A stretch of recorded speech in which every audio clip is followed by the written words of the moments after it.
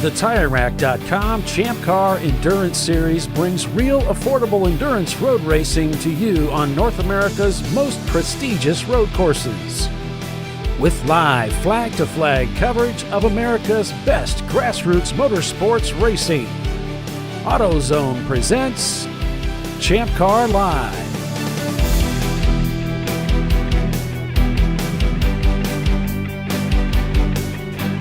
Hello everyone and welcome to ChampCar.Live presented by AutoZone.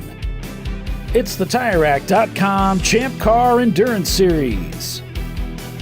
This weekend's race, it's a double seven at Watkins Glen International, the Sahlen's Champyard dog at the Glen. With Paul Veltum,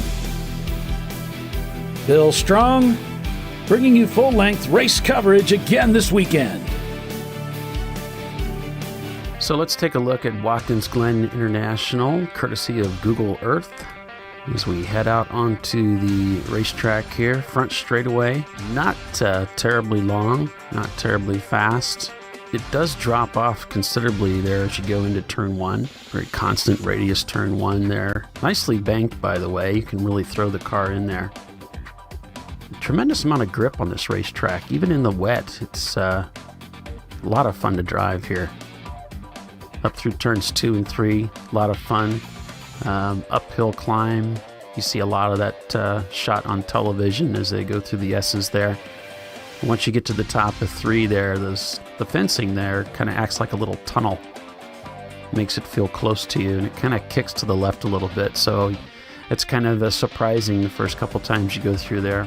Then down this straightaway section, very fast. It's the fastest part of the racetrack, and into this big bus stop chicane they call the inner loop. Very fast on the exit around the carousel here, which is also called the outer loop. It's a constant radius. Again, a lot of nice banking at this racetrack, and that carousel's no exception. Great passing zone. Heading down into the boot now, into 6. Fantastic turn. It's pretty much blind on the way in, blind apex, blind exit. A little bit off camber, just a lot of fun.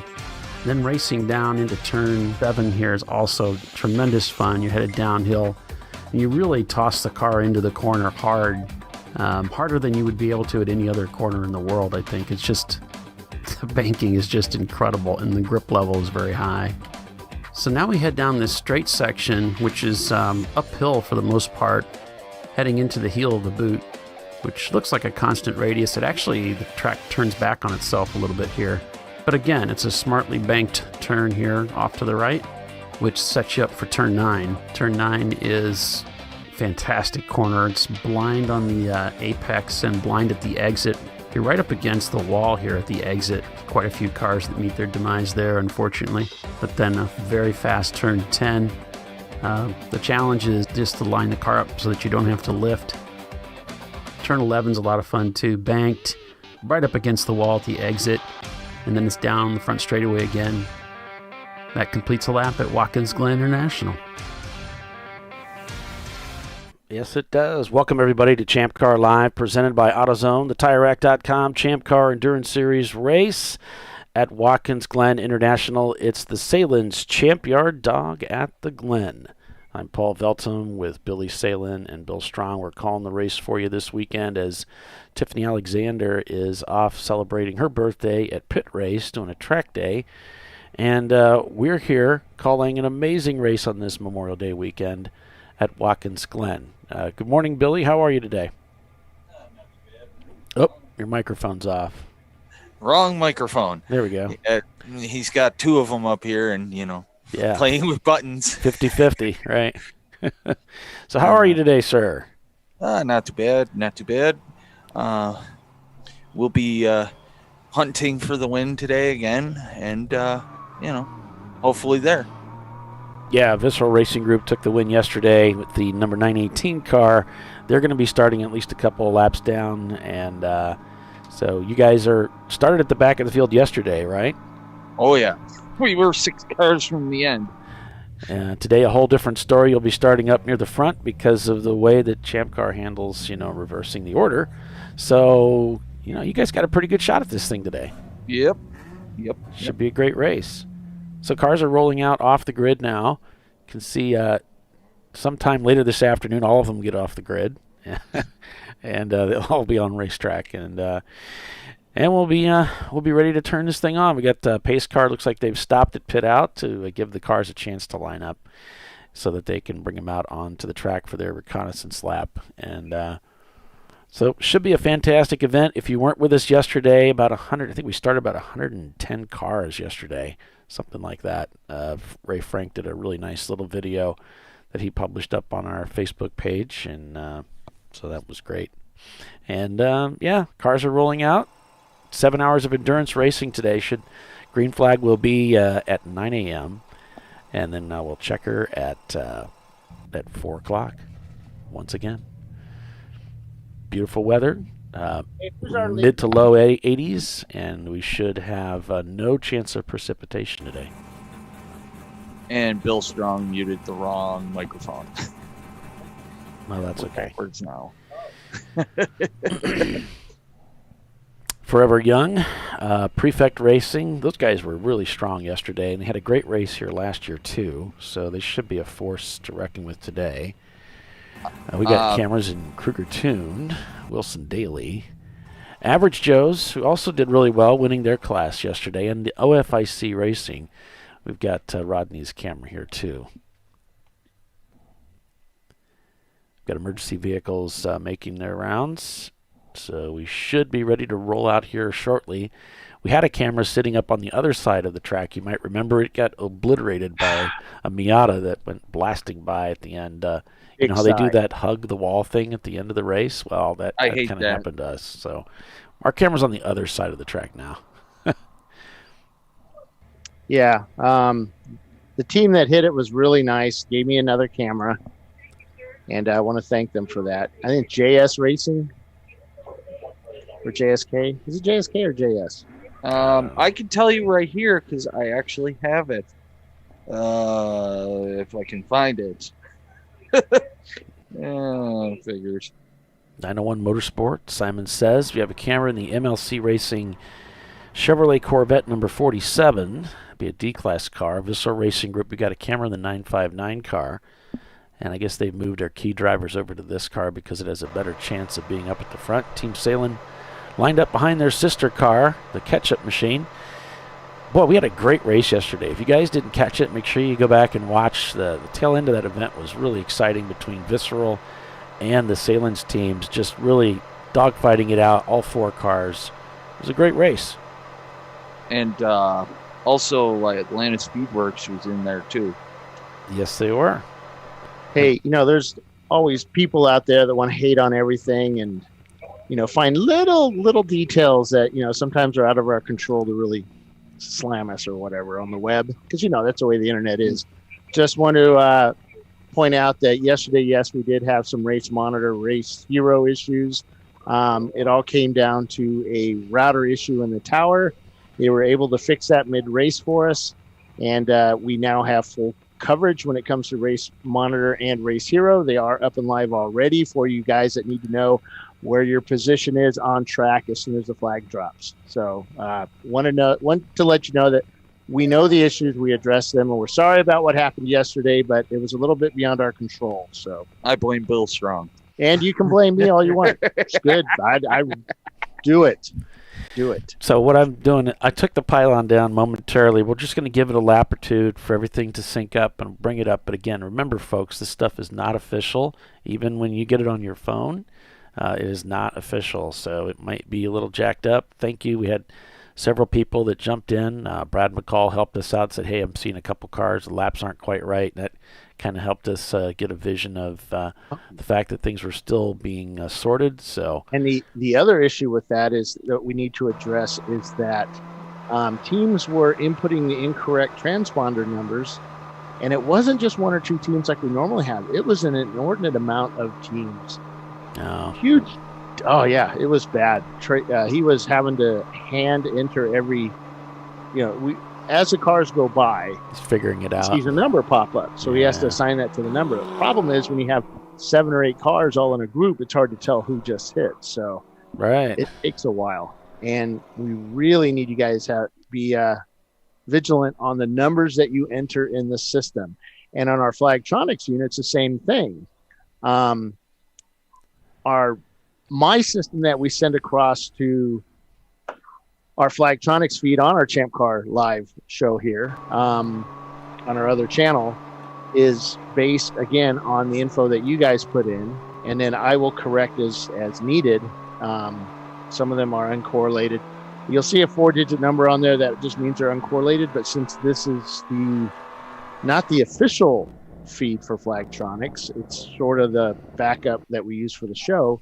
I don't really change all the numbers. It's a lot of work, and as I see them, I try to change them, but I don't get all of them. So I know the last week we had somebody saying, "What's that 4-digit number?" So yeah. That's their actual transponder number for Flagtronics. They failed to enter it into the system correctly. So, and that's sort of the technical things that we have to do up here in the tower. If you go over to our Flagtronics feed, the Marching Ants feed, you'll notice that we have some new timing and scoring stuff up there that we're playing with. I want to thank the folks that do Trans Am overlays. They've helped us out, and we're testing some new stuff. We'll see how it works. And Rodney's getting use out of the entire racetrack. He's making sure that he's getting his money's worth this morning. Oh yeah. So yeah, we're trying some new things, and hopefully it'll help you guys be able to follow the race. We've got the log up as well. We've put a link to the log up in the comment section here, and we had a lot of folks using it yesterday, which was kind of cool.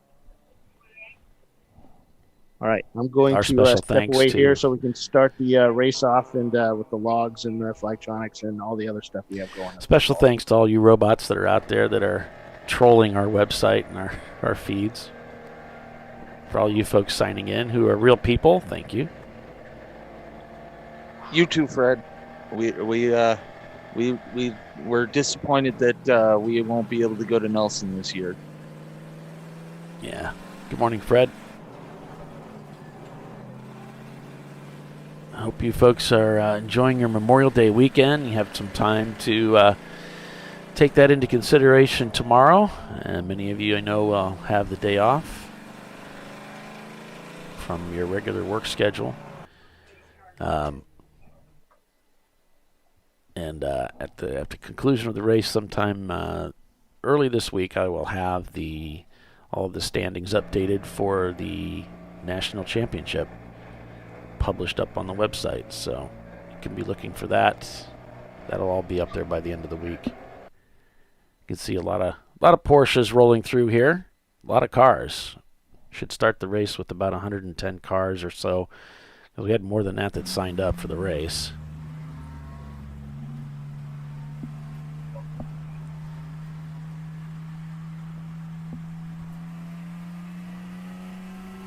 It should be another great day for racing. Aye, it's a great day for a motor race. Yes, it is. We're at Watkins Glen International. If you're just signing in, welcome. It's the TireRack.com Champ Car Endurance Series race at WGI. The Sahlen's Champyard dog at the Glen.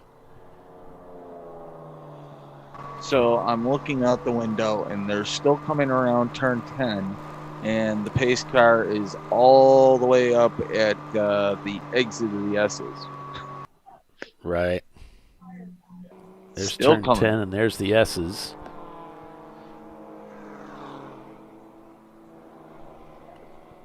Pretty cool.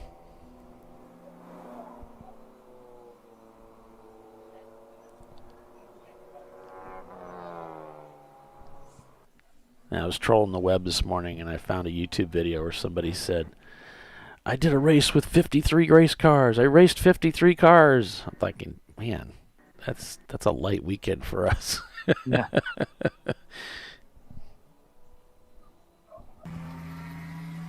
And the Wilson Daily camera, a little bit on the blurry side. I might have to stay away from that one. And let's see, I got a message from Rodney. He gave me the driver rundown. So maybe I can get that here. Yeah, Rodney's in first, then Donovan Board is in second, Kurt Sloyer's in third, and Simon Carton will be the fourth driver for this team. Got some audio there. It is Joe Nonamaker and Joe Sahlen starting for us. Excellent. Atlanta Speedworks is entered the pit lane. I don't know which car. All right. Front hood is going up. It's one of the Porsches. I can't see from here. Yeah, and you'll be able to just follow along with Race Monitor. Race Hero should be up as well today, so you can check out those respective websites and apps if you want to follow along with your favorite teams. And we'll do our best to bring you all the racing action today. 718 is the car that's... Atlanta Speedworks, okay.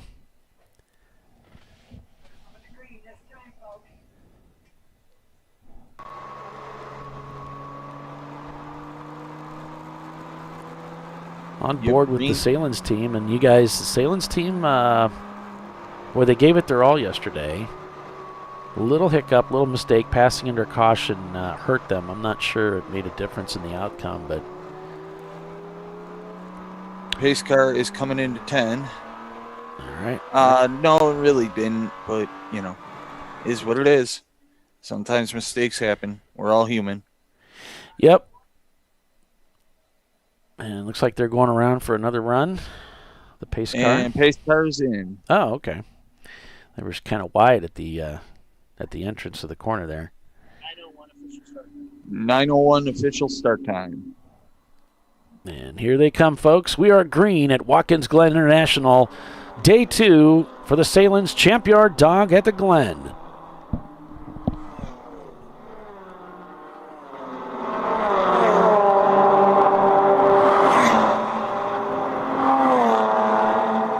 Cars are a little bit spread out already. Simon Says goes by. There's Weiser Blitz Racing.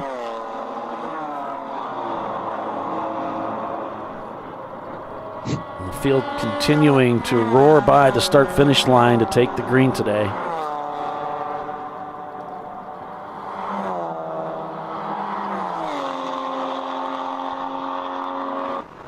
The car is still streaming out of turn 10. As we go on board with the Sahlen's mustard machine.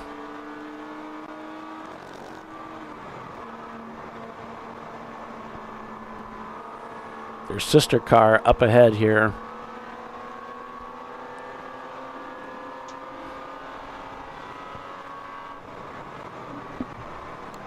And the car still streaming out of turn 10, just looking to take the green flag.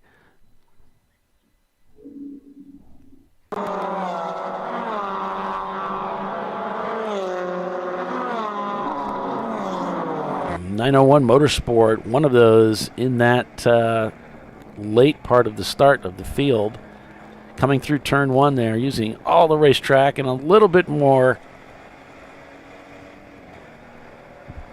Team did really well earlier this year. They did really well at the Ozarks. Checking his mirrors very carefully here as the race is getting underway. As Prefect Racing squeezes by. Yeah, Prefect Racing already on a charge here this morning. We'll be watching them. They've got an in-car camera as well. As they come out of the bus stop into the outer loop.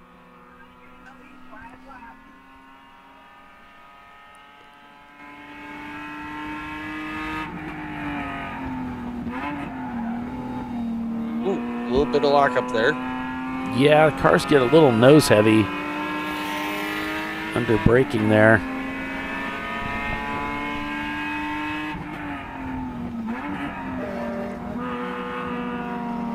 He checks up a little bit there on the way in. And he's just having to follow the crowd here down to turn 8.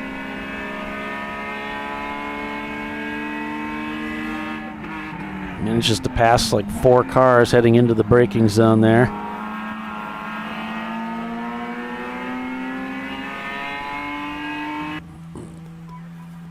Following Plum Crazy is Wilson Daly Racing.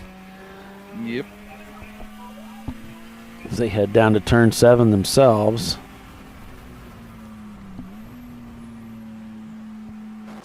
Visser on the charge, but still from the back of the field, Billy, even though this car wasn't given the MOV penalty, they still started at the back of the field. Yep. So they're going to have a long haul, but they have the big gas tank, so it'll be interesting. Yellow flag.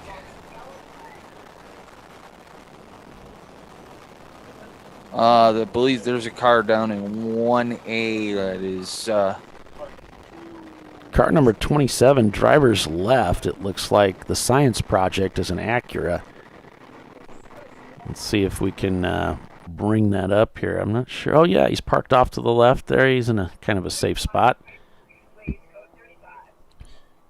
Code 35.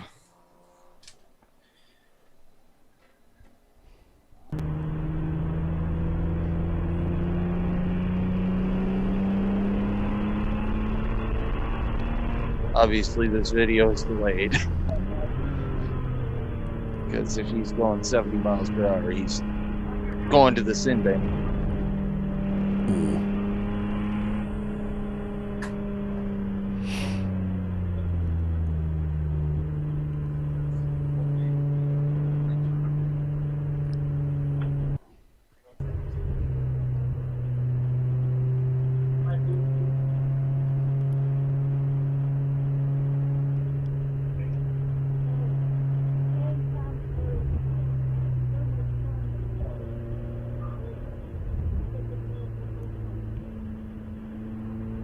Turn off the chroma key there. We don't need that. There we go. Looks a little bit better. So under caution here at Watkins Glen. Let's see if I can rotate that camera here a little bit later on. Uh-oh. Turn 9 camera's already gone down. Darn it. Well, maybe it'll come back up. So car stranded here at turn 1. Crew's already there.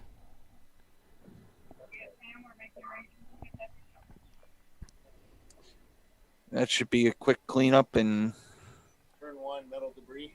There's metal debris down in 1 too, also.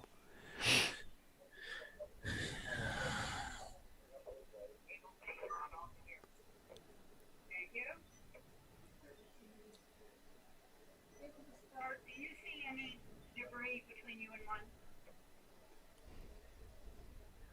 Negative. Thank you.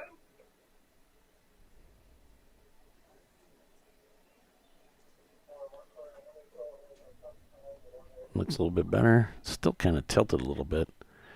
Kind of reminds me. Well, it kind of reminds me of the old Batman. You know, Batman and Robin from the '60s. They would tilt the cameras to add action to it. It's kind of fun. Kind of like when they're climbing up the side of the building, the cameras lengthwise, so that they're... Well, they would actually tilt the cameras during some of the fight scenes, and yeah, it was kind of funny.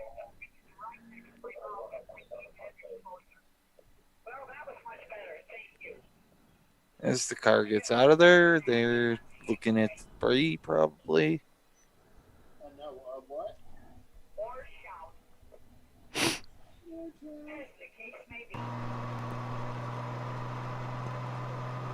So, according to the standings, we've got just on 1 lap, that is, we've got Sahlen's right up at the front there.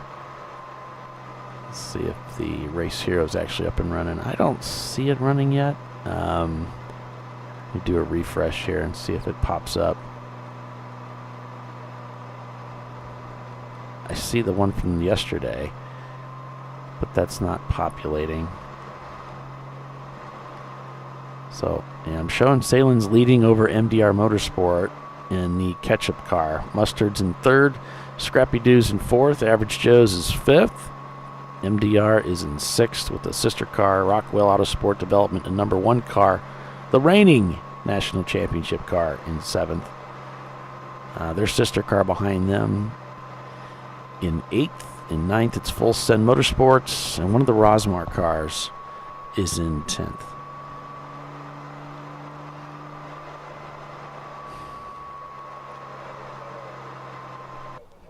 So Average Joe's. The team sent from the Gourds is in. All right. They are working on the front of their car.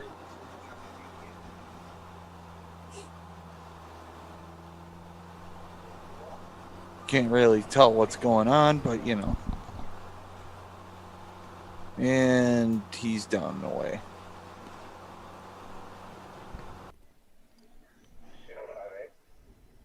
I'm sorry, 5A.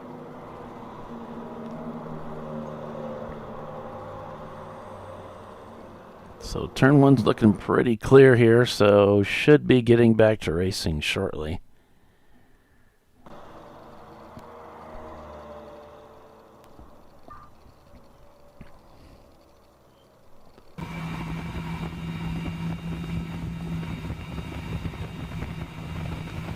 Seven hours of racing on the ticket for today. Welcome everyone who's just joining us. It's the Sahlen's Champyard Dog at the Glen. The TireRack.com Champ Car Endurance Series. We're at Watkins Glen International today. Looking at next month, we've got Autobahn on the 17th and 18th. And we have CMP the 24th and the 25th of June. And on to July, we're at Sebring International, the beginning of the month there. So we got 3 races back to back. And then MSR Houston on the 15th and 16th. You can find out more information about those events and the rest of the events for the year at the ChampCar.org website. So the victim of the engine or whatever problem they had is being towed back to their paddock right across from us.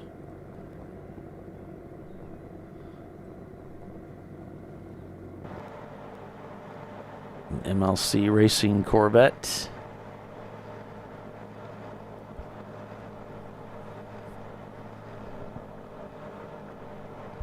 That was the car that was high-centered on a rumble strip yesterday. Yeah.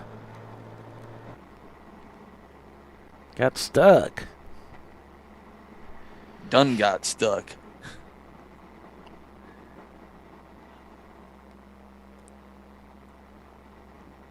Pretty clear sailing looking like for Visceral up ahead. Don't see anybody ahead of him. Not the same story for the Mustard team. Is up at the front of the field. Both the Sahlen's cars.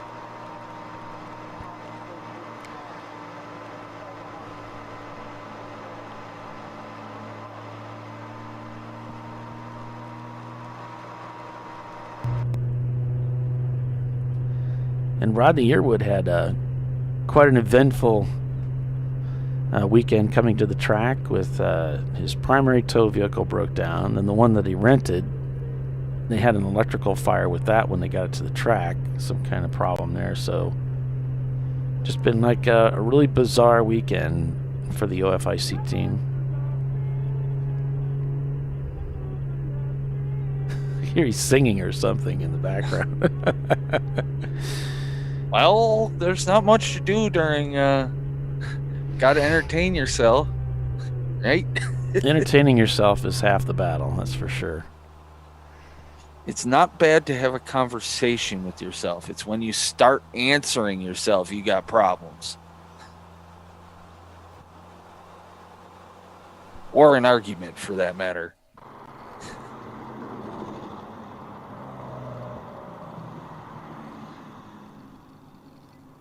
So the normal protocol here is they'll take us back to yellow, to caution. They'll lift the 35 momentarily, and then they'll take us to green. So that's what we're looking for. Still waiting. Good morning, Marky.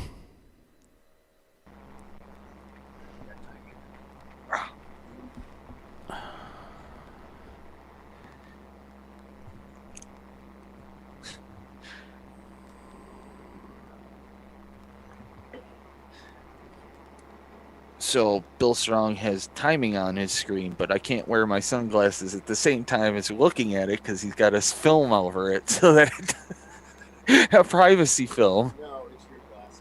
It filters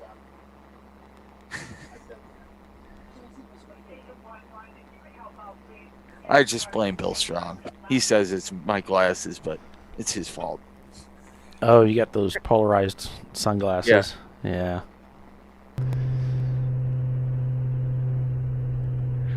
Oh, the sun is finally high enough in the sky that it's starting to let the air conditioning work.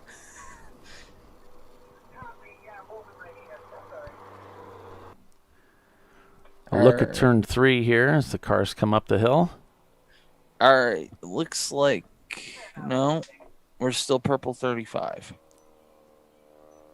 Sounded like we were getting a little faster, but nope.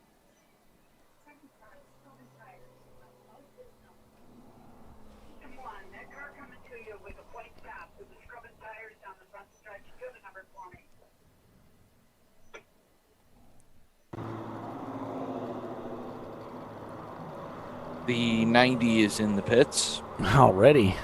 Yep. Boy, our bank racing, well, 90racing.com is the team name they're going by now, just has had a tough weekend.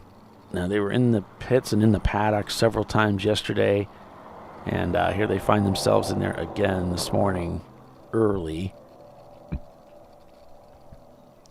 Rough weekend for the 90racing.com team. Hood's going up. I think the Crazy Horse Mustang finally went out there. They were working on that thing all day yesterday. Yeah, we had a camera in their car, and I asked Bill to move it over to a visceral machine so that we could. I spoke with the Mustang SVO guys last night, and they were questioning why I put a camera in their car because half their engine was on their workbench. It's like, I remember looking at all the tubing over there, but I don't know, spare turbos, spare bits and bobs. And they had blown the head gasket on the car Friday, put a new head gasket on that 2.3 liter 4-cylinder, and discovered late in the night that the turbo seal, one of the turbo seals had blown out as well. So they spent most of the day converting an older turbo because I guess their new turbo had all the AN fittings conversion and all that done up to it. So they had to convert that other to all that type of hose. And it took them all day long, and they weren't quite certain it was going to run, but yeah, they came back. They just left track. So we'll see how they do. Yeah. So we got to see them working all day long yesterday on the car. The garage view cam. Yeah, the garage cam. Yeah. All right, we're going back to full course yellow. Yep, beat me to it. For the note, I'm not beating Bill. Ow, ow, ow, ow. All right, we are back to full green flag racing. He used to do that to Doc all the time. I never did that. That's an internet rumor. Doc would say, he's hitting me. If he does that to me, I hit back. Twice as hard. Up at the front of the field here with the leaders, allegedly. Oh, definitely not allegedly.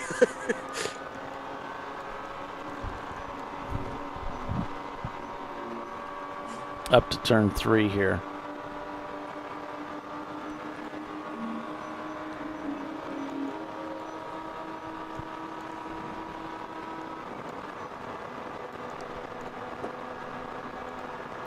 Takes high gear as they head into the bus stop.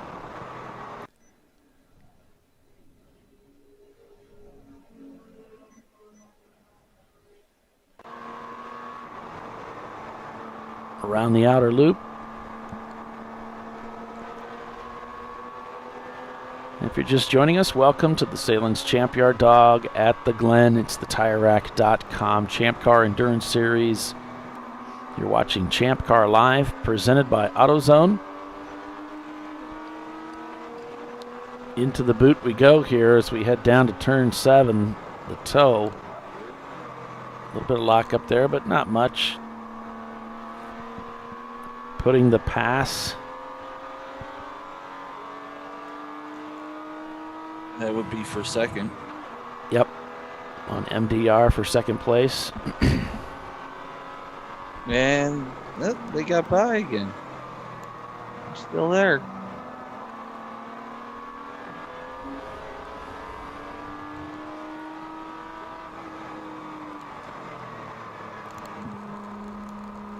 There, some traffic helped them out a little bit.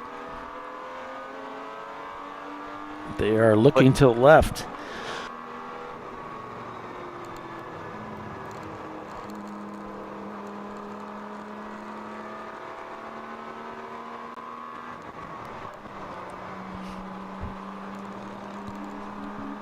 This is just like yesterday.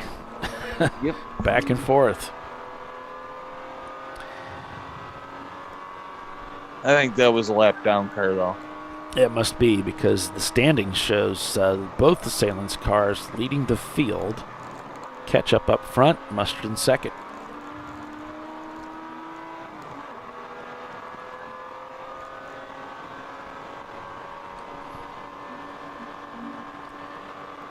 Rockwell Autosport Development shown in 4th, Scrappy Doo in 5th. And that Rockwell car is the number 1 car. The reigning champion.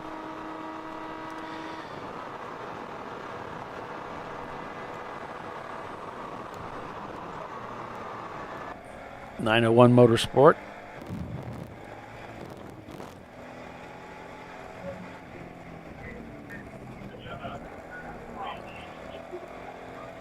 The Visceral 959 car shown in 33rd right now.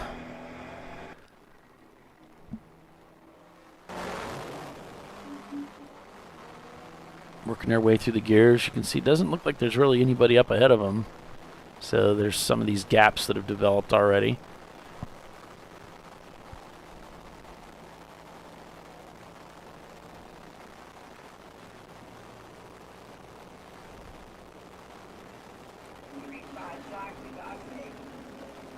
Uh, 535 is off the pace. That is, hang on, I got my notes here, if I can find them.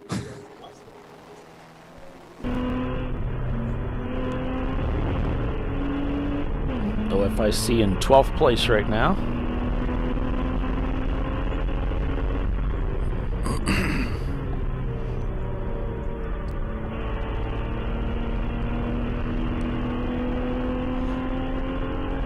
It would help if my binocular eyes were open.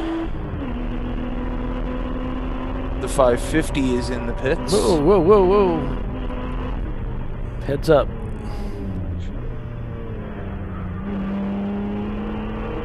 That is a mid-90s Mustang. Mid to late 90s Mustang.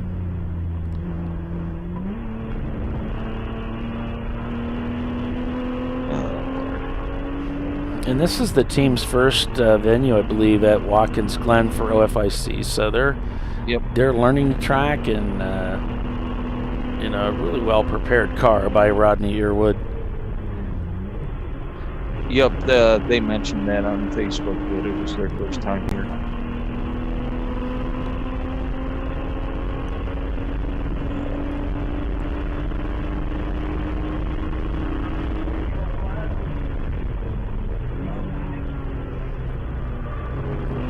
Of course, they could get some track time with the Champ Car iRacing series. Yes. Visceral just passed 2 cars coming down the front straight. I didn't see which Visceral it was, but I know it wasn't their Boxer. It's hard to tell with Visceral now that they have body panels. Yeah, their cars look good. Yeah. Did a good job on those. You got somebody pulled off. All right. 689, correct, Bill? Yeah, that's what it looks like. 689. It's a Ford Mustang of Crazy Horse, unfortunately. And then someone cut the inner loop. Yeah, car 43. That's Action Raceworks in there, Camaro.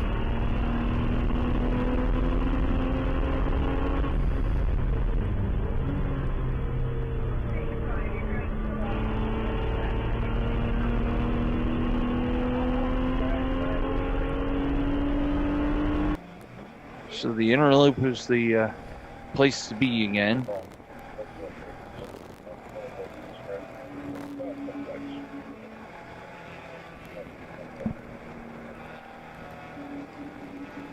There's the Kruger tune car.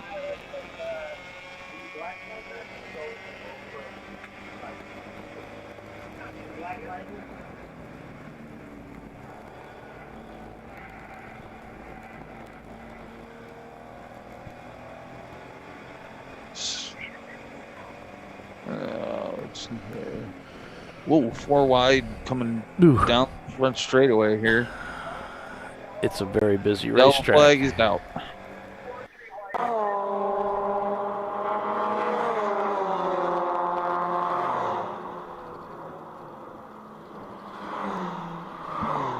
And the 43, I believe, got a black flag for cutting the inner loop. Yeah. That's a no-no.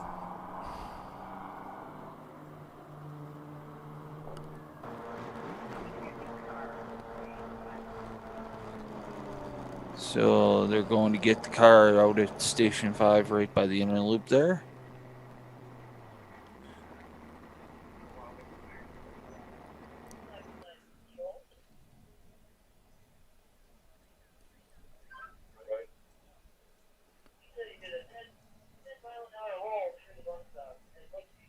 All right, well, while we're under caution, we'll go ahead and break for a quick commercial and be back in a few. Gotta pay the bills. We'll be back to racing shortly. Stay with us. Champ Car Live, presented by AutoZone. Team Sahlen leads the way. We'll be right back.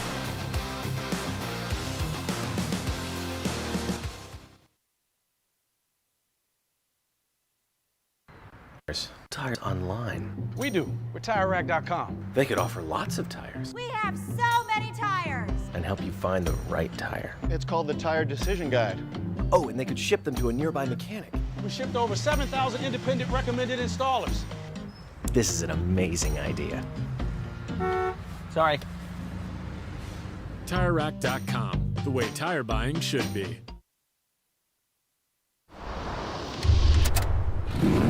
Bring on the frozen tundra, the grinding gravel, the cratered concrete, the rain-soaked streets. Come on, road. Do your worst. We'll be at our best. Reliable performance in unreliable conditions. Designed to meet or exceed original equipment performance. That's why more auto technicians choose Duralast parts. Exclusively at AutoZone.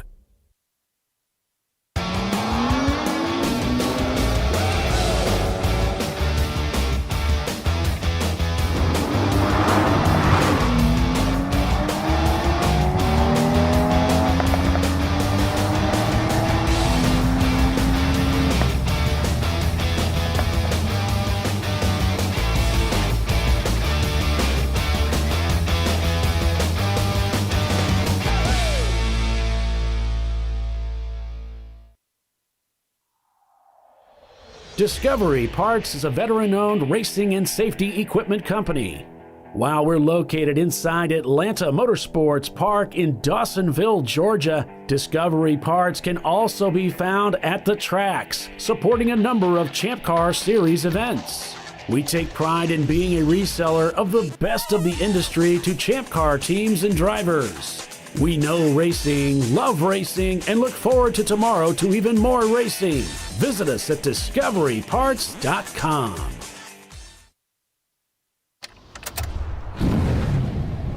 Come on, road. first. We'll be at our best. Stress tested to meet or exceed original equipment performance. Exclusively at AutoZone.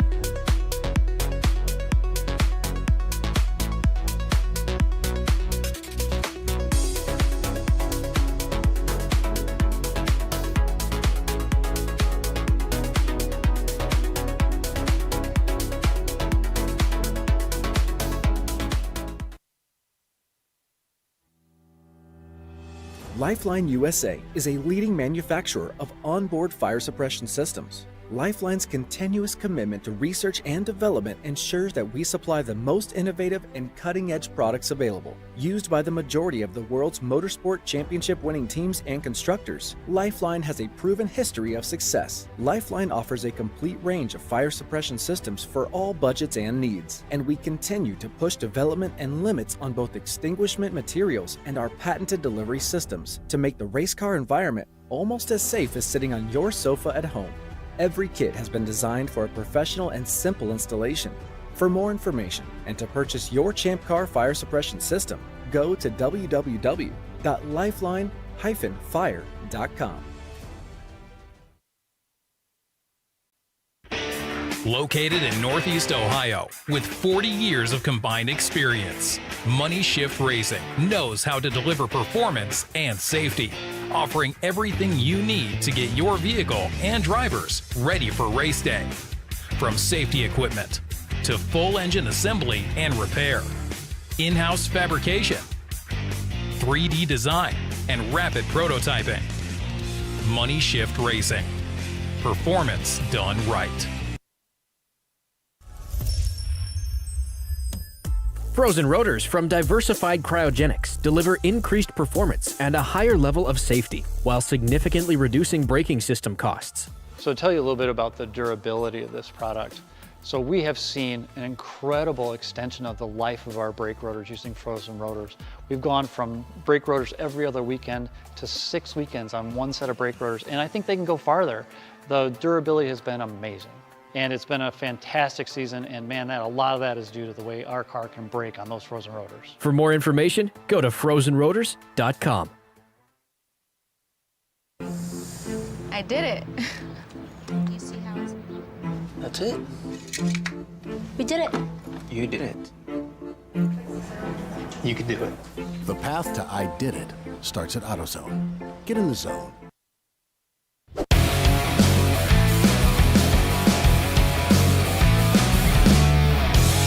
All right, we're back to green racing here just as we came back from commercial. Get the track cleared up, and we're back to racing, folks, here at Watkins Glen International. Welcome to the Sahlen's Champyard Dog at the Glen, the TireRack.com Champ Car Endurance Series. You're watching ChampCar.Live, presented by AutoZone. I'm your host, Paulie.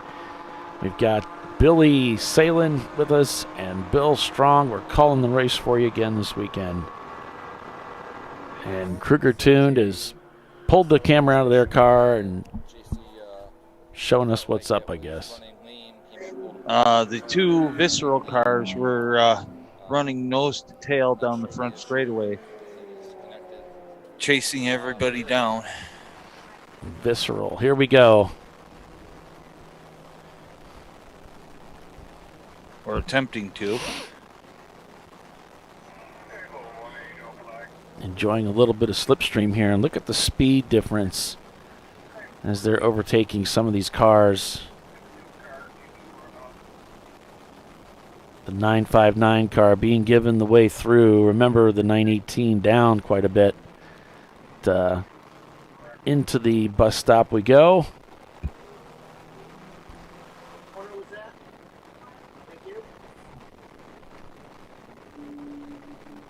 Well, the Rockwell car has passed the ketchup car and the mustard car. The mustard has fallen to fourth.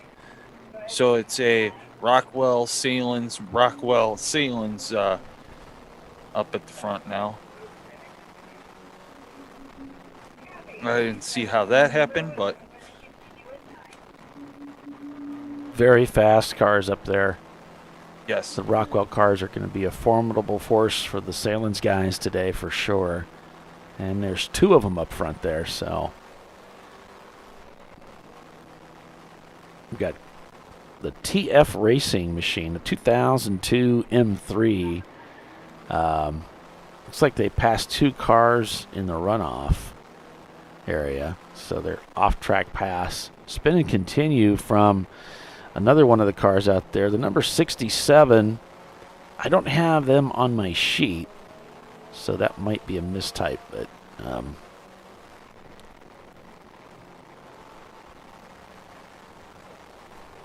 up at the front of the field here with Sahlen Mustard. So now it's Rockwell, Sahlen up front.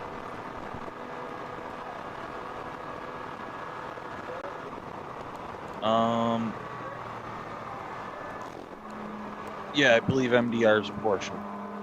Let me look. I got my. Yes, their 831 is a Porsche, so they're in 4th or 5th. Sorry.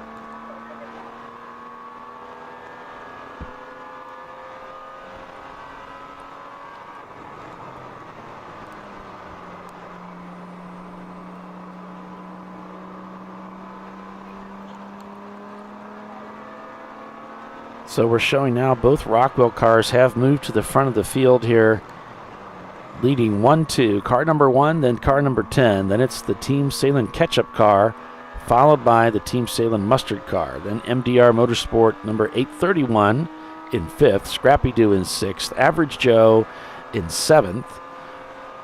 OFIC Racing is 8th and 9th. It's Visceral Racing Group in the 959 and Rosmar in 10th. Boy, they've really moved that Visceral car up to the front quickly. Yep.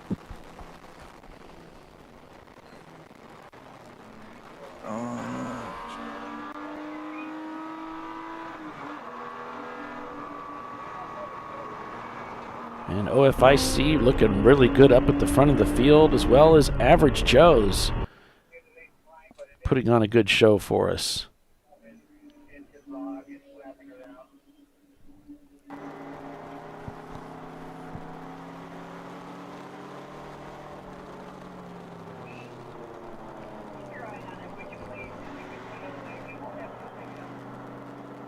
We've got a piece of debris out there somewhere. I don't know where exactly, but all right. They're talking about it over at the far end of the room.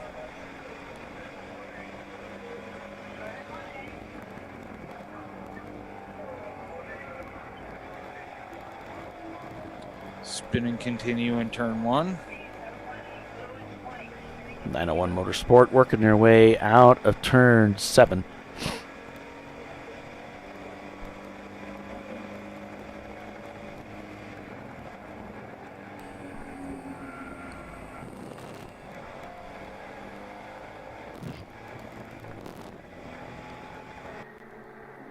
Prefect Racing setting someone up going into 1. Maybe 2. No, they're only going to get the 1.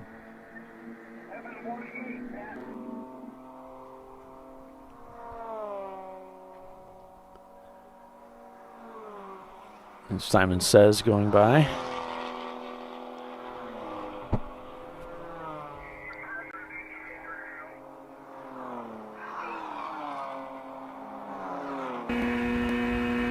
There's Prefect coming up to the top of the hill, 3 there.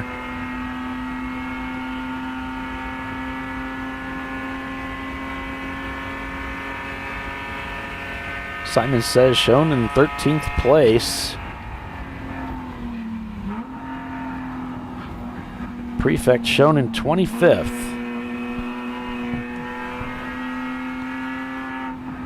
Uh, 718 Blue and White has something going on that they're looking at. Yeah, it looks like a spin and continue from the 718 machine.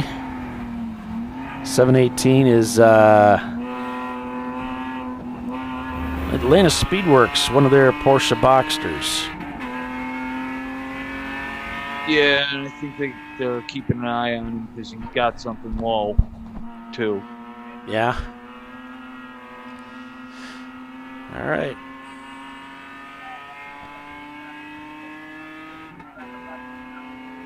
So it's one of the tail lights on the left rear that is hanging out on the Atlanta Speedworks car.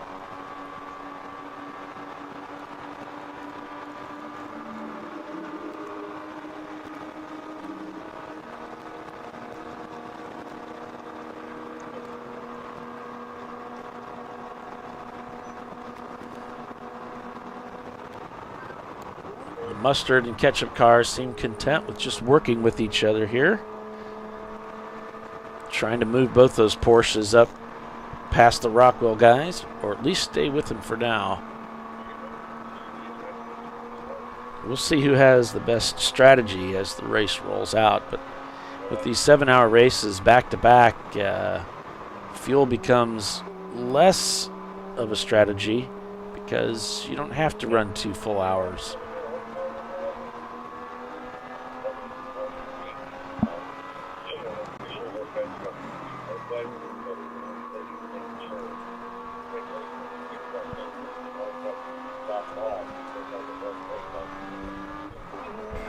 I know one Motorsport coming down that front straightaway looking for turn 1. Temperature is going to be a little bit warmer today, into the 80s. So we can expect to see more of the cool shirts and cool suit systems up and running.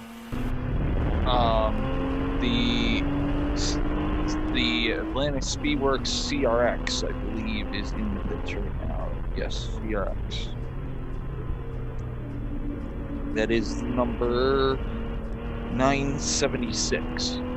He was in and is moving now.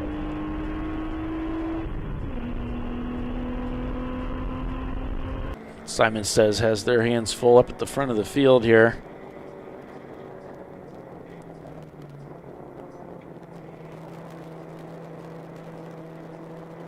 Looking for a way around the inside. 5 has a standing yellow.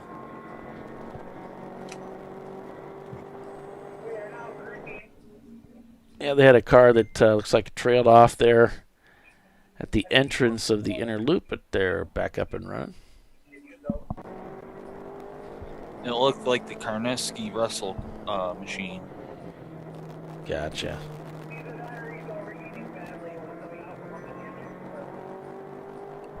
I think there's still one over there. Probably on the other side of the inner loop that we can't see.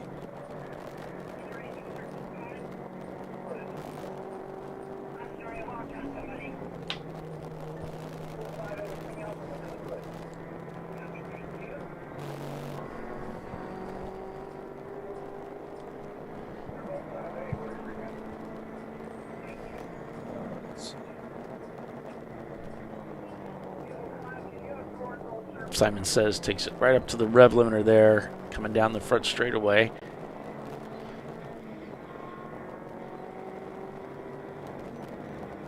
Grabbing 4th gear to come up the hill here.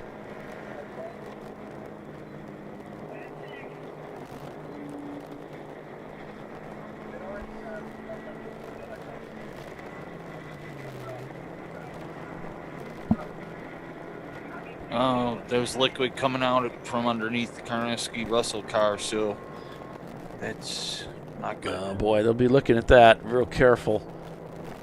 Yep.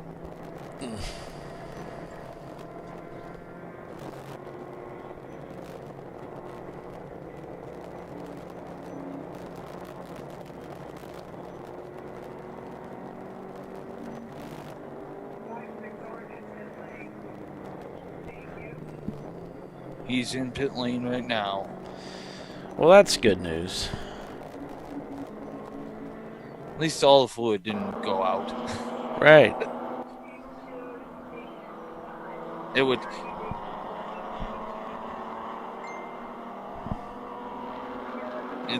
It would stop running. So there's the latest we have on the standings. You can see on the pylon that's scrolling, Rockwell Autosport Development leads in the number 1 car, followed by their sister car. That's the Sahlen's team with their ketchup Porsche Boxster, followed by the Mustard car, MDR Motorsport, Average Joe's, Vissel Racing Group, and these cars are all banging on their fastest lap times of the day.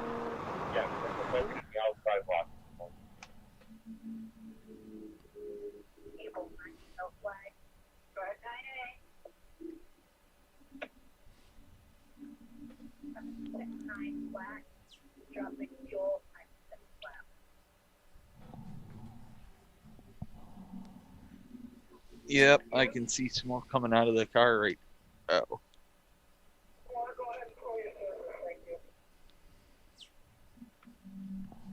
Because they're right across from me. Gotcha. All right, welcome everyone, our Facebook friends. If you're just joining us to Champ Car Live, presented by AutoZone, it is the TireRack.com Champ Car Endurance Series race at Watkins Glen International. The Sahlen's Champyard dog at the Glen. You're watching Champ Car Live, presented by AutoZone. And we're just getting underway with over 6 hours of endurance road racing remaining in this Memorial Day weekend contest at the famed WGI. I'm Paul Veltum, joined by Billy Sahlen and Bill Strong. We're calling the race for you this weekend. Don't forget to subscribe and give the thumbs up because it helps the algo. It helps the algo. Then you can find us easier. Or Paulie and Bill. Which is what everybody wants. Maybe Paulie. Maybe Tiffany. Right. I will say, though, I've been listening to some of our prior broadcasts, and I was like, gee, I was in a really good mood for that one. What happened to me? I got to change it up here. I was such a great guy. Now look at me. So, yeah, I was kind of feeling convicted, to be honest. Oh, we got a car sideways between 9 and 10 in the drunk player special. Oh, he's in the sucker punch zone too. Look at that. Yep. The worst spot you could be. Oh no. Yeah, that's it looks like you can't get it running. Volkswagen. Right. And they wrote their car off a couple years back at another racetrack during a practice incident. So tire lockup. Whoa. Trying not to smack anybody. Please pay attention to your flagtronics. That has to be yellow over there. Apparently not, though. Cars yes, passing. It is. Full yellow. These guys are just roaring around that corner, as you would. That's a very fast part of the racetrack. Can you imagine sitting in that car right now, seeing those cars rushing around the corner towards you right now? It's got to be terrifying. There would be lots of screaming and lots of curse words. Whoa. Power slide coming around. Everybody jumping on the brakes. And it's really surprising to me there wasn't more carnage as a result, guys getting into the back of other cars and so forth. We almost had it. Yeah, a few times. So, junk player special sideways in the middle of the racetrack, just coming off a 10. But fortunately, we get control of the field with that flagtronic system, bringing everybody down to 35, which is really even better than caution. Really does slow everybody down.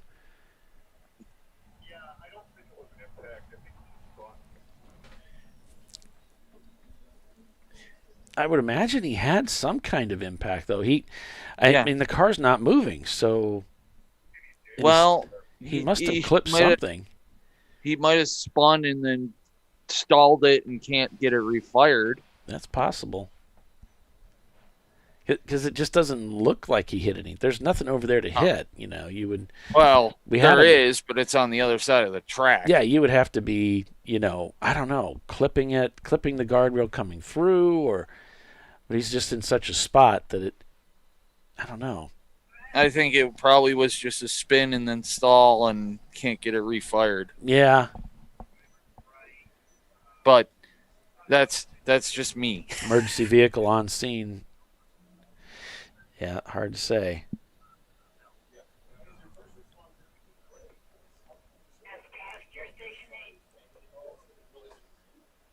Fortunately, thankfully, no one else hit. Oh, absolutely. That's what was on. I was getting ready to say that too. It just could have been terrible. That would have really hurt because that is a very fast corner.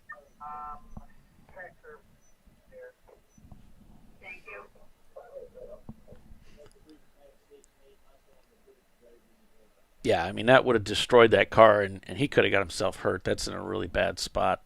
Mm-hmm.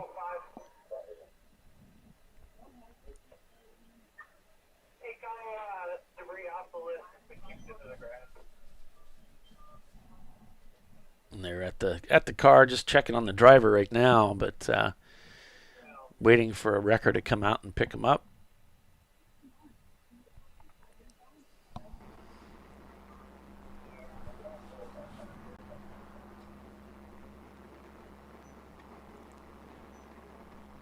So Kruger Tuned has brought their car back into the garage area.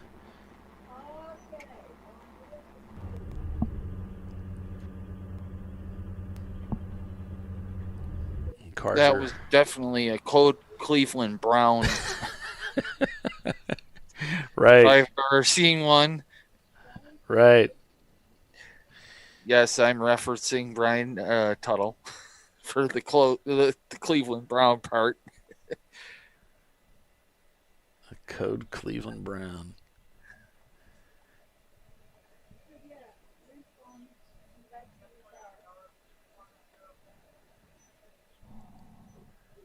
I like the light show out of that one car.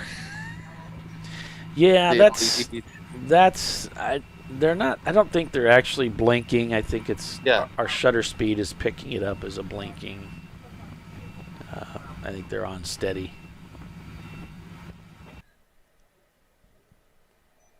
Hey, there's a tow vehicle. Came back up. Yeah, it's kind of somewhat working, as you can see. It's not great, but neither are we. So par for the course. Is tow vehicle on site now.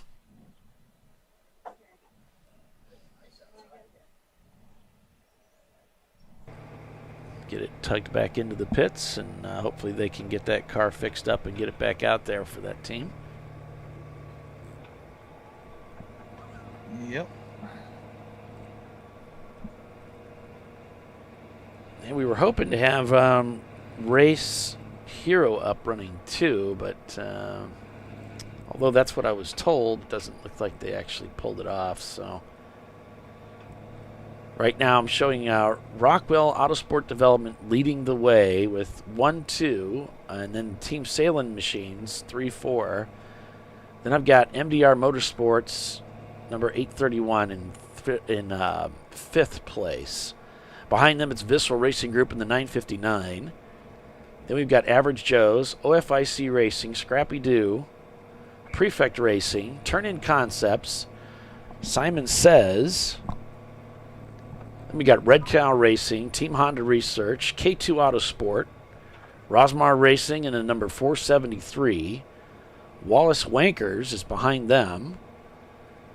Tires 23s. We got cars already coming in the pits. AOA Racing, Punisher GP, and 901 Motorsport. That's roughly the top 25. So the 152 is in. That is, looking on my sheet here. Of course, they're not in number order, so it's very hard to find. Oh, yeah, you got to resort it by number. Next time you do it, next time you do it, just do a sort by number on that column, and then that's the way to go.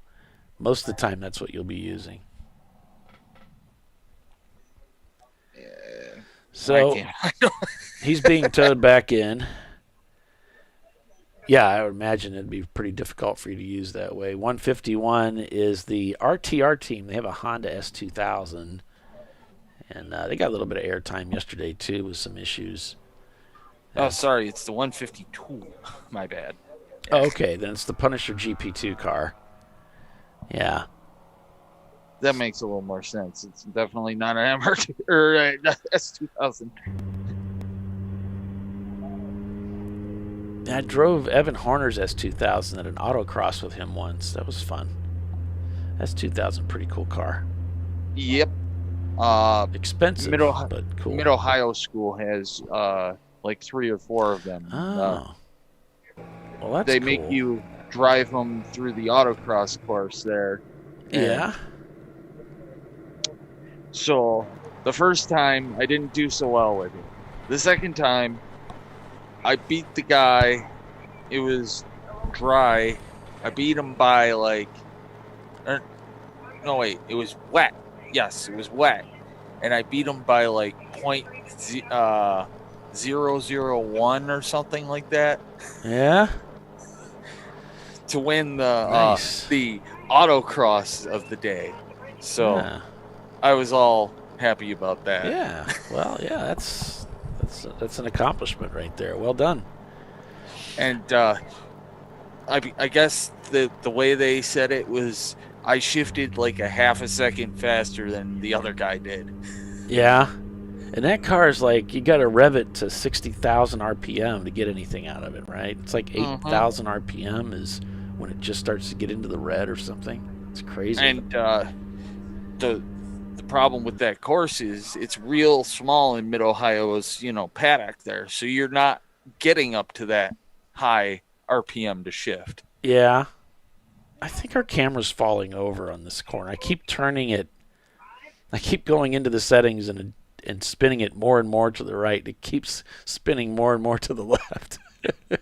Because I'm just about at about a 40-degree angle now. Well, it is what it is. I'll turn it some more. Green flag. Hallelujah. Here we go. We got this, guys.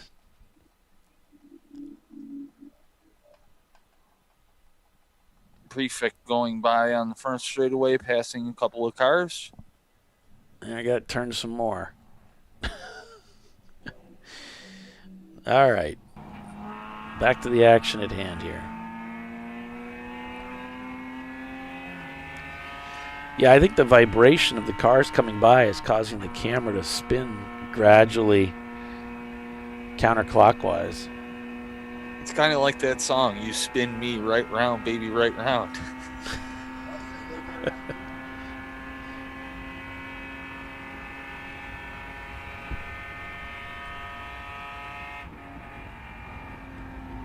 Oh, Lord.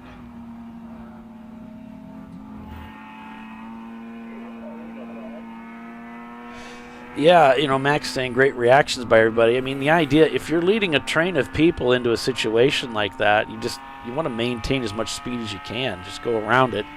Because if you hit the brakes really hard, and you really don't need to, guess what? Those guys are all of a sudden all up in your tailpipe. And you're asking for some hits, So, yeah, it all worked out somehow. And there's a lot of cars on this track, too. It all worked out. I think it got close here and there.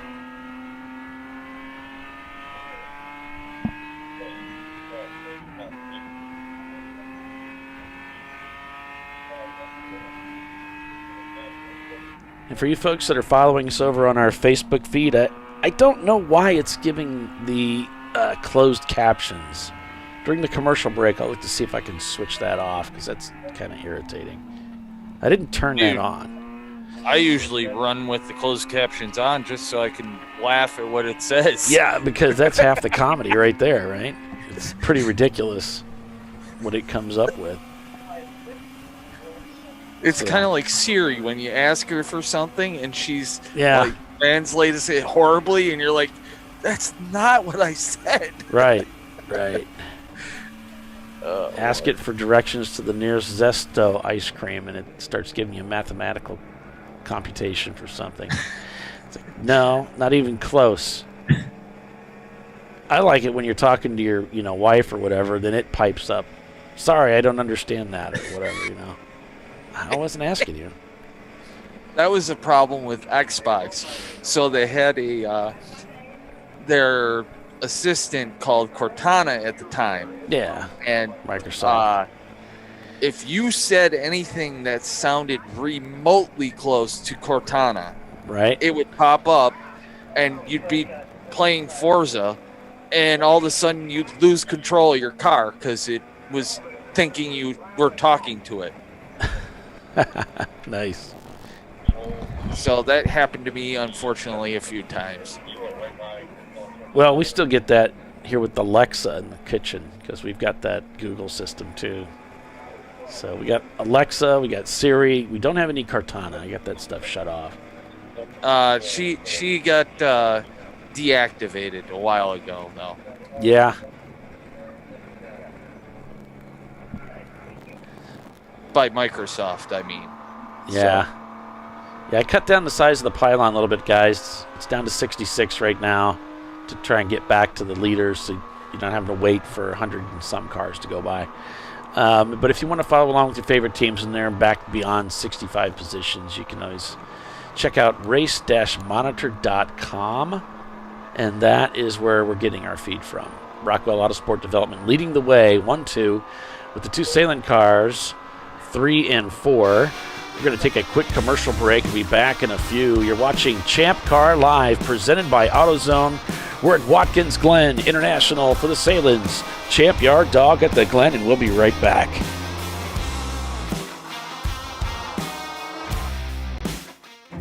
An important decision is afoot. This man is about to buy tires on TireRack.com. Tire Rack is the leading online retailer of tires in North America and a repository of advice and expert reviews. And it's done! All that's left is to arrange for safe, easy installation at one of our independent recommended installers. Well, I guess he did that too. TireRack.com, the way tire buying should be. He shared school space with his best friend, Norm Peterson. Who was Cliff Clavin? That is correct. The board is yours. Yes. So you don't want to hear about my sister's vacation? No, not really. What are you doing? What?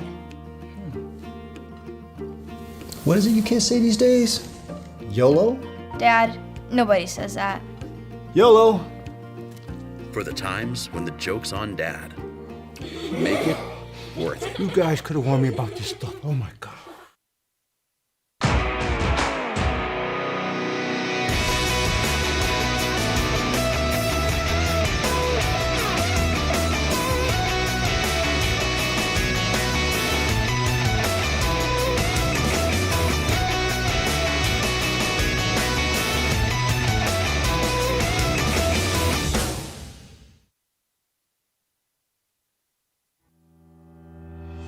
Lifeline USA is a leading manufacturer of onboard fire suppression systems. Lifeline's continuous commitment to research and development ensures that we supply the most innovative and cutting-edge products available. Used by the majority of the world's motorsport championship-winning teams and constructors, Lifeline has a proven history of success. Lifeline offers a complete range of fire suppression systems for all budgets and needs, and we continue to push development and limits on both extinguishment materials and our patented delivery systems to make the race car environment almost as safe as sitting on your sofa at home. Every kit has been designed for a professional and simple installation. For more information and to purchase your ChampCar fire suppression system, go to www.lifeline-fire.com.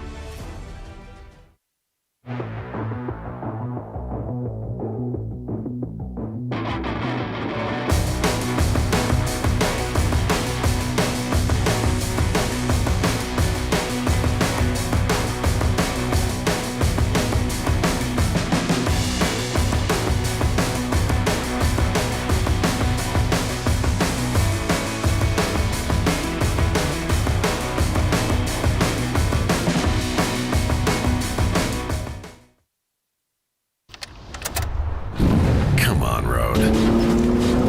Do your worst. We'll be at our best.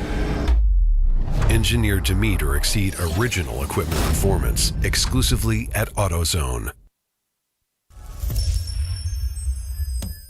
Frozen rotors from Diversified Cryogenics deliver increased performance and a higher level of safety, while significantly reducing braking system costs. So to tell you a little bit about the durability of this product.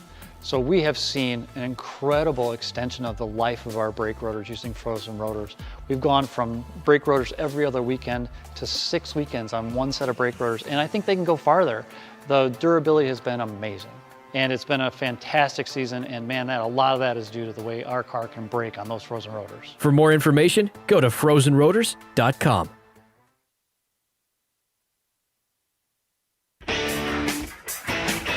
Located in Northeast Ohio with 40 years of combined experience, Money Shift Racing knows how to deliver performance and safety, offering everything you need to get your vehicle and drivers ready for race day.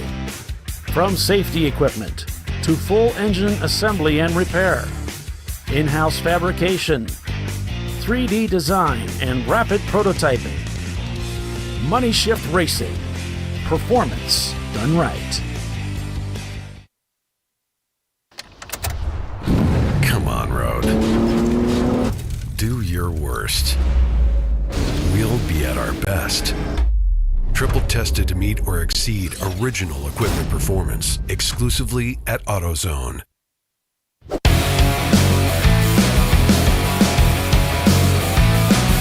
right. Welcome back, everybody, to Champ Car Live, presented by AutoZone. On board with the leader here.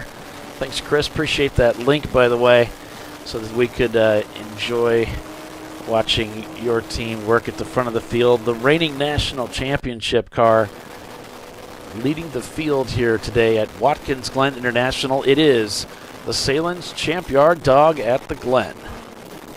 I'm Paul Veltum with Billy Sahlen and Bill Strong. We're calling the race for you this weekend.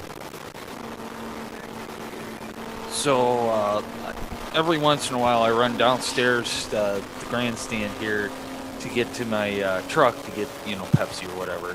And there's 2 ravens that have made a nest. So every time I run past the nest, they start cawing at me.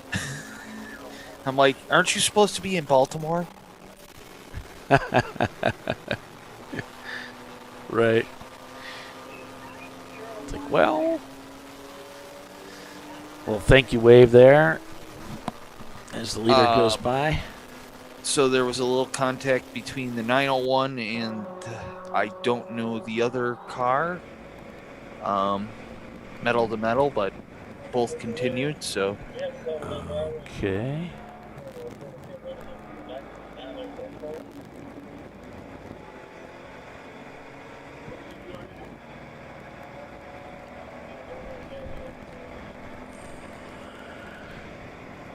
So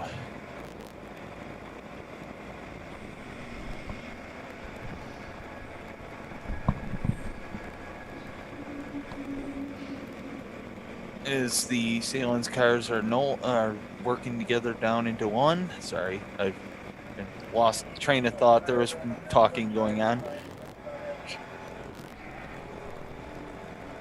Very easy for me to do.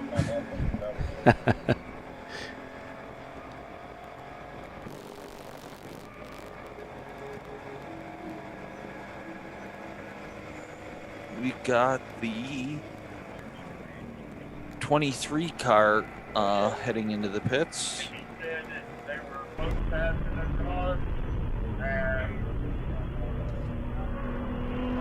So the standings right now, Rockwell Autosport Development leading the field by 11 seconds over their sister car, the number 10 Rockwell Autosport Development car, followed by Team Sahlen Mustard number 943. There's a 22-second gap there from third to second. It's a 22-second difference to the lead, I believe that is. If I can get this to blow out a little bit. The gap at Jawea. There we go. Impact. Turn 4. Turn 4. Don't have that one. 3 cars involved. That's a mess.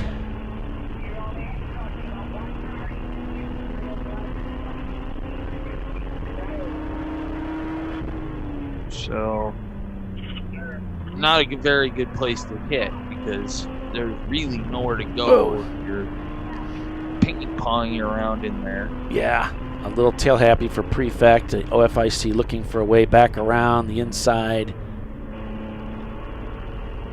as they work their way through 7.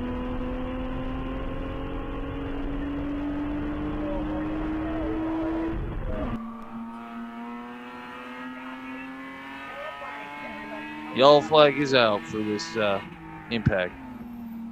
Copy that.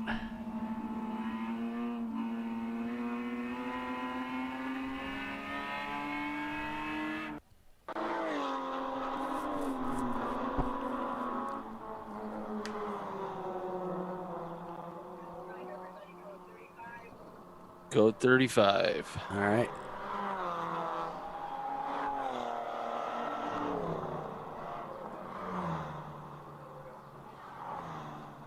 Yeah, car-to-car contact was reported for car 901 and car 23. Those 2 cars came together.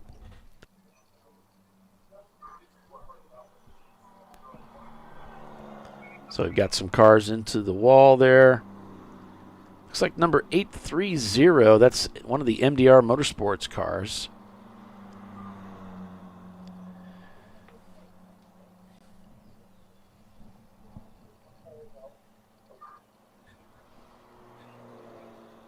And of course, MDR 830, their 831 car is up in 6th place right now.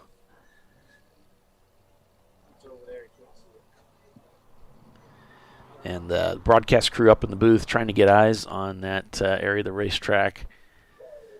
As we've got our EVs and everything heading out there.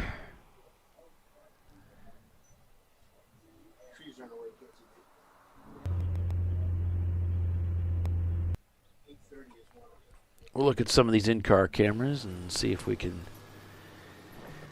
see any of the action over there. That might work. Yeah, that might work.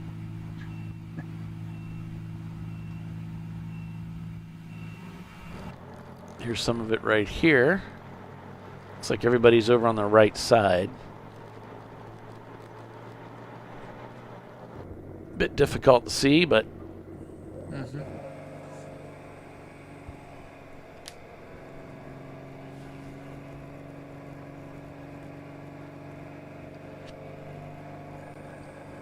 Flatbed just got on the scene. Yeah, the car's slowing down quite a bit. A little bit of debris on the racetrack. And as Billy said, multiple cars involved here.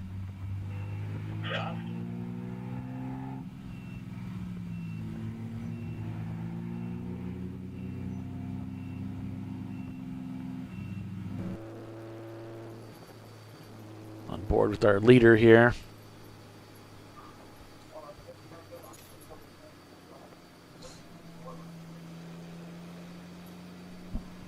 The lone Subaru is in the pits.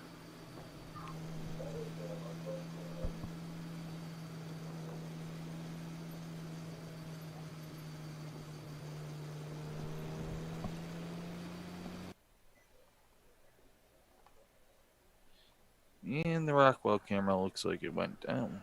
I'm refreshing it. Oh. I don't usually do it when we're on the camera. This is stuff I do in the background. Trying to clean it up a little bit. The bandwidth's a little sparse out there with everybody using their car cameras and everything. Plus our stuff, you know. And there's not really, you know, a big tower right nearby because it's in the country.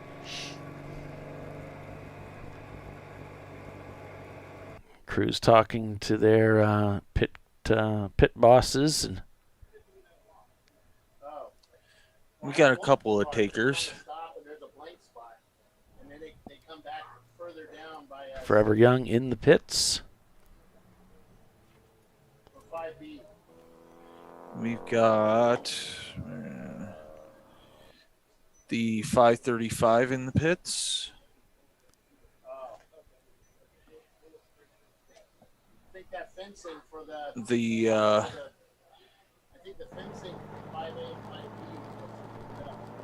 5B. 51 Mustang is in. Oh yeah. You can tell Bill, his camera keeps turning.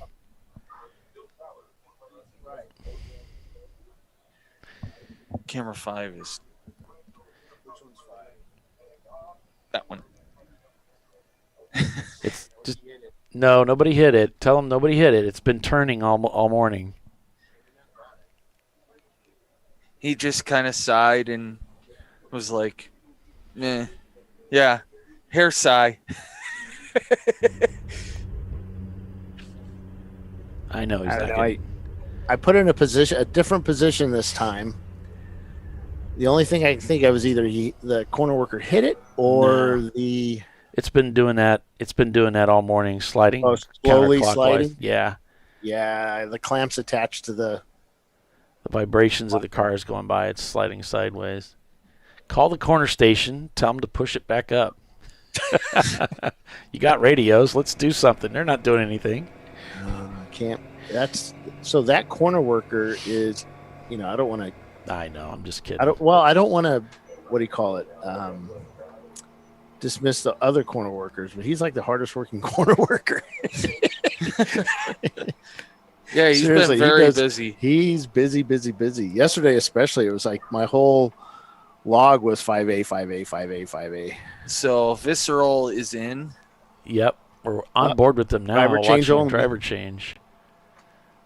This will take about 7 seconds. See how fast they're moving? They're doing a driver change only. Yeah. Lifting his arms out of the way so the crew can get him buckled in, and it's tight. They're having trouble getting that waist. Well, some of us fat boys, it's a little harder to get in. I'm not saying he's a fat boy. Oh, this is taking a lot longer than I wanted it to. Or should I say mature? Sorry, mature, not fat boy. Politically incorrect. Sometimes if you slow down just a little bit, you end up going a lot faster. Sometimes you can be working so fast that you end up making a lot more mistakes. Done there, done that. Had the T-shirt. And, of course, being a 944, it's nice they don't have to shut the car off because that's one less push start that they have to do. It's going to show him his wristband here. All right, we are back to yellow. Yep. Perfect timing on that driver swap. As they leave pit lane. Still hurt him a little bit, though, with how long it took. Not much, but green flag.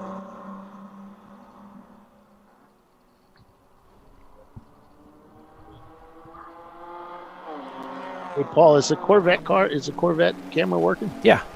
Okay, cool. I just wanted to make sure that one was working. Yep. On board with the leader here. Is it doing Corvette speeds? I haven't been coolness? I haven't been clocking its speeds.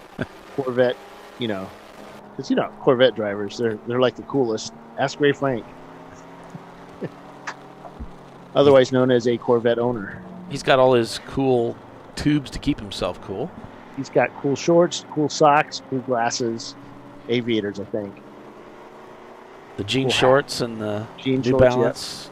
Yeah. What is it they wear? The shoes? White socks, white tennis shoes. Yeah. That's our Ray Frank. I know they're sold out over at Target right now. It's that time of the season. Well, they're sold out of other things, too. I mean, look how these guys are just relaxed. I'll bet you earlier he had his arm up on the windowsill, one arm in that steering wheel. Sitting there doing 200 miles an hour because it is a Corvette. Yeah. 200 miles an hour on the back straight. Hit them power brakes, 4-wheel disc brakes on those cars, right, Paul? I noticed he's not shifting either. He's just No, they don't have to. They're cool. Braking gas. Shifting's for losers. He's got so much torque he doesn't need to shift. It just pulls keep it out of the first corner. go. Or as my wife's car says, L.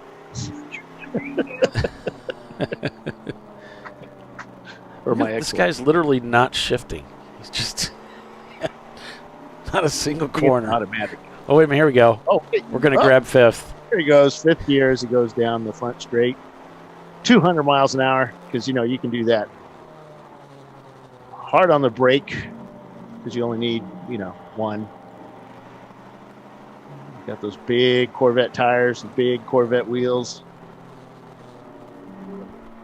Big Corvette steering wheel. Haters. Wait, was that a Honda that passed him? I think that's not right. I think that was Prefect. Prefect? Again, Lexus passing a Corvette? I don't know, man. Haters gonna hate. You all hate on Corvette owners. I hear this. I don't know. I don't think as a Corvette fan, I'm gonna let it go now. I think that was AI.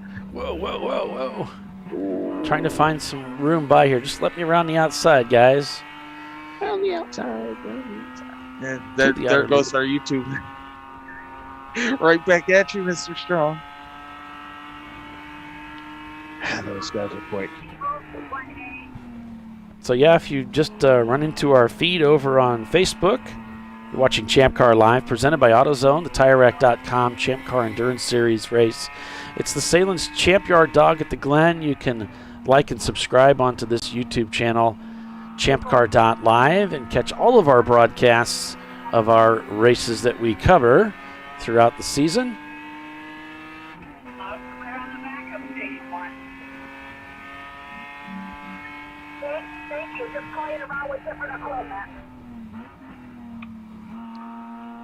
Check in with the Team Sahlen team. You might hear in the background, corner workers doing a little swapping out of people. The two Rockwell cars leading. Checks, yeah. Sahlen's 3 and 4, MDR's 5th in the number 831. Prefect Racing is 6th. OFIC Racing is 7th. Average Joe's is 8th. Scrappy Doo 9th. Visual Racing Group is now in 10th place. With that kind of an extended stay in the pits to get that driver change done. But they got it out of the way. Some of us don't mind that extended stay in the pit lane. It still was a lot less. Well, it still was a lot less than taking fuel. Yes, but it just took like an extra 30 or 40 seconds to get that lap belt fastened. So they got it on there. I know, but like I said, biasly unbiased. All right, folks. Please like and subscribe on all of our feeds today. Why not?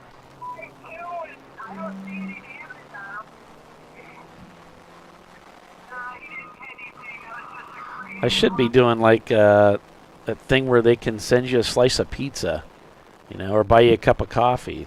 Oh, yeah, we've been talking about setting that up. Because I could use a little bit of love over here. Well, they could buy me a hot dog in the studio. Running this you whole live in thing. a city, don't you have like delivery, everything there? Yeah, I can get things delivered. You guys can definitely take care of me if you want to. There you go.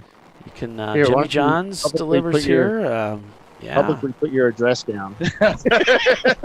Yeah. There you go. All the hate mail for ChampCar.Live goes to this address. No, he's going to get like 15 pizzas. No, I get all the love letters. Yeah, I don't get the hate mail. Oh, that's I get the hate mail. Oh, God. I wonder if I can turn this turn 5 camera even more. Let me try. Let's see What if am I can doing, fix Bill? this. Lord only knows what you're doing. It's kind of like me walking into a... there's the S2000. It's kind of like me walking into a room sometimes. I go, what the hell was I doing in this room?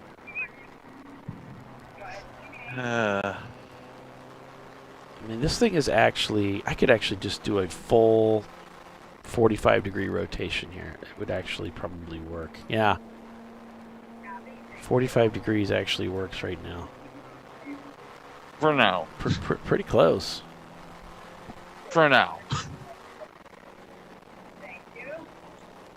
do you label that?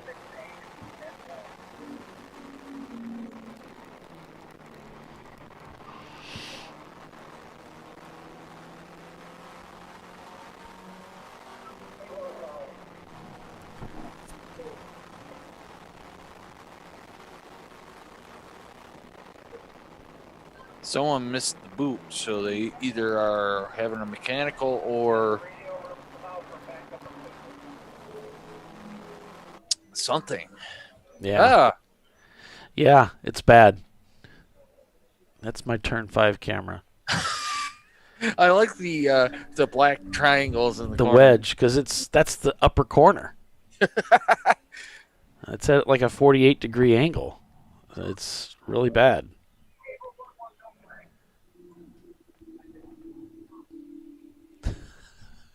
It works. I switched to the camera, and you're like, ugh. It's like ugly. Simon Says having a great race of it, too. And so is OFIC. Rodney at the wheel here. I don't know that he's come in yet. I don't have Race Hero working, so I can't check on pit stops. But I like the drawing of Watkins Glen on the GPS there. It looks like yeah. Yeah, it looks like someone scribbled that in at the last minute. Apparently they were losing GPS and then gaining it back. There it goes again.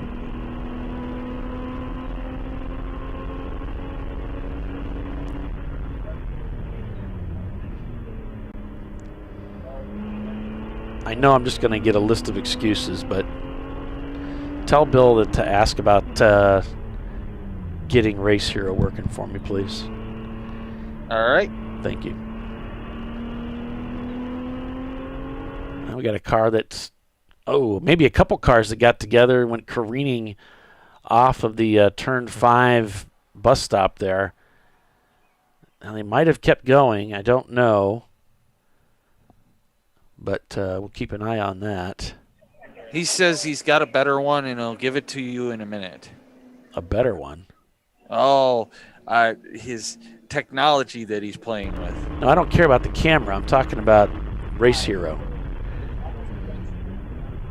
It's no, it's not a camera. It's something really cool. Oh yeah, I need the Race Hero because I need the pit stop information. I don't need his hack together code stuff.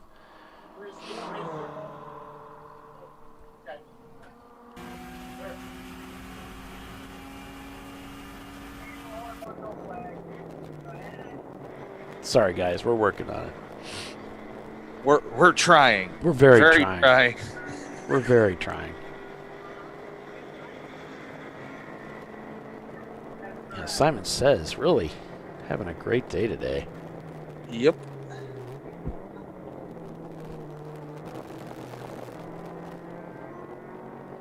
Haywood Racing there in 24th in the 662 car. Sent from the Gorge has set their fastest lap time of the day, that 2:17. Team Sahlen's just set their fastest lap at 2:16.6. If that gives you some perspective, that's kind of that target lap time, that 2:15, 2:16, 2:17 lap times. Both the Rockwell cars have turned in 2:15s today.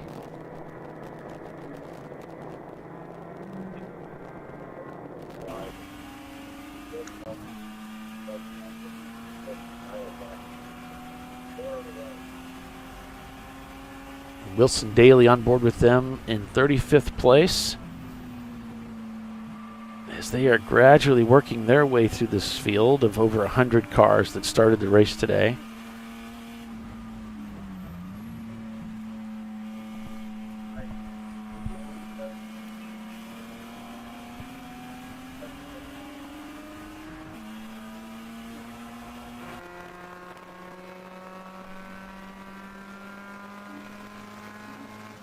Our leader having a little trouble with shifting there, but gets it, finally finds that gear.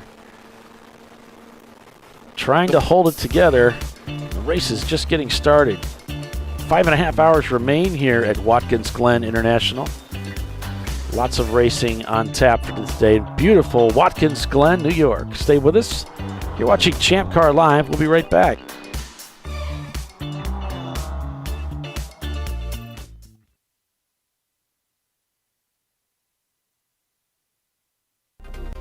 Welcome to Tire Buying since 1979.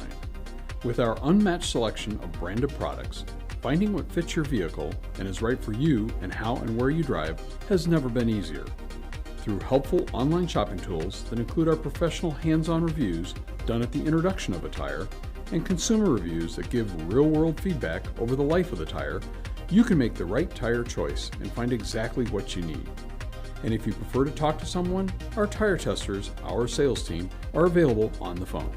And that's how we get you the right tire for you and your vehicle for where and how you drive.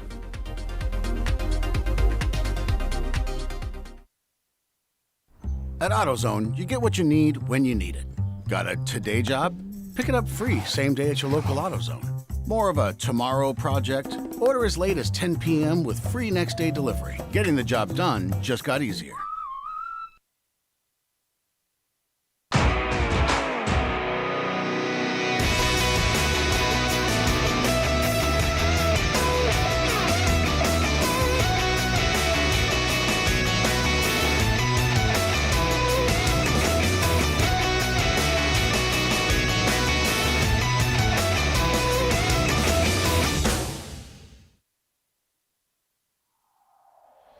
Discovery Parts is a veteran-owned racing and safety equipment company. While we're located inside Atlanta Motorsports Park in Dawsonville, Georgia, Discovery Parts can also be found at the tracks, supporting a number of Champ Car Series events. We take pride in being a reseller of the best of the industry to Champ Car teams and drivers. We know racing, love racing, and look forward to tomorrow to even more racing. Visit us at discoveryparts.com.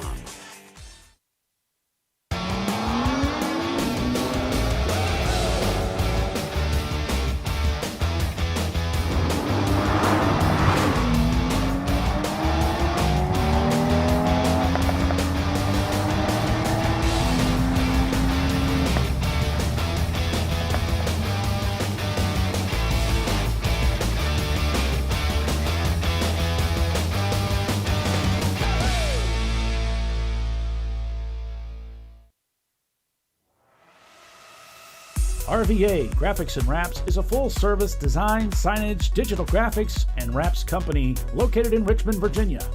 With over 20 years of experience, RVA Graphics and Wraps offers premium signage options for your business. We are dedicated to offering our clients best-in-class service in all aspects of graphic design and application. For more information, visit us on the web at rvagfx.com.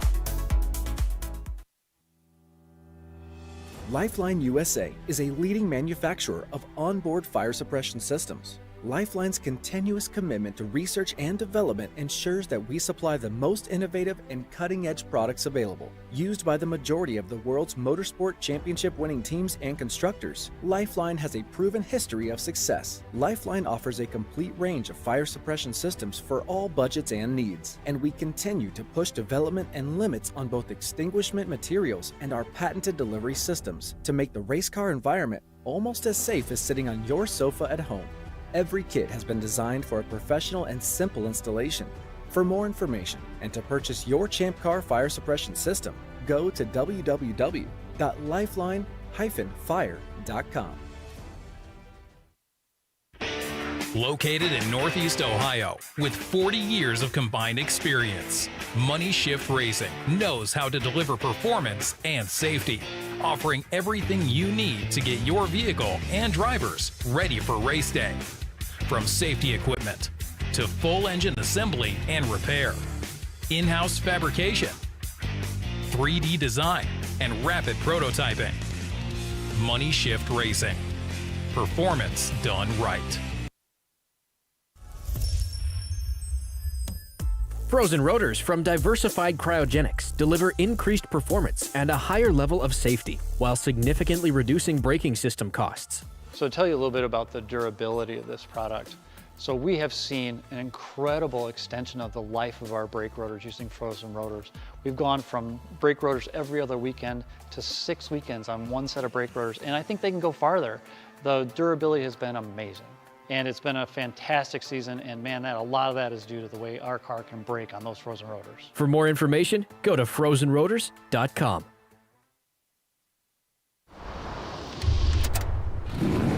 Bring on the frozen tundra, the grinding gravel, the cratered concrete, the rain-soaked streets. Come on, road. Do your worst. We'll be at our best. Reliable performance in unreliable conditions. Designed to meet or exceed original equipment performance. That's why more auto technicians choose Duralast parts. Exclusively at AutoZone.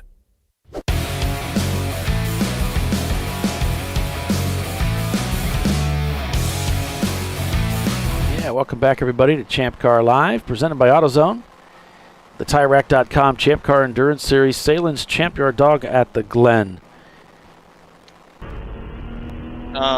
Just so you know, Rockwell's car number 10 has just pitted.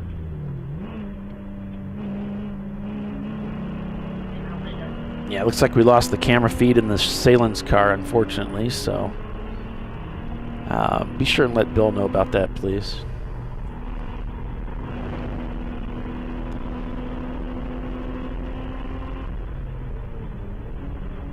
Here's their sister car leading the race right now, so they might be coming in for a stop here shortly. He said it is what it is on the Sahlen's car. Yeah. So one of the guys who got busted for exceeding track limits. Oh, speeding under the yellow. Purple 35. He the corner worker was queuing him in and calling him out, and he saw the corner worker doing it, and as soon as he did, he's like, you know, they went down to the team to tell him, and the team radioed back to the driver, and the driver said, yeah, I knew I was in trouble as soon as I saw the corner worker touching his microphone. Oh, yeah. So we all got a pretty good belly laugh out of that one. Yeah, the sinking feeling, right? Someone's going to tell Mom. Don't tell Mom. I'm telling Mom. Yep. Jeez. Prefect passing like 6 cars there. Looking for a way down the inside. Yep.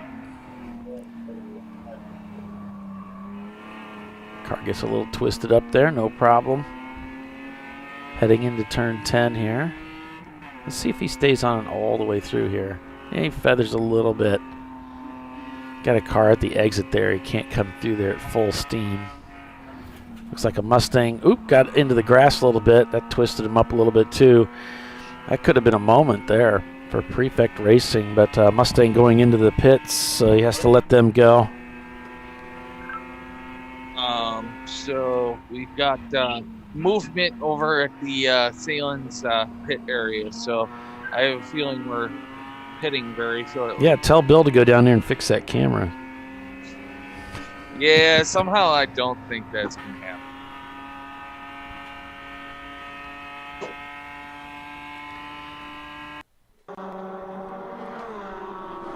Well, the 119 is in. Someone is going behind the wall. I can't see the number. Haywood is kind of hanging out in right by the tent, so I'm assuming they were naughty. There's one of the Sahlen's cars up ahead, I believe. Yep, that's Mustard.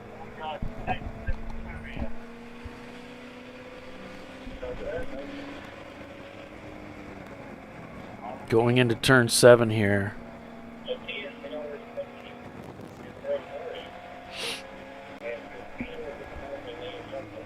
We'll see if they're going to come into the pits this time by.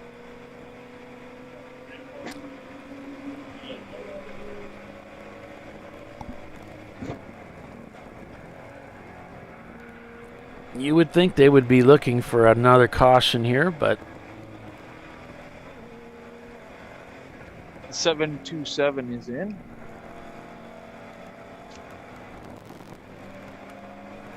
The 56, which is Karnowski Russell Racing, is in. And a while, Bill Strong appears. in his natural habitat. Yes. Wait a sec. As soon as I put the headphones on, something happens. So if you look at our log, we had some black flags. Did you call them in, Paul? No, I haven't called them in. It's like 6A had a flag out there. The other car stopped, but it could be the refresh rate. It is 7.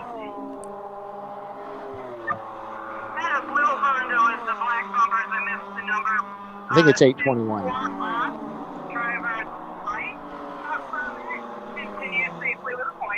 Yeah, I think it was 821. Did a spin 4 off, kind of got it restarted. Yep, 821. And continue. That's Honda Research, the Team Honda Research team. They brought a couple cars out here this weekend. Had some trouble with one of them yesterday, too. The 471 Purple People Eaters RX-7 is in. OFIC using all the racetrack and a little bit more at the exit of turn 1. Yep, somebody, they're going to start black flagging people, I guess, if they continue to do that. Coming up to 3 here. The fun police are going to get Did you check your email? Yeah. I'm a little busy, but I'm going to get to it. No, that's okay. That's cool. I just want to let you know. Yep. I started working on it. I'm just, like I said, I got a lot going on. Yeah. No, I know. It's okay, Paul. Speaking of busy. You have 10 minutes. I'm kidding. Pit lane is very busy right now. Yep. Everybody's coming in. Well, not everybody. But the majority of a lot of teams. 821's in, which is the one of the Hondas. I think that was the one that that's the one that spun out. Which, and again, I'm surprised they're not waiting for the next caution, but also surprised, nobody's asking me about what I think they should do as a team. I've got all the answers sitting here in Fort Wayne.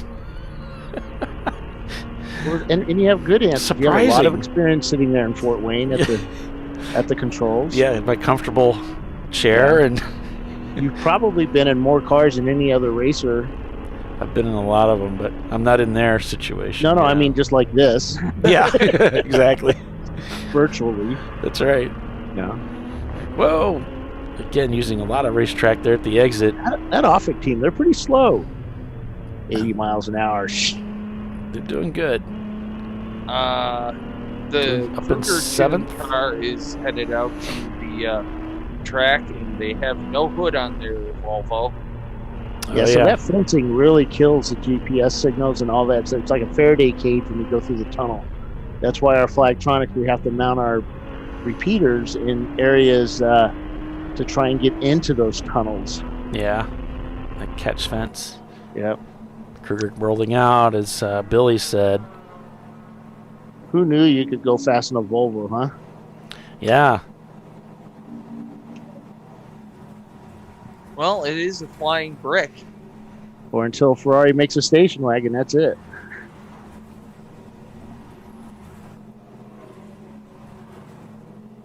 Well, Porsche makes one, and so does Prefect going behind the wall. Oh no! In unison. Wow, that's huge. Jinx, Bill. Well, let's see what's going on. What happened? One of our key competitors here. The Lexus SC300. They kind of dominated Champ Car for a little bit. They were the unicorn car, gold standard. Yeah, for about a day. It seemed like it. By the time, it just seemed like if an SC300 showed up, it was going to win. Right. And then they kind of fell by the wayside. It's kind of like what we were talking about yesterday, Bill, how there's a cycle, seems like there's one team or one car, and then it just kind of goes to another car, and It seems like the E30 has just been that car that's always stayed there, consistently there, in lurking towards the front of the field. You think they should add points to an E30? No. Slow them down a bit? No. They don't need to be slowed down. Yeah, they're talking about adding, aren't they talking? Well, I got to be careful. Sometimes I have inside information, sometimes, and it slips out. So I got to be careful what I say. Let's just go on to another subject. Insider trading? Well, you know, when they... No, I don't want to say anything. Okay, if you make me. No.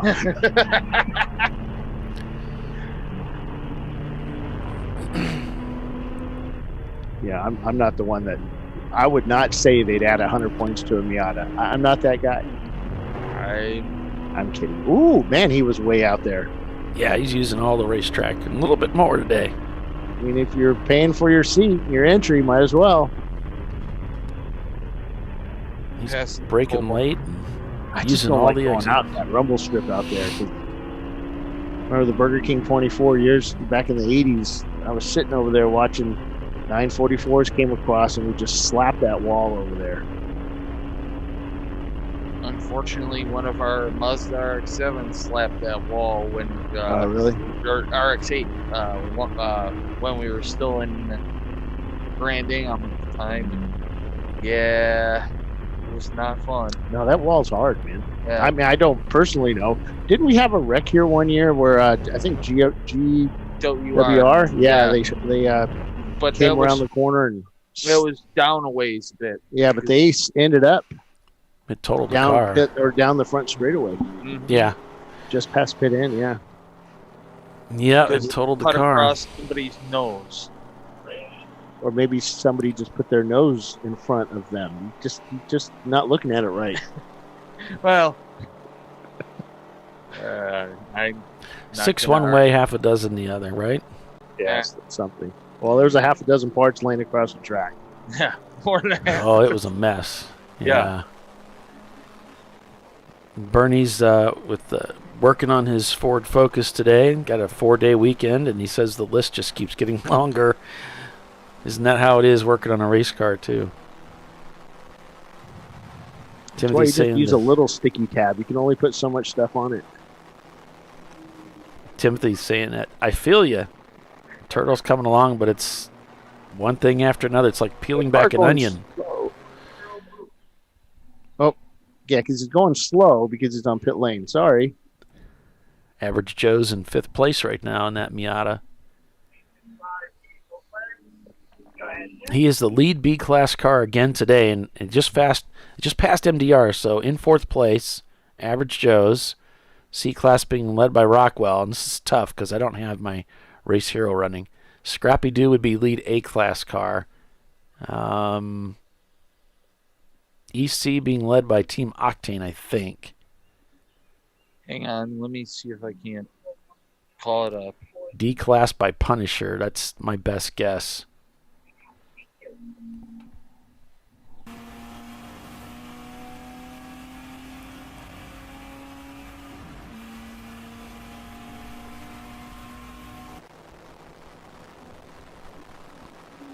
So it's Rockwell Autosport Development leading in the number 1 car, followed by Team Sahlen Mustard in 2nd. In 3rd, it's Team Sahlen Ketchup. And then it's Average Joe's in 4th and MDR Motorsport in 5th.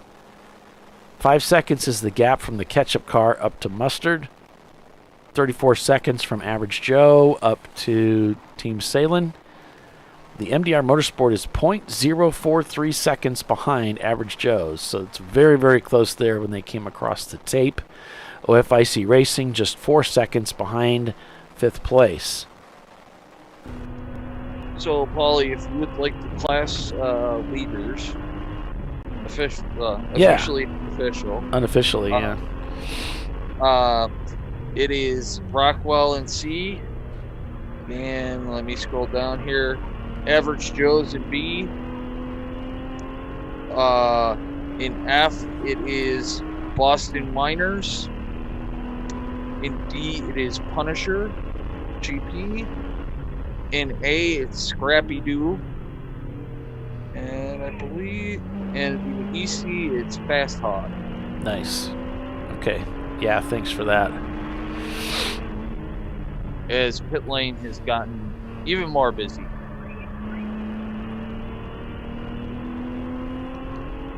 Yeah, we're getting near the 2-hour mark. The limit for how long drivers can be in the race car at a time in Champ Car.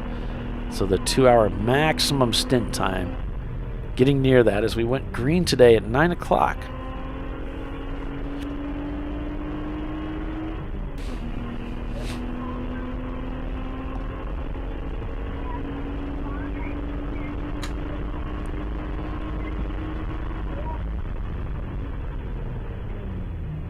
Working lap 39. We've had a couple cautions. We had an accident around turn 4. A couple cars got together. They got that cleaned up pretty quickly and got us back to racing. We had a pretty exciting moment with the Junk Player Special car that got sideways at the exit of 10. Fortunately, cars were coming through 10. Nobody got into him, and no one seemed to hit one another. So that was good news. Latest drama, we had the Prefect Racing team going behind the wall. Now it looks like I'm not sure. I don't think this camera is. This is not the Prefect team, so we'll leave that camera. They took the car behind the wall, and they must be working on it now. That Prefect camera is one of their cameras. Looks like that's a previous video. So we had a spin. Bill's kind of talking to the... So I gotta wait till he's ready for it. Hang on 1 second, I'll get the proper information. All right.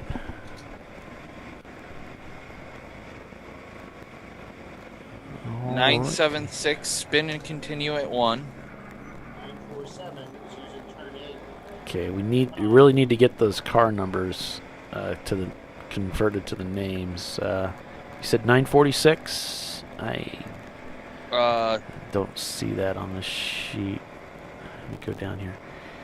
And then 947 is extending the track. That's TF Racing. I know that one. Yeah, Atlanta Speedworks is one of those cars that you mentioned there.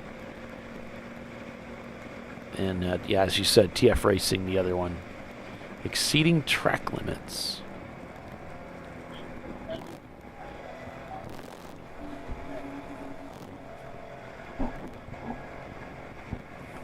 And I'm sure that'll all appear on his data log soon, so you can get the correct information from him.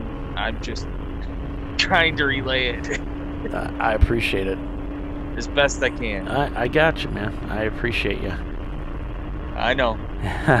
But it's like working with Bill Strong. Oh, wait. Oh, I know. I have to have a licensed counselor to work with Bill Strong. It's Tiffany. Someone with a lot of experience. Where is she? She's actually got a real life, unlike us. What's going on? What I miss? Oh, we're talking about Tiffany. Yeah. Oh, we missed Hollywood. Tiffany. Yeah. Yeah. Yeah, because she watches all this and tells you that stuff. Yes, she does. Does a great job. Yeah. I'm just kind of curious. Sorry, I have to like listen to the corner worker, then decide if I should put it on there, and then decide if Dana is going to do anything, and it's that stuff. So, and then sometimes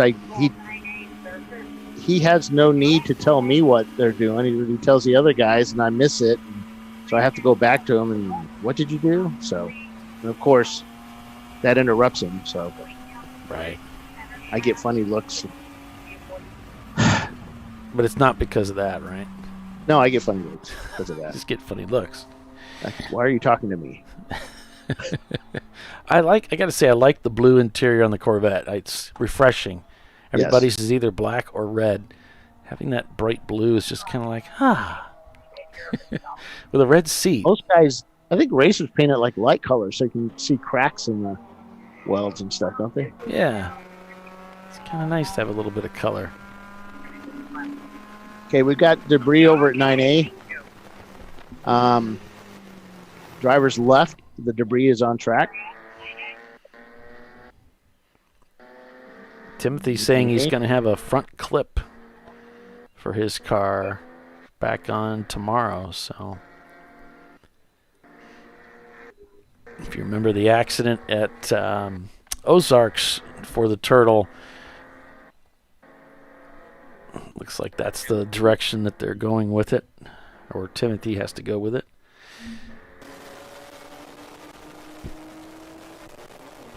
Five hours and 4 minutes unofficially on the clock till they drop the checker. Yesterday's race, it just seemed like it went really fast. Like, I'm used to these 8 hours and 10 hours, and you don't have a lot of time. I mean, it just seems like it went quick, and you only have so much time to get your strategy worked in. And well, this is the sprint race of endurance racing, so 7 hours. Yeah, it is. Scrappy dude. Might have had some contact there between the 473 and the Mini. I heard something there. No FIC, just trying to find a way around both of them.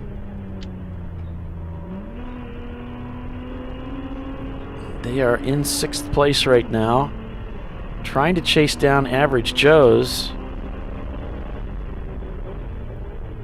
And it's a tall order. Both these cars running very good lap times. Average Joe's with a 121 on that last lap. Their fastest, a 216 to OFIC's 217 fastest lap times. And I think Justin's camera just went down. Scrappy Doo is in the pits getting fuel and driver change. So. And more fuel. Meanwhile, back with the leader, he might be waiting for a caution to come, but we've had a pretty nice little stint here without a caution. Don't bring in the commentator's curse, Paulie. I wish I had that kind of power, Billy. I really do. I could bottle that up and market it. So Dustin Fredrickson is in the Simon Says car now, driving, and Mike Whitney will go in within the next, I want to say within the next few minutes when Simon comes in. I'm looking to see if they're in yet. It looks like there's a lot of teams coming in right now. And Mike Whitney will go in, and Rob Harvey will go in after Mike. Cool. So 470 white is smoking underneath the car, center. So yeah, Simon, I was talking to them this morning, and they're like, wow, those Porsches are really fast. You know, they don't race with us all that often anymore because of work and life and kids and stuff like that. But as their kids have gotten older, and I think they're going off to college now, they're getting a little bit more free time from all the sports stuff you have to do with children. Yeah, their first race back in a while, and they're like, wow, fast. Yeah, they're used to being the fast team out there. And what was it? I don't know if they were the fastest team. They were just always there at the end. Yes. And usually in the wet, too. Both Sahlen's cars coming in now. There you go, Bill. Run down there, man. Fix that camera. Get on your scooter. Run, Bill, run! Pedal down there. It takes, 5 minutes to drive all the way around this? And then I get yelled at. And especially since everybody's up in the tower. Remember the good old days when you used to go down there and do pit interviews and walk around? And the good old days. Well, yeah, they were fun doing that. But, you know, we've got a lot of other stuff going on. Trying to make it better for the viewer. Keep people happy. Yeah, you're very trying. And then, so Simon should be coming in soon. because they can go out to that 2-hour mark. Is Bio still in the race here? I believe so. Haven't been watching. What? Yep. Nope. I think that's him. No, that's another Miata. Somebody else did up their Miata in that Lotus green that Troy used. Yep, the 10's in also. That might be them right there, Bill, on the screen. It's a Yes, gigantic that big wing. Yeah. Yep. Like a chaparral type wing sticking up in the air. Well, you got to get it up there in the clean air. Right. So both Rockwell cars are in, and someone had to squeeze behind.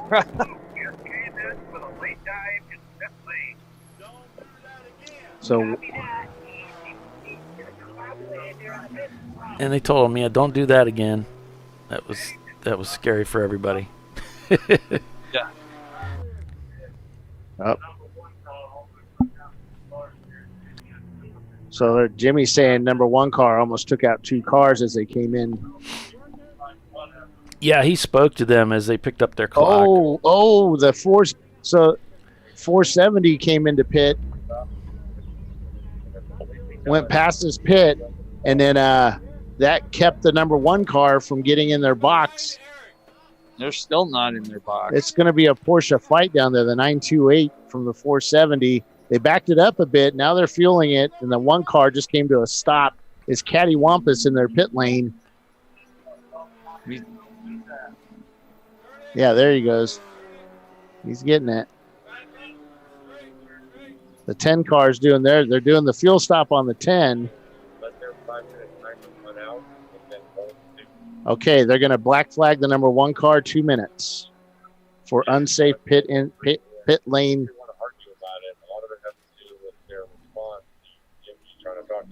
All right, so part of it is for their unsafe entry into pit lane. Jimmy was trying to talk to him. The guy gave Jimmy a bunch of lip, and so they're going to hold him for 10 minutes or 2 minutes for their response and for what they did. 2 minutes in the box, and you feel ashamed. All right. So it was a team pit lane warning. Now it's a 2-minute black flag. 901 in the pits, getting that change done. Like these guys were all pushing for that caution. It didn't come, and they just had to. The bluff was called. They had to come in and make that stop. So with that, the race and the drama continues. Stay with us. You're watching Champ Car Live. The Sahlen's Champyard dog at the Glen continues here on Champ Car Live, presented by AutoZone. We'll be right back.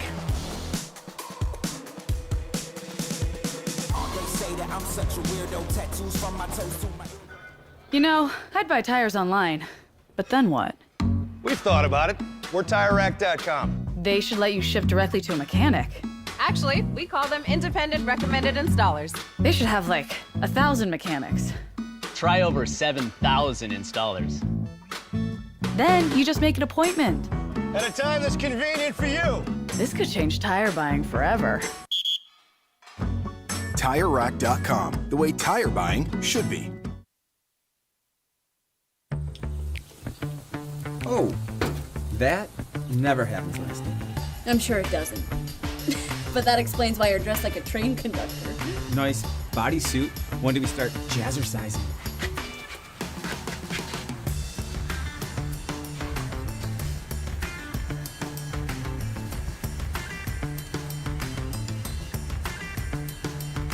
For the times when taste beats style. Hot dogs are ready! Make it worth it.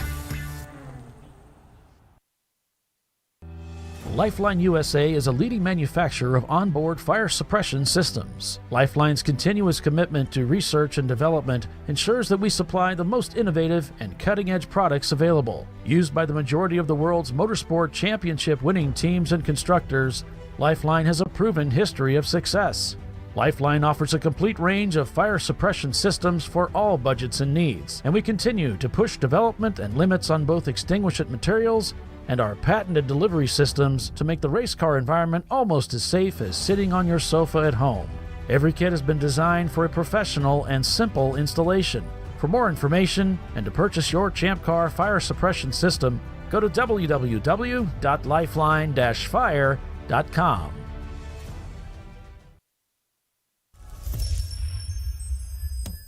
Frozen rotors from Diversified Cryogenics deliver increased performance and a higher level of safety, while significantly reducing braking system costs. So to tell you a little bit about the durability of this product.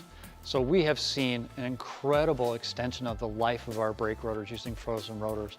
We've gone from brake rotors every other weekend to 6 weekends on one set of brake rotors, and I think they can go farther. The durability has been amazing. And it's been a fantastic season, and man, a lot of that is due to the way our car can brake on those frozen rotors. For more information, go to frozenrotors.com.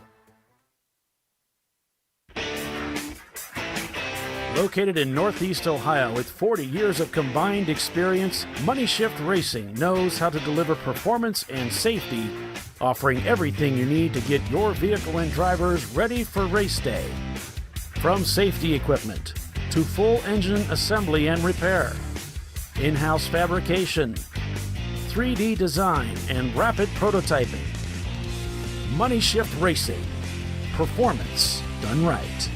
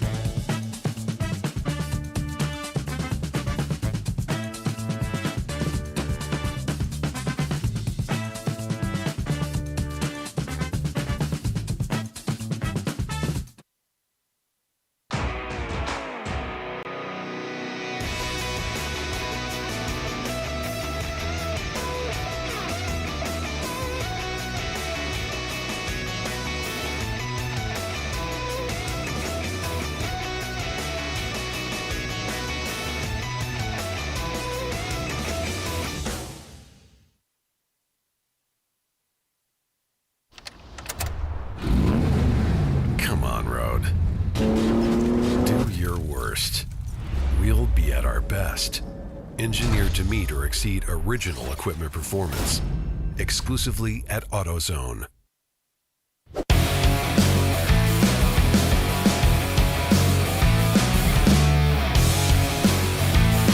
All right, welcome back, everybody, to ChampCar.Live, presented by AutoZone. It's the TireRack.com Champ Car Endurance Series, Sahlen's Champyard dog at the Glen. I'm Paul Veltum with Billy Sahlen and Bill Strong.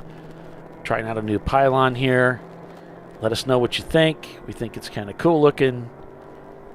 It's being produced by somebody else, and I've already asked for a change.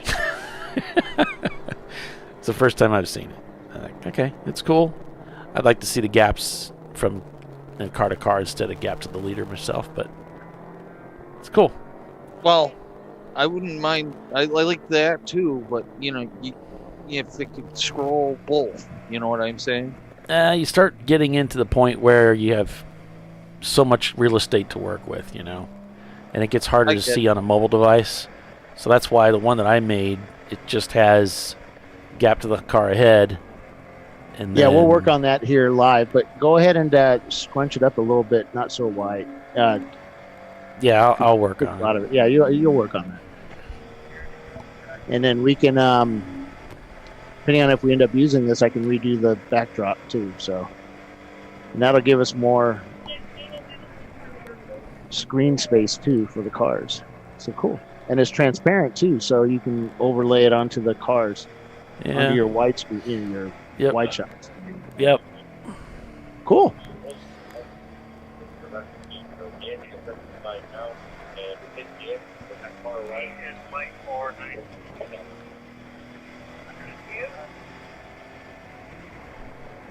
Yeah, that should go. You're missing 2 spots below. That should go down to 100 when it says 98. Uh-huh. Yeah. The number goes down to 100. Oh, there you go. We're down to 108 now. Okay. Well, it rotates, but you're missing 2 numbers. It actually goes to 115. Gotcha. So, sorry, 110. So you've got it just a bit off screen. There's some sponsor logos below it that rotate. Oh, I see. I'll work on it, and we'll get it. Yeah, you'll tweak it. We'll get it figured out. And I'll let this the person that helped us with this worked with the big networks on their overlays like NASCAR and such, and it's kind of cool. And you want it to go from to the leader?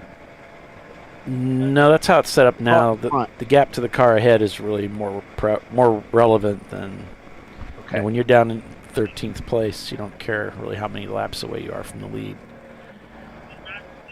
This helps us with calling the race too. You can say, okay, MDR is 2 seconds behind JS, and you kind of get an idea where those little tight races are at. Atlanta Speedworks 0.3 seconds behind Red Crow. So they're trying to work on getting that 981 up there. So now we're showing Visceral leads over Team Sahlen Mustard. Then it's RTR in third, Shut Up Racing in fourth, Team Sahlen Ketchup is fifth, OFIC is sixth, Average Joe seventh, Bear Maximum is eighth, 90racing.com is out there, they're in ninth, and Rockwell Autosports ninth, 10th place, if I got that right, Simon says. So 90racing.com, looks like they've maybe they've got some of those bugs worked out of that car. Looks like 389 has stopped over 780. And the number one car is going behind the wall too. Yep. That's way behind the wall. That is headed back out to the track. Looks like. That would be the second row by the gas station. It's like he's caught behind a car that came to the gas station trying to get back out onto the racetrack, letting the team know I'm stuck, I can't get out.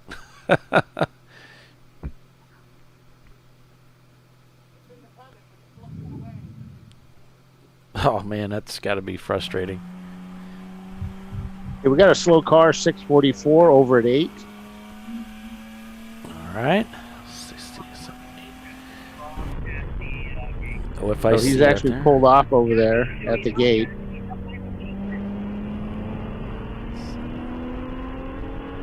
All right. 901 Motorsport using all the exit there. Yeah, that was almost beyond. Yeah, I think he got kind of close to my house here in Indiana. He was way out there. In the pawpaw patch. This will be interesting. 4 together going into the bus stop. Here we go. Oh, and here comes another customer.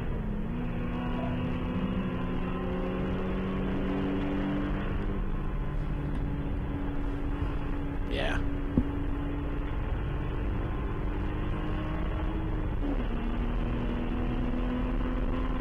Excuse me, pardon me, coming through.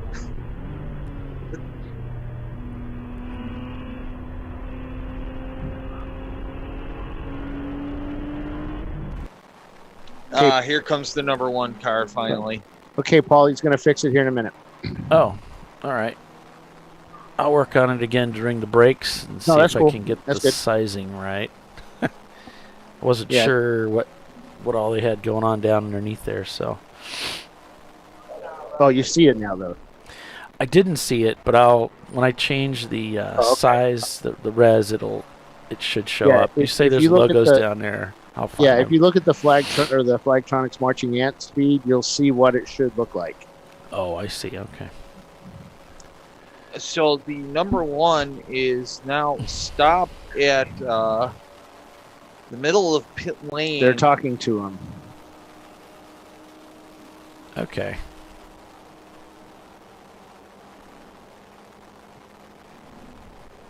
Yeah, he finally made it out of the paddock area. Yeah. Oh, wait. Team Sahlen Mustard has set their They're fastest lap they're time of the motioning day. they got to back them up. So they're motioning the team to come over and help push them back. Oh, now they're going to tell them to go to the gate, the exit gate. Oh, wait. Oh, now they're pulling him into a pit stall, the AOA pit stall.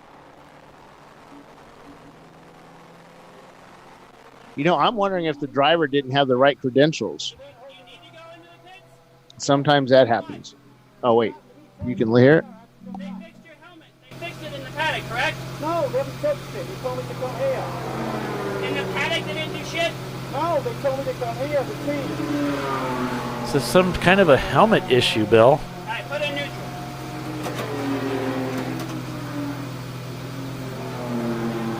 Yeah, flip over here. Go, Barry, go over here. Flip forward. Flip forward in front of the rest of the yard. And now they're pushing back and forward. Here he goes.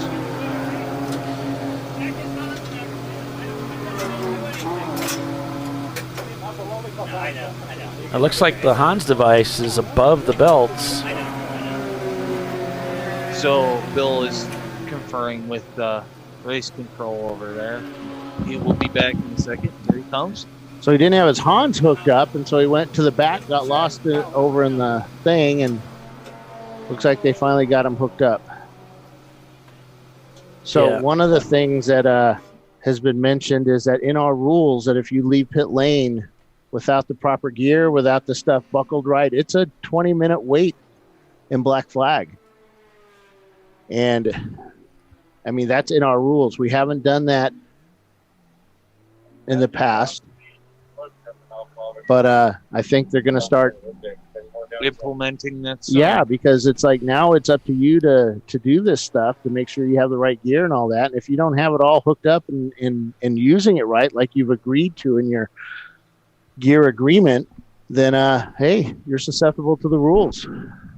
They did used to do something like we had a team member that went down to pit out and wasn't all put together properly, and they sat us for 15 minutes. This is way back in the Chump Car days. Yeah, yeah, they were pretty serious about it, and we're still serious about it. But I think it's going to be a discussion after this race, because I believe I was told by an insider that there was more than 2 handfuls of people that got to pit out with not really ready. That wasn't installed correctly. Is that a good way to put it? That's a general term. Yeah. You know, seatbelts over or under the Hans. Seatbelts not connected properly. Hans not connected to the helmets. Helmets not even strapped on. That's a big one, because your head comes flying out of your helmet when you hit something hard. Yeah. And especially at a track like this is a pretty dangerous track with a lot of walls. And, we've had some pretty big wrecks here over the years. Well, I mean, you can ask some of the old Formula One drivers that, well, you can't ask them anymore because they are no longer here. Oh, yeah. Because, we don't talk about that. Yeah. I know, but I just... Whoa, a little contact with the visceral car. Miata didn't see him there. Just very light brush. Yeah, just put him in the dirt. So yeah, they're going to. It's going to be a topic of discussion. Oh, and I'm pretty certain that we're not going to allow teams out to the wall today. Did I mention that earlier? I don't think we talked about it on the air. Oh yeah. So I think that's a done deal. No more of that.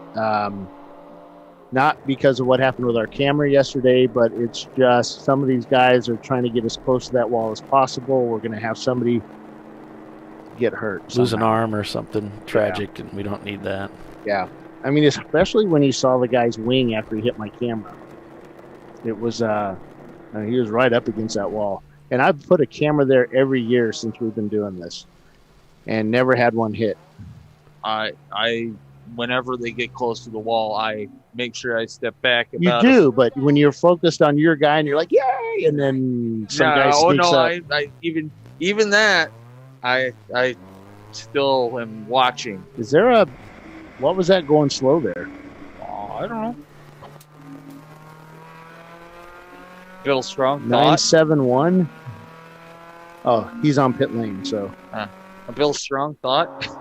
Going slow. We got Average Joe's in pit lane. Guys over the wall.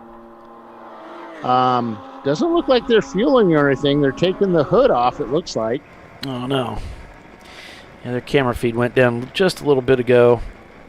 So we haven't been able to keep an eye on them, but yep, they're they've had a taking the great hood off. race. They've been doing really well today. They did well yesterday, winning the class. Oh. Is that B class? So they're looking at the alternator. That won't be why our camera went down, because we don't connect to the in-car.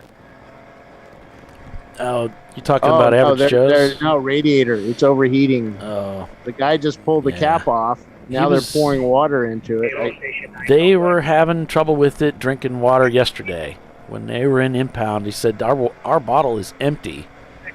So Justin was worried about that. And that's not our camera anyway. That's his camera. Yeah, that's unfortunate. They may have some engine trouble.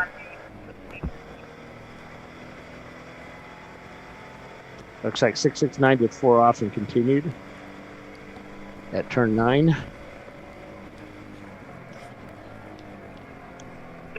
We have the 644 with the hood up on the car on pit lane. And the hang on. So they're looking at a couple of guys looking at a dipstick. One guy working on the trunk of the car. They're thinking with their dipstick, Jimmy. I can't see the other car right behind It's 647. That's 647 with. They've been working on the front of that car for quite a while. Yeah. I suspect they had a hub issue, because that's kind of what they're working on. 647 is open throttle racing. Open throttle. Are they both open throttle, aren't they? They have 3 cars here, so. Yeah. Yeah, 664, 644, 46, and 47. And 647, which could be AOA, but. The 647 is open throttle racing. Oh, okay. All right, cool. Yeah. The Subaru's back in, the 389. AOA has nobody at their tent, so that's out there. That's an MX-5 car 584 for AOA. And the Average Joe's, they're just standing around it. They just poured some water into the overflow. Justin's brushing his hands through his hair, looking like Superman. He is Superman. That guy's a stud. Now he's pointing at his engine. Again, now they're pointing at the other part of the engine and another part of the engine. They're just pointing. But it is probably pretty hot underneath that there, too. Yeah.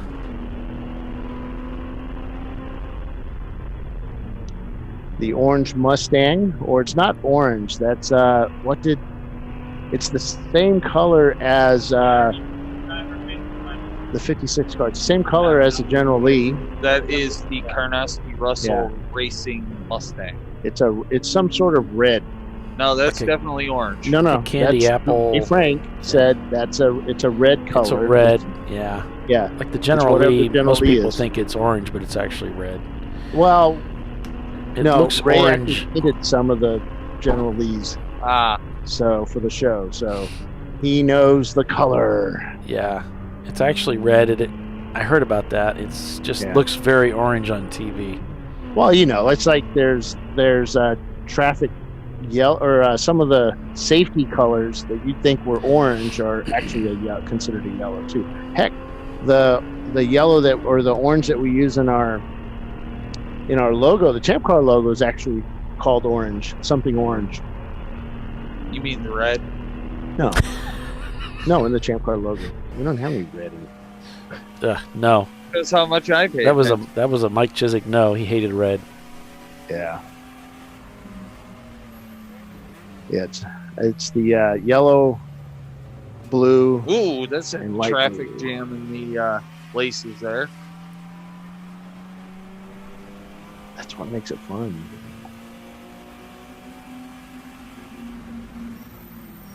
I always like this part right here. You get a little bit of compression, and then you pull up. Yeah. I spun out right there one time, backed the car into that guardrail, and that I think that was other than my concussion and brain bleed, that was like the hardest hit I took. We were using the aluminum Kirky seat, and when we backed it into the wall there, it hurt. It hurt pretty bad. Well, that explains a lot. The back. The concussion brain bleed, that explains a lot. No, didn't affect anything. All right. Right. Kruger Tuned Racing and their 940 Volvo. My best Dr. Evil.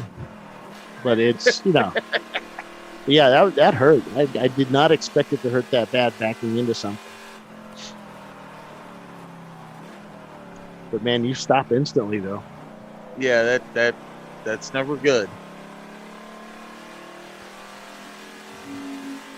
It's like Jeremy Clarkson said, it's not speed that'll kill you. It's the stopping. The instantaneous stopping that will turn you to mush. Yep. All right, so Paulie, he's got that up and working. It is showing gap to next. Okay. Well, thank him for that, and I'll work on that.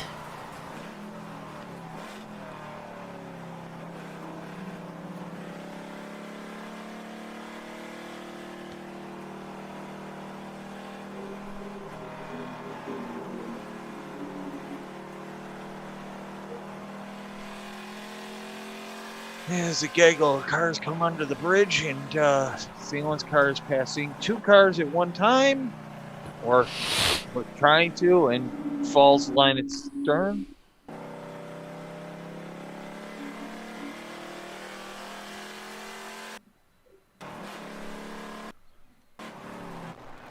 Back on board with Visceral here. Wayne will be in the mustard, and Will will be in the ketchup right now. Clifton, I'm seeing Kruger Tuned Racing in 87th place as an EC car number 940. So I do see them there.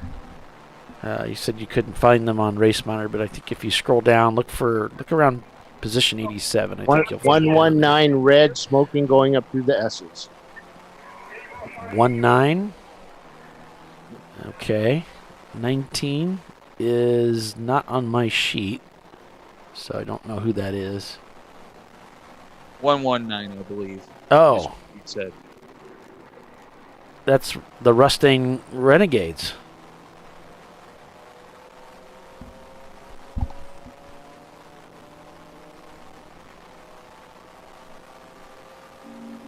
So going back to the standings here, Visceral leading the way in this car, the 959. It's no mystery that we put a camera in that car, I guess. Team Sahlen Mustard is in second place. That camera's offline. Team Sahlen Ketchup is in third. Shut Up Racing is fourth. RTR is fifth. OFIC is sixth. And seventh is shown as Bear Maximum. Eighth shown as 90racing.com. Ninth shown as Rockwell Autosport Development number 10 car. And 10th is shown as Sent from the Gourds.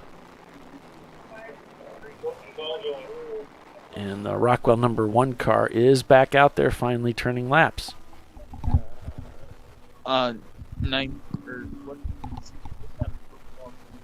647 has a broken ball joint. All right, let's see what that is. Open Throttle Racing, another open throttle car. And we got a car stopped, and it is 901 Motorsport. Yep. In turn number 9.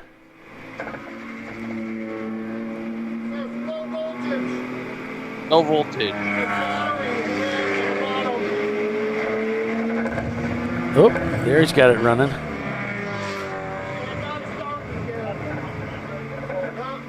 Every time I try to go, it stalls out.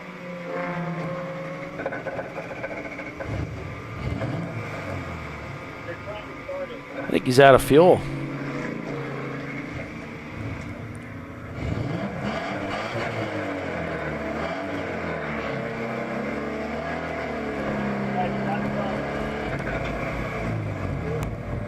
as soon as he starts to go, it just dies. He's in bad spot now.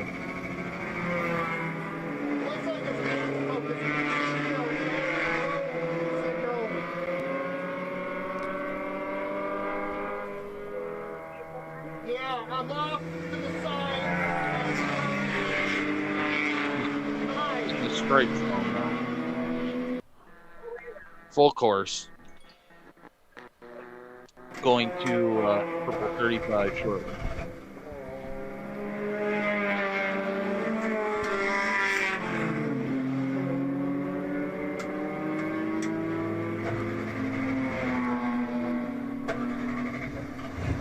And purple 3. Yeah, I think it's got maybe a fuel pump problem or something like that. He's getting it started, but it doesn't want to. He can't put any load on it. All right. So we're going to break for commercial and be back in a few. Stay with us. You're watching Champ Car Live, presented by AutoZone. Lots of racing left. We'll be right back.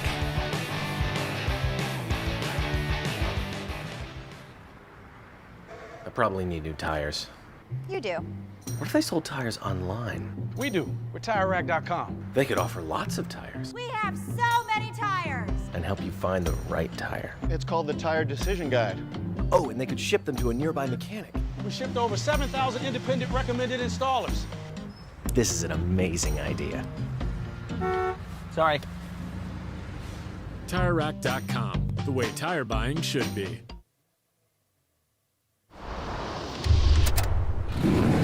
Bring on the frozen tundra, the grinding gravel, the cratered concrete, the rain-soaked streets. Come on, road. Do your worst. We'll be at our best.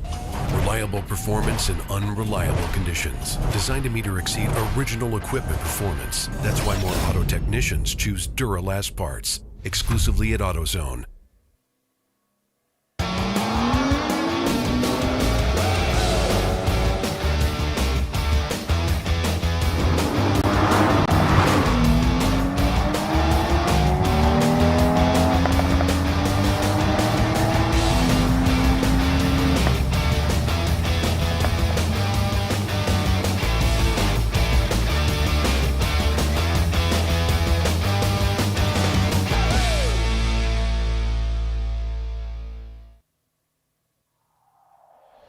Discovery Parts is a veteran-owned racing and safety equipment company. While we're located inside Atlanta Motorsports Park in Dawsonville, Georgia, Discovery Parts can also be found at the tracks, supporting a number of Champ Car Series events. We take pride in being a reseller of the best of the industry to Champ Car teams and drivers. We know racing, love racing, and look forward to tomorrow to even more racing. Visit us at discoveryparts.com.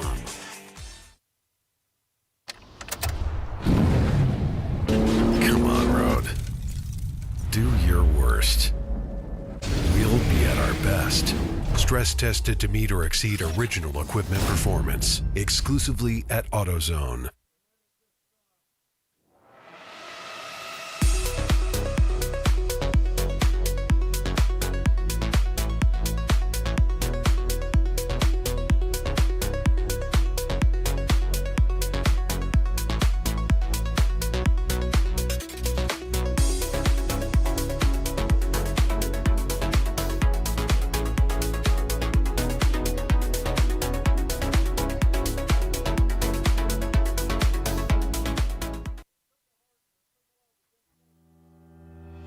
Lifeline USA is a leading manufacturer of onboard fire suppression systems. Lifeline's continuous commitment to research and development ensures that we supply the most innovative and cutting-edge products available, used by the majority of the world's motorsport championship-winning teams and constructors. Lifeline has a proven history of success. Lifeline offers a complete range of fire suppression systems for all budgets and needs, and we continue to push development and limits on both extinguishment materials and our patented delivery systems to make the race car environment almost as safe as sitting on your sofa at home. Every kit has been designed for a professional and simple installation. For more information and to purchase your ChampCar fire suppression system, go to www.lifeline-fire.com. Located in Northeast Ohio with 40 years of combined experience, Money Shift Racing knows how to deliver performance and safety, offering everything you need to get your vehicle and drivers ready for race day. From safety equipment to full engine assembly and repair, in-house fabrication, 3D design, and rapid prototyping. Money Shift Racing. Performance done right. Frozen rotors from Diversified Cryogenics deliver increased performance and a higher level of safety, while significantly reducing braking system costs. So to tell you a little bit about the durability of this product. So we have seen an incredible extension of the life of our brake rotors using frozen rotors. We've gone from brake rotors every other weekend to 6 weekends on one set of brake rotors, and I think they can go farther. The durability has been amazing. And it's been a fantastic season, and man, a lot of that is due to the way our car can brake on those frozen rotors. For more information, go to frozenrotors.com. I did it. You see how it's... That's it. We did it. You did it. You can do it. The path to I did it starts at AutoZone. Get in the zone.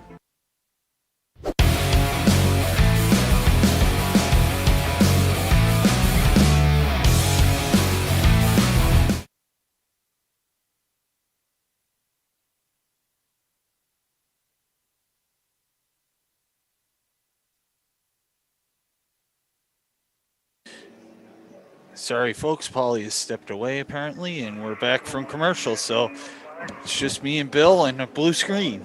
Woohoo!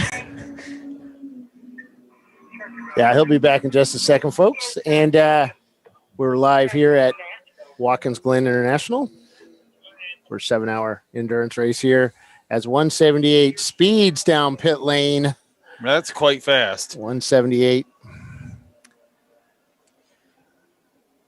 Let me see what he's doing here. They'll have a good talk with him.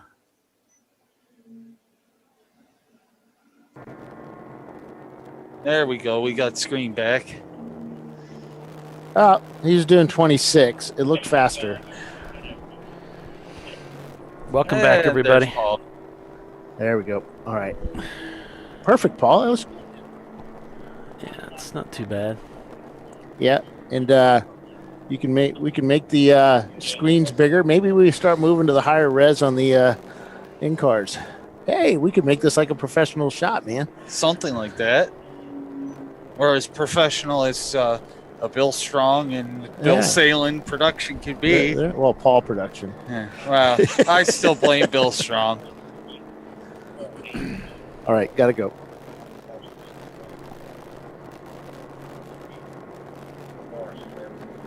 I'm still trying to figure out which one is which on the mute button. Because you keep grabbing different microphones. Oh, brother.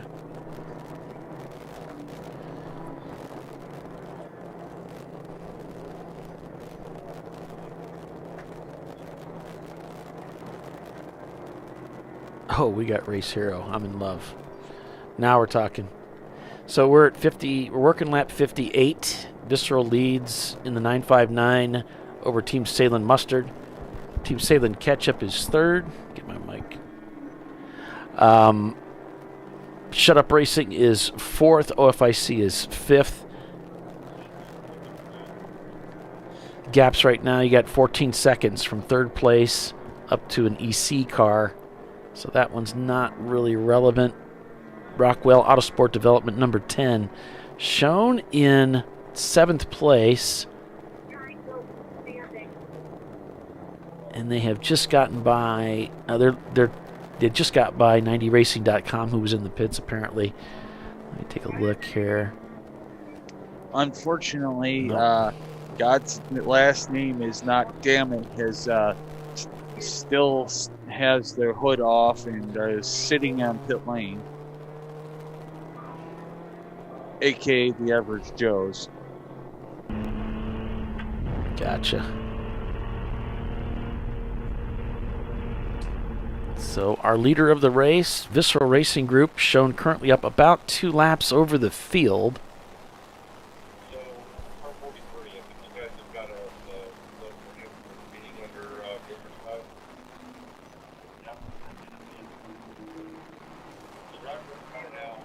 So right now your standings, let me take a look at by class. A class being led by 90racing.com, MBM Performance, and JS Motorsports. That's your top 3 in A class. B class, it's Simon Says, Cargo Racing, and Team Honda West. C class, it's Visceral Racing Group, Team Sahlen Mustard, and Team Sahlen Ketchup. Down to D class, it's RTR, Rustang Renegades, and Punisher GP. In EC, it's TF Racing, and in F class, Boston Whiners and MDR Motorsports are the only 2 entries. And it looks like MDR Motorsports number 830 is not turning laps today, so it's Boston Whiners that are carrying the flag for F class today. The 901 is making its way back out onto the track, it looks like. Yeah, they had some real concerns when that car wouldn't start. So I'm not sure what the consensus was there. They just couldn't get any power down. Battery. Oh, battery went bad? It just died on me. Thinking it was a battery issue, but that seemed hard to believe, being that he was able to start the car like 6 times out there. So I'm not sure it was a battery, but we'll see what happens here. Our camera just locked up on it.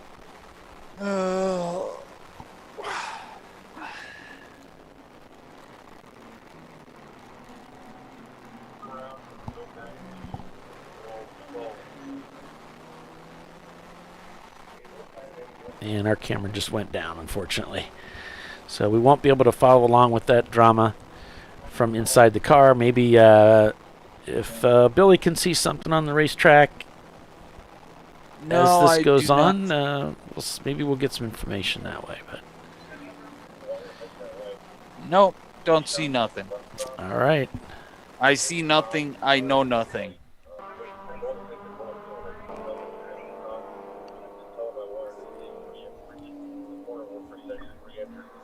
Well, we'll see how it goes for 901 Motorsports today.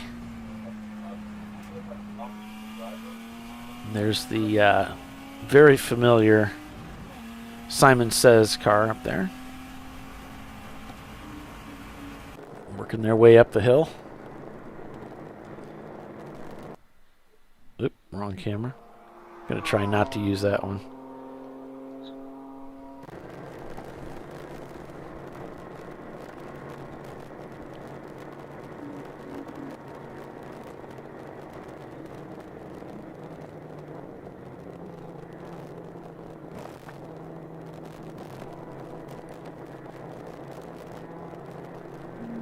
It's kind of nice that we have the elapsed time now on the scroller there. It doesn't look like it's moving though. It does occasionally.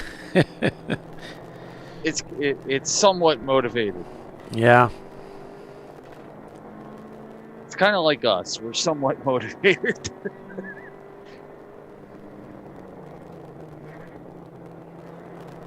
When in doubt, blame Bill Sherman.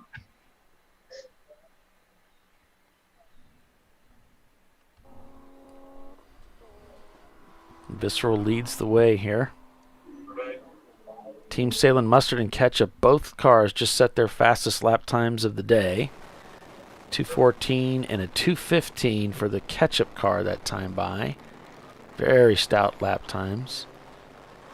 It's shown about a lap down from Visceral though, working lap 61.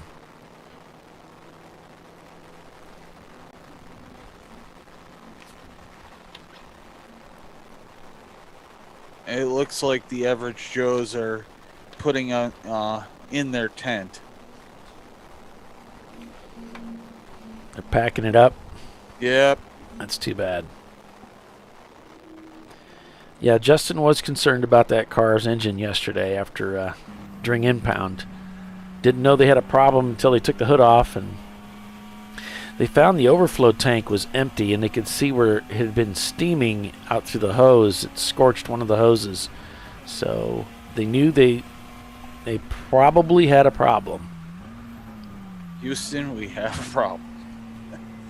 It's too bad. Yep.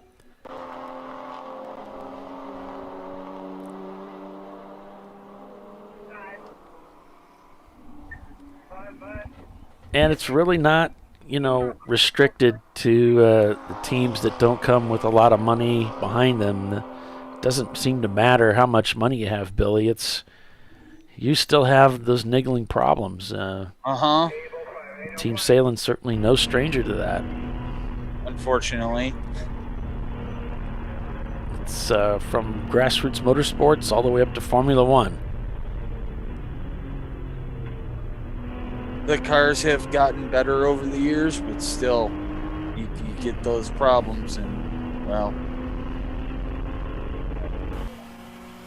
It'd be great if this broadcast could get better over the years, but it just doesn't seem to be happening. Well, it ages like fine wine. It kind of grows on you.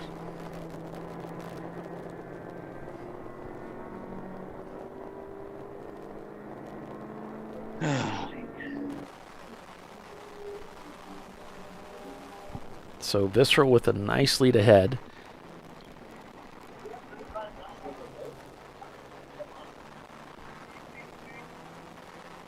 And I don't have much pit stop information because they just turned this on a few laps back. And it looks like Turn-In Concepts in their Porsche 9. Their Porsche, it says 711. I didn't know there was such a thing. They pitted back on lap 40. They're in 14th place right now. 12th if you take out the EC cars. Simon Says pitted around 42, lap 42. And they are currently leading B class.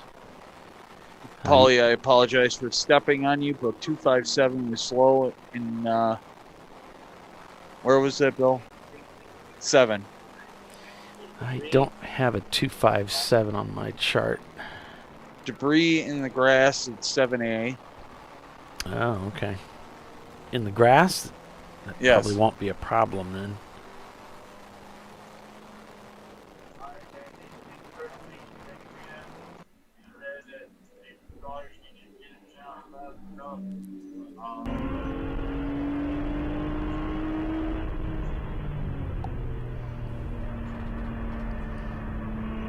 Your top 10 there on screen, and those are top 10 including the EC cars. And remember, the EC cars at the end of the event are pulled from the standings and put into a separate listed standings. So all of the other teams will be moved up as the EC cars are removed at the conclusion of the race.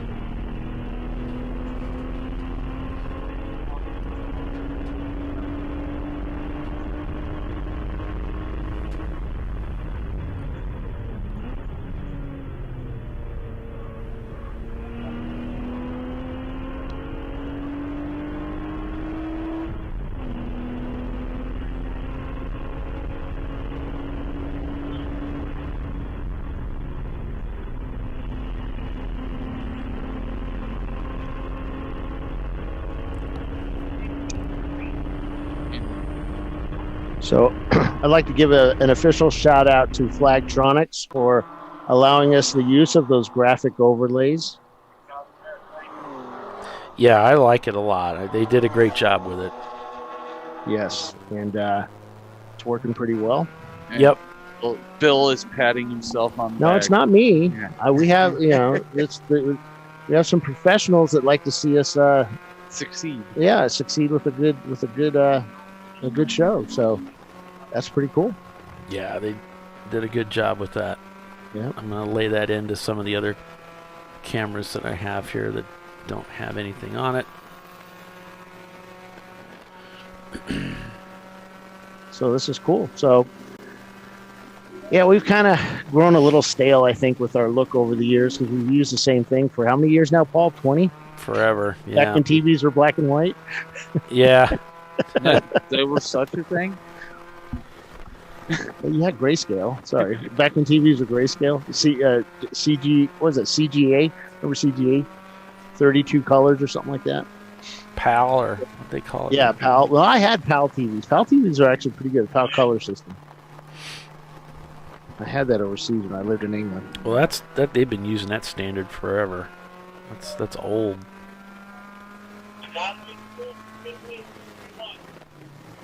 All right. But yeah, thank you again, Flagtronics. And Collie for helping us out there. Yeah, thanks. It's nice. It's nice to see something fresh and cool and different. Yes, it is.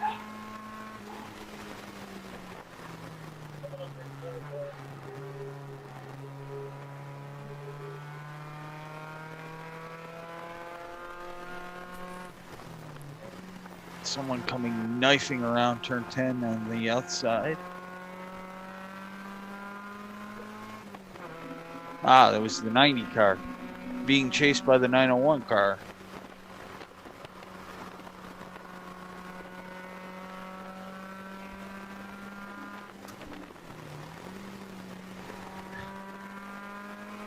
And the Haterade car is in.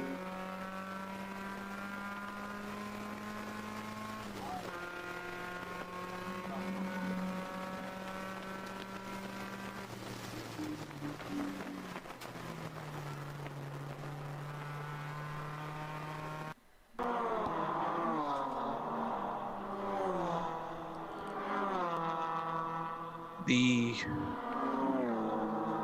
23 Tires car is in, and so is Visceral. Visceral has just pitted. All right, thanks for that, Billy. Here comes Visceral. Go in.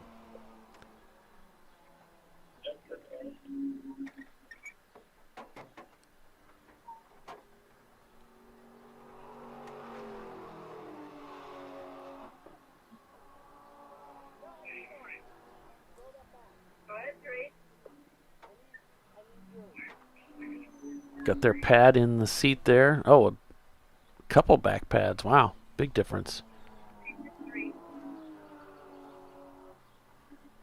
Or they're just trying to pad their behind for comfort. Well, he set them in the back, which, you know, that's a height thing. Of course, the more of that stuff you use, the more insulated you can become from the car. But it's the bottom one that really gets you.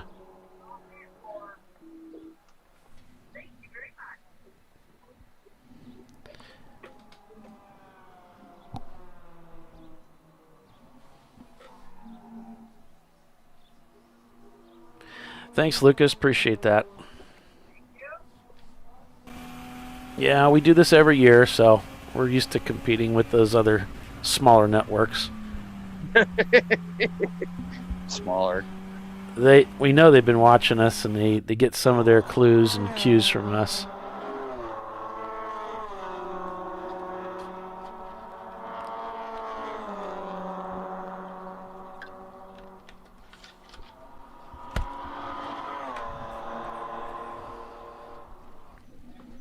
So, yep.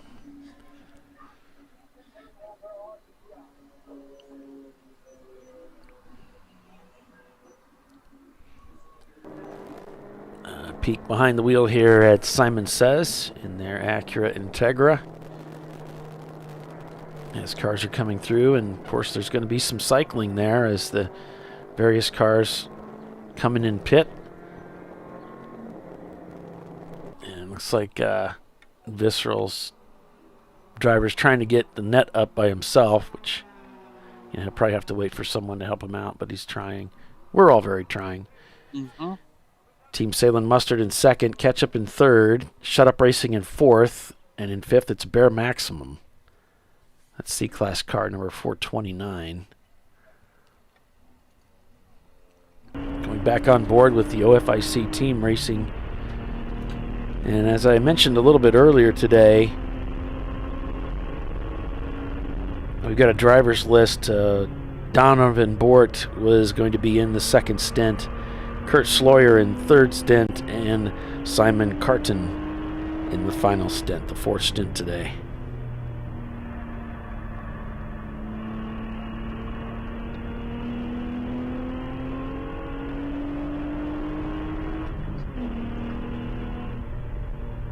So the 644 is back in, and it's got its hood up, so that's never a good sign. No. Yeah, 644 would be the, that's the Kermit car, Mazda Miata. Yep. Of Open Throttle Racing.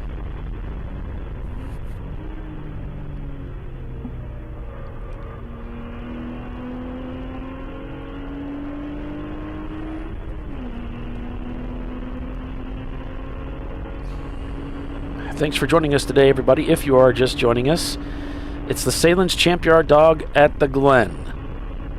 Our annual traditional race here at Watkins Glen International. Always a club favorite. A huge turnout again this year. Well over 100 cars took the green flag. And we'll be racing today for a total of 7 hours of racing. 4 hours remain here. Just a little over 4 hours. We're on board with the OFIC racing team, Rodney Earwood's team, in his 323 IS BMW.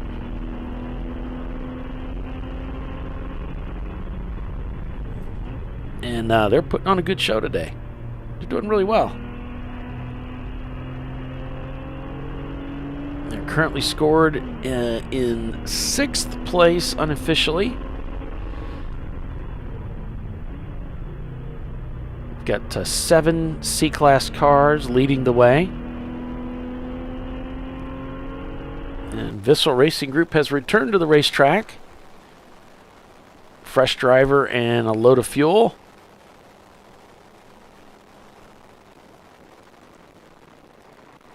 And you can see the clag, that rubber, rolling back and forth across the floor pan there. We got a slower car up ahead, a Miata.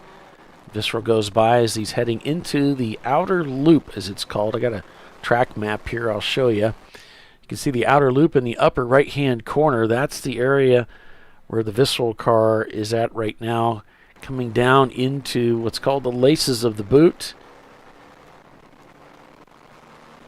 This is one of the, if not the lowest portion of the racetrack. Turn 7, downhill braking into a very steeply banked, camera doesn't really do it justice. There's a lot of banking in this corner here. As Bill had talked about earlier, you really get a lot of compression. You put a lot of pressure on the car there to power through there. And you head uphill towards turn number 8. A somewhat off-camber and blind turn number 9.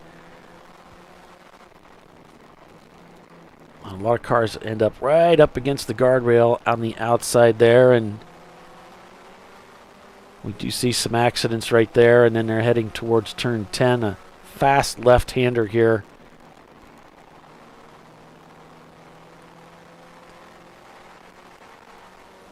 And a pitch downhill as you brake for 11. Just a brush of the brakes and back on the power, all the way out up against the wall. Back onto that front straightaway.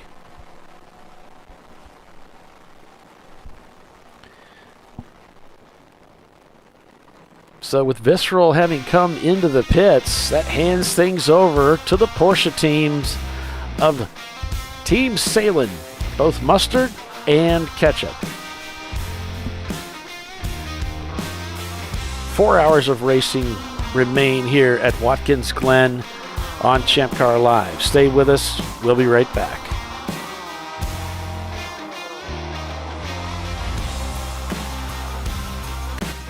An important decision is afoot. This man is about to buy tires on TireRack.com. Tire Rack is the leading online retailer of tires in North America and a repository of advice and expert reviews. And it's done! All that's left is to arrange for safe, easy installation at one of our independent recommended installers. Well, I guess he did that too. TireRack.com, the way tire buying should be. He shared school space with his best friend, Glen Peterson. Who was Cliff Clavin? That is correct. The board is yours. Yes. So you don't want to hear about my sister's vacation? No, not really. What are you doing? What? What is it you can't say these days? YOLO? Dad, nobody says that. YOLO! For the times when the joke's on Dad. Make it worth it. You guys could have warned me about this stuff. Oh my God.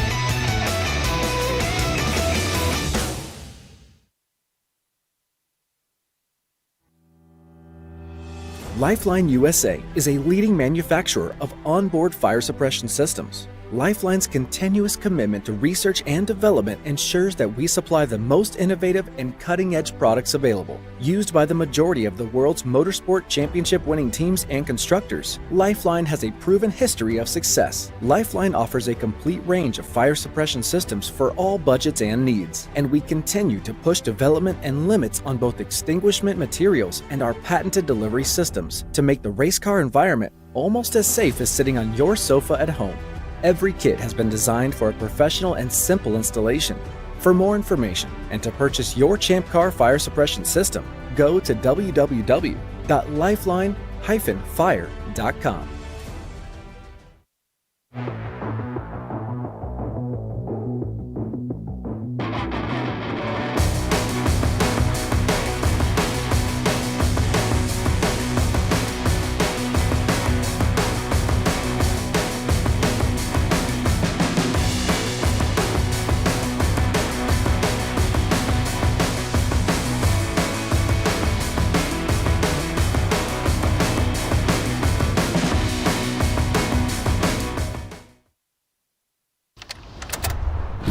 Come on, Road. Do your worst. We'll be at our best. Engineered to meet or exceed original equipment performance exclusively at AutoZone. Frozen rotors from Diversified Cryogenics deliver increased performance and a higher level of safety while significantly reducing braking system costs. So to tell you a little bit about the durability of this product. So we have seen an incredible extension of the life of our brake rotors using frozen rotors. We've gone from brake rotors every other weekend to 6 weekends on one set of brake rotors, and I think they can go farther. The durability has been amazing. And it's been a fantastic season, and man, a lot of that is due to the way our car can brake on those frozen rotors. For more information, go to frozenrotors.com.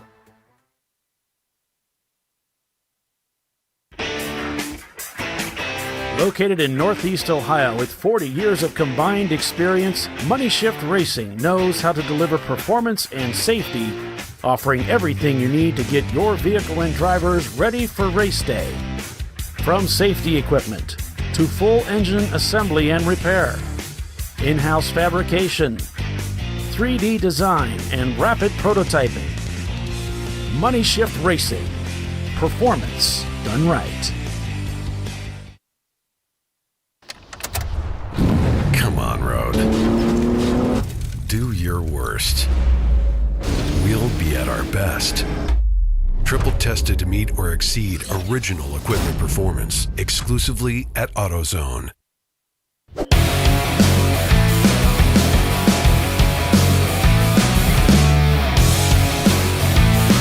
Welcome back to ChampCar.Live, presented by AutoZone, the TireRack.com Champ Car Endurance Series. Sorry about that, Paul. Yeah, I was stuffing my face. That's why I was on radio silent all right. for a while there. It's all right. You do you. Don't you worry about that. Meanwhile, Bill Strong is stuffing his face. I don't care.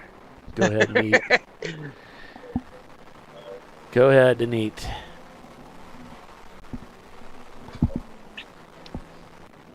Yeah, back from commercial here. It's the Sahlen's Champyard dog at the Glen. Oh, love Yellow this race. flag. Yellow flag? All right. Yep, we got a car stopped at the exit of pit lane, stuck, can't get going again.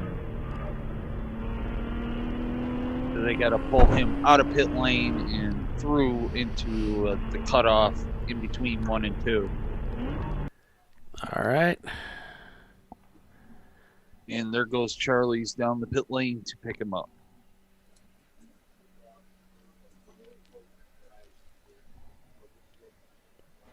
Cool.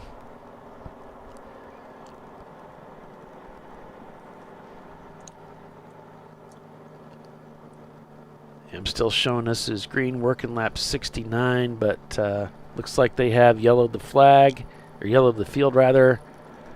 And the purple 35 flag is also being displayed, so that will slow the field down to a mere 35 miles per hour. The cars will maintain position. They will not stack up. And that brings everything under control here.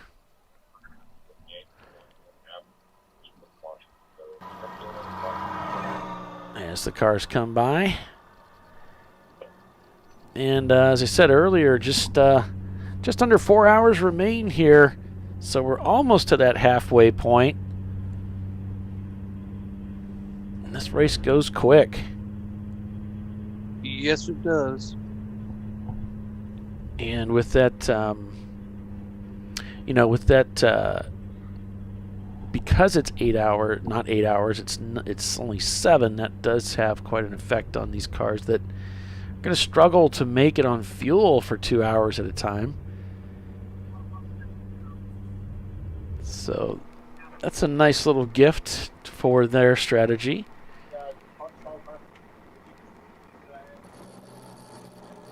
So the car is hooked up and being pulled towards the cutoff at turn 1 and 2. All right. Holy smokes, guys, slow down.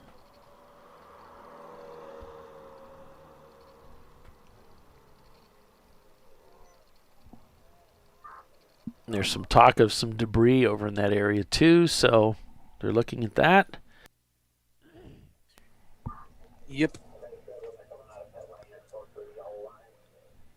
Forever Racing has taken the opportunity to jump into the pits. So they'll get their pit stop done, and some of these teams are lamenting a bit because it's like, if we only could have made it to this yellow. Mm-hmm.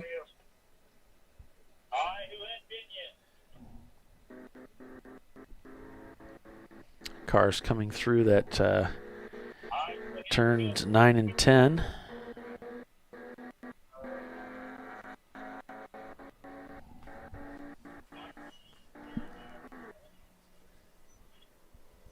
Coming up the hill to turn 3. I don't know. For me, one of the more satisfying parts of the racetrack. Just really enjoy this complex here. So, Paulie, did you ever do a trip around the 6-mile circuit in the village? No. I always wanted to do that, though. You? Oh, yes. Every time I come down here. That's cool. It feels like, every time I come down here in one of my more fun cars. I brought a pickup truck this week because I have my e-bike. But it kind of feels like, an homage to the going back to that original track, Yep, and of course back in the day, that's what they raced them on the streets, We didn't have this purpose-built racetrack, and then tragically there was a 7-year-old boy that was killed during one of the events, and that really precipitated not just Watkins Glen, but many other areas to move to purpose-built road courses, and hence you have Watkins Glen International. Yep.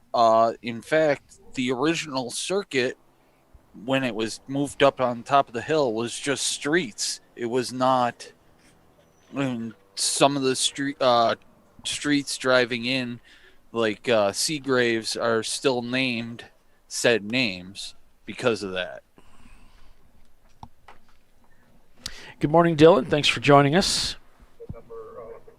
Good morning to everybody joining us, or good afternoon, rather, to everybody joining us, as it's just past noon hour at the track. People looking for lunch and looking for the continuation of this race. There's been an issue over in the pit-in area that they're working on, I guess. Yep. The car is clear, but they got the emergency blowers over there making sure everything else is cleaned up in case there's any fluids down. Forever Love still in the pits right now. Car ahead of them up on jack stands. Here Simon says they're out there right now. We lost the feed on the 901 Motorsports machine. We know they were having some sort of what's called drivability issues in the automotive repair field. And it doesn't mean the car's not handling properly. It means there's either some sort of electrical or fuel-related issue causing the car not to run properly. See, and that's when you get out the sledgehammer and start whacking stuff? No, not really. That's not really what's done. That's how I'd fix it. Yeah. I'm like Clarkson. That, Get the hammer.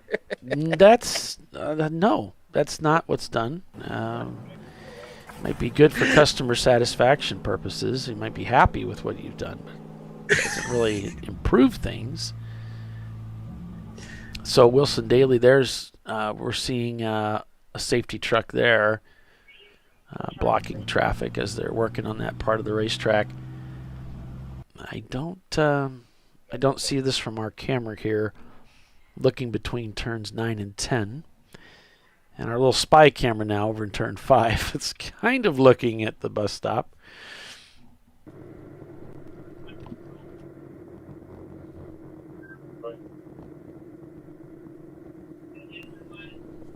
As we are under caution in what's called Purple 35. If you're just signing in, we got a new little pylon here we're trying out that's powered by Flagtronics. And I think it's tied into the race monitor information. So again, it is unofficial information.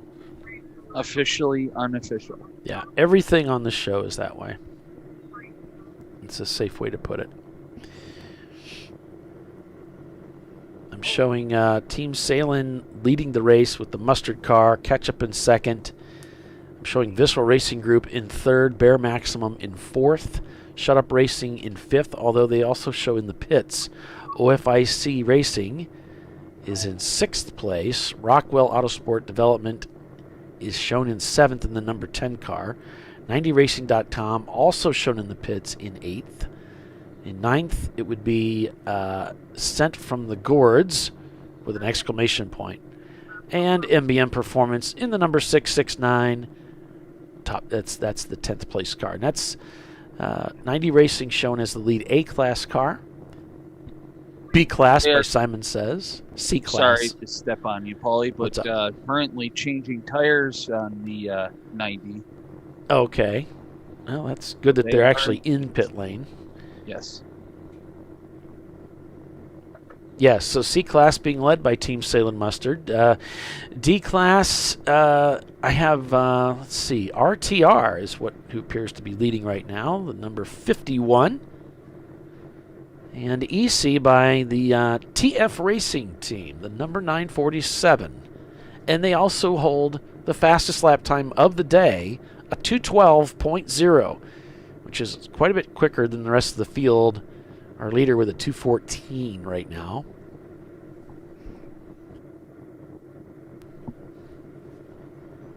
So Haywood Racing, the number 662, shown in the pits, as well as Sparrow Speed, Masshole Racing, Rustang Renegades, Forever Young, RTR. Yep.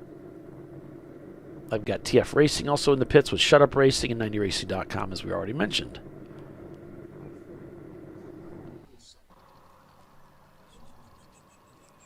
Still, we're working on getting the track cleared so we can get back to racing. Kruger Toon back in the garage area where they've spent quite a bit of time this weekend with mechanical issues with that car. Rockwell, the number 1 car, led the race earlier, ran into some problems, and it kind of started with just a late duck into the pits. The officials were concerned about that. They ended up, they spoke with them. They weren't happy with the feedback they were getting from the driver. They decided to penalize them, and it kind of just went from bad to worse. So 711 is stopped. Where are they stopped? Turn 7. That's Turn-In Concepts. Yep, Turn-In Concepts Porsche. That's the car I just loaded a camera for them. Thanks for that, Billy. You can see the corner worker standing, or the safety worker standing right there. Yep. It's never good. No, it really isn't. Well, it's good, but it's not good.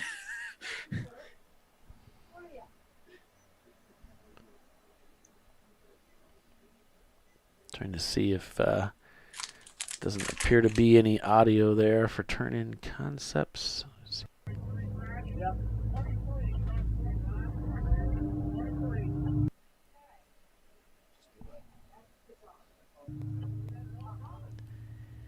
This is really frustrating as a driver.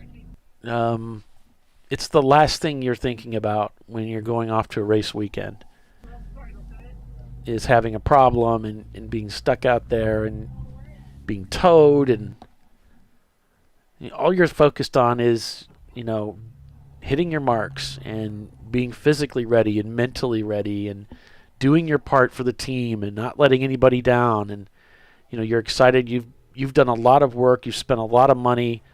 You've been waiting anxiously for this moment, and then you get out here and you run into some kind of ridiculous problem, whether it's a mistake that you make that damages the car, or there's some kind of mechanical failure,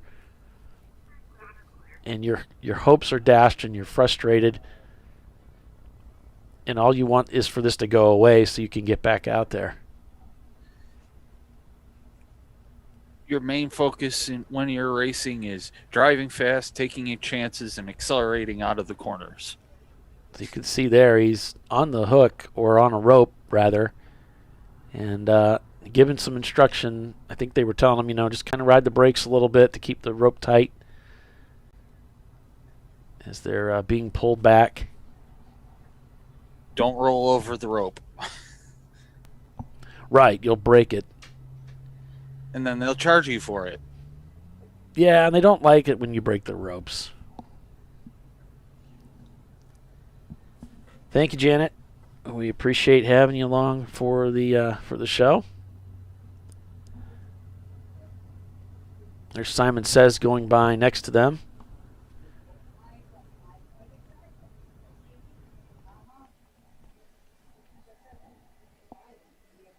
So Visceral Racing Group there going by. As we go back to that front straightaway view. And no, that is not a pace car, folks. That is just the way the shutter lens is picking up the lights.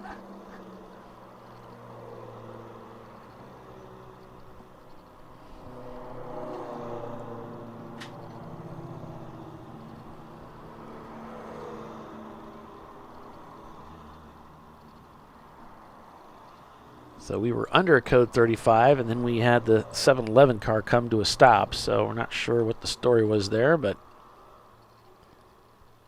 unfortunately, that's only added to the caution period as they're working their way around the track here with that car in tow. Fortunately or unfortunately, depending on what team you're rooting for, because yeah. Extending the fuel window for certain teams and making it more difficult for others. Yeah, they were in the top 20 with this Porsche. So they were doing well. And now they're disappointed. So we'll see if they can just make a quick repair of it and get them back out there. 90 Racing still shown in the pits. Billy, I don't know if have they left the pit lane yet? Oh, yes. They've been gone for a while. Okay, good. They've tumbled down to 13th, so for that team, they should be coming across the start-finish line here soon. And we have just shifted to yellow flag. Green, green, green.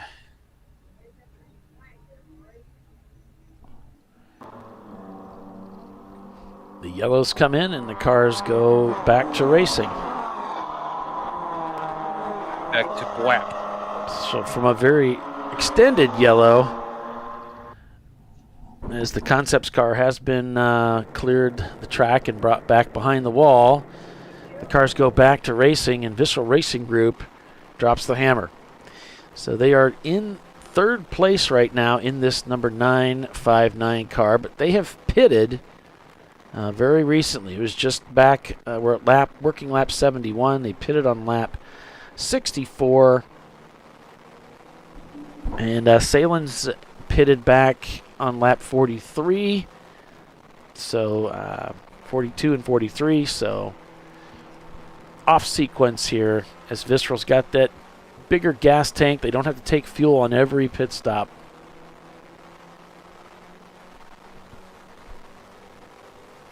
So something tells us that Visceral's probably going to be back up in the lead of this race before we come to the checkered flag. We'll see how things shake out for them.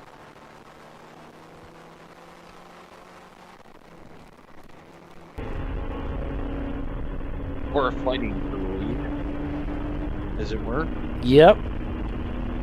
Fighting might be a better description. Can bet that Sahlen's is not going to just let it go. No, we are not.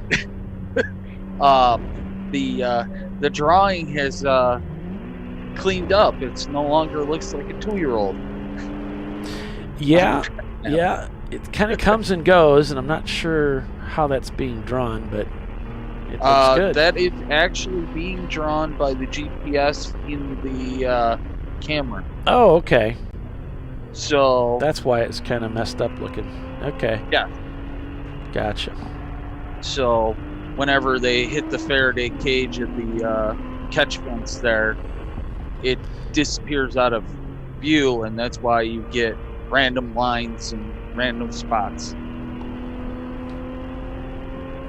Because apparently the GPS signal does not like metal.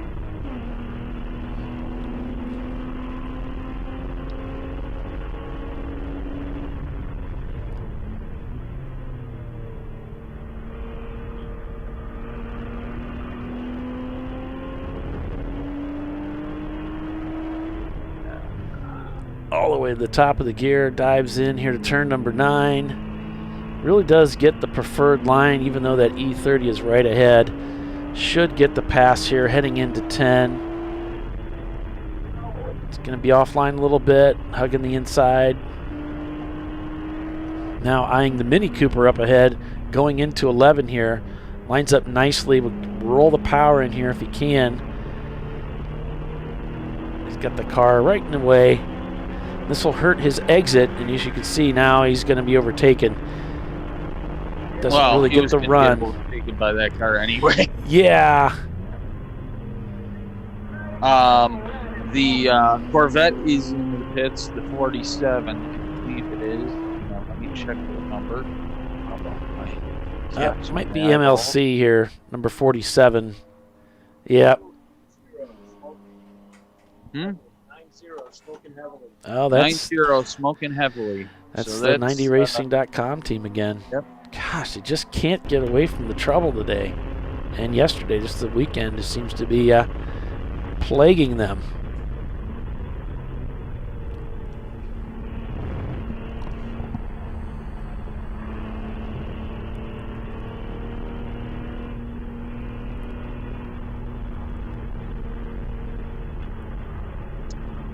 The 214 is in the pits. It's a Honda Civic. SI. Nice sheet here. That's all right. I'll help you out. I got a second.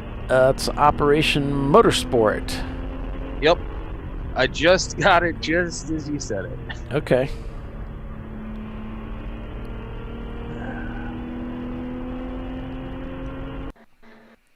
Yeah, I'll figure out how to sort the number by Mid-Ohio. And then finish up my homework that both you and Tiffany gave me at Daytona by then, too. Well, the next step is to move into watching the pit stop gaps through Race Hero. And then you get an idea. You can really get into the race and get a feel for how things are progressing. What you got here? Yeah, that'd be good. I missed as well, Tom. Yep. No, I think that'll be all. Thanks, hon. Yeah, I forgot. I left my camera on here on the feed, so.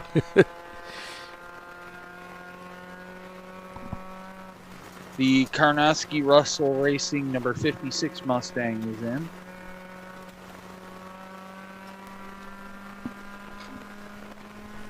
And I believe the AOA Racing Integra is in. Yeah.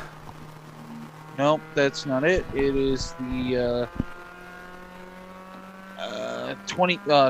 number 23, which is the Tires 23 team.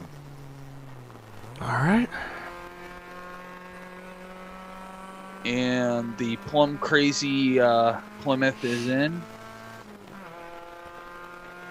Team Sahlen Mustard, the leader of the race, just set their fastest lap time of the day, a nice 2:14.0.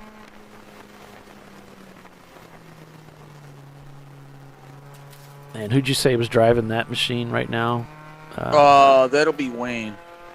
Wayne Nonamaker? Yes. At the wheel there of the lead car.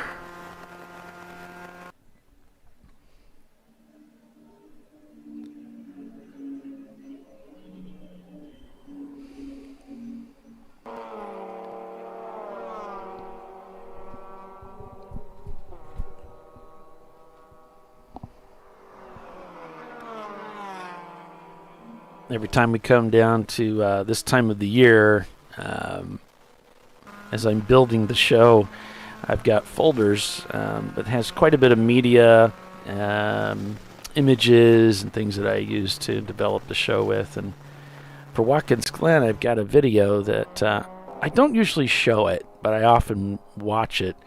But this weekend, I thought it'd be kind of fun to show the video to you, and I did show it at the beginning of the race yesterday, and so if you didn't see it, as we head off to commercial here, I'll show it to you again. It's kind of cool.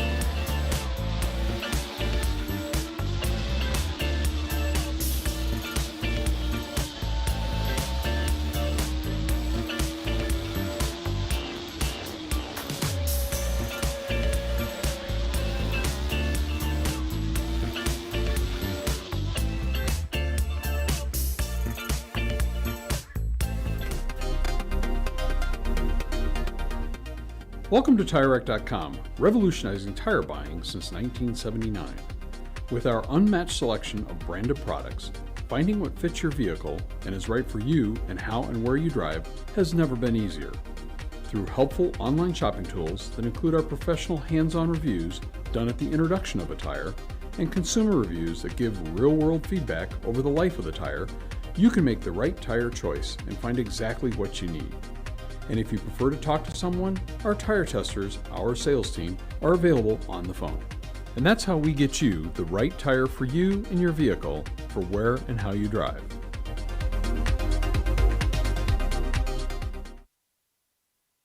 At AutoZone, you get what you need when you need it. Got a today job? Pick it up free same day at your local AutoZone. More of a tomorrow project? Order as late as 10 p.m. with free next day delivery. Getting the job done just got easier.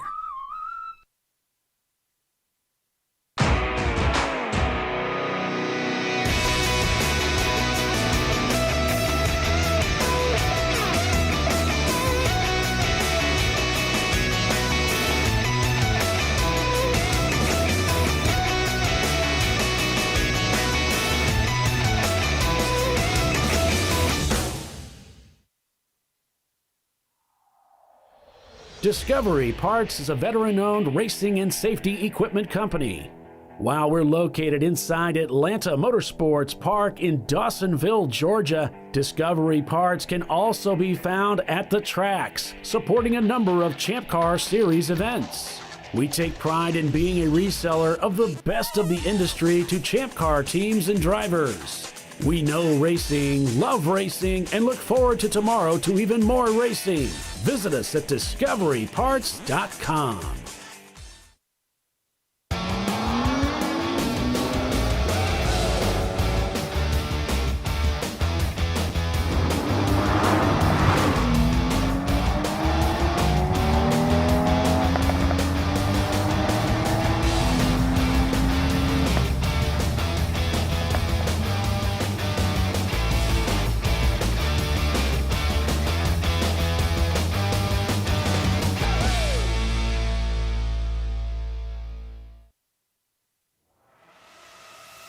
RVA Graphics and Wraps is a full-service design, signage, digital graphics, and wraps company located in Richmond, Virginia.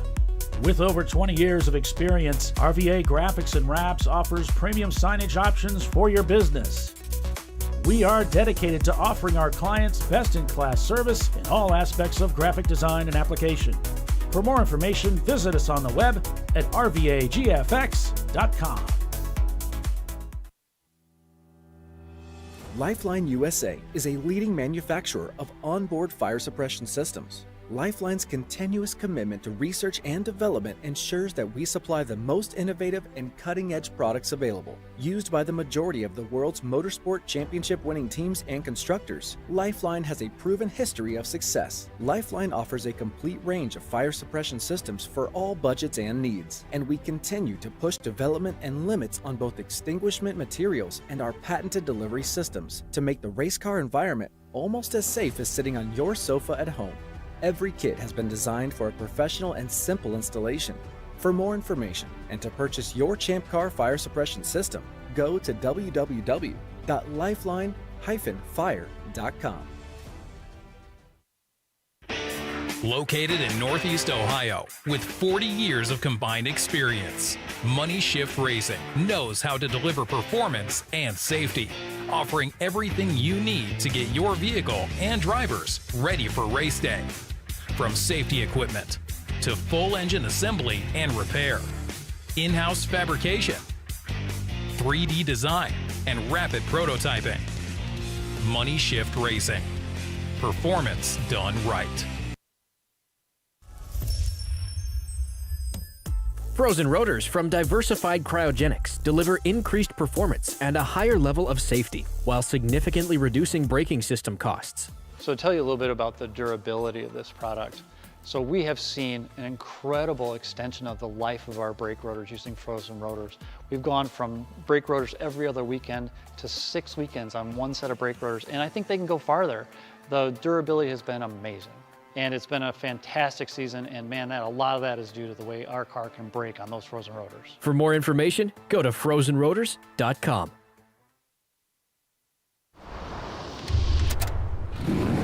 Bring on the frozen tundra, the grinding gravel, the cratered concrete, the rain-soaked streets. Come on, road. Do your worst. we'll be at our best. Reliable performance in unreliable conditions. Designed to meet or exceed original equipment performance. That's why more auto technicians choose Duralast parts. Exclusively at AutoZone.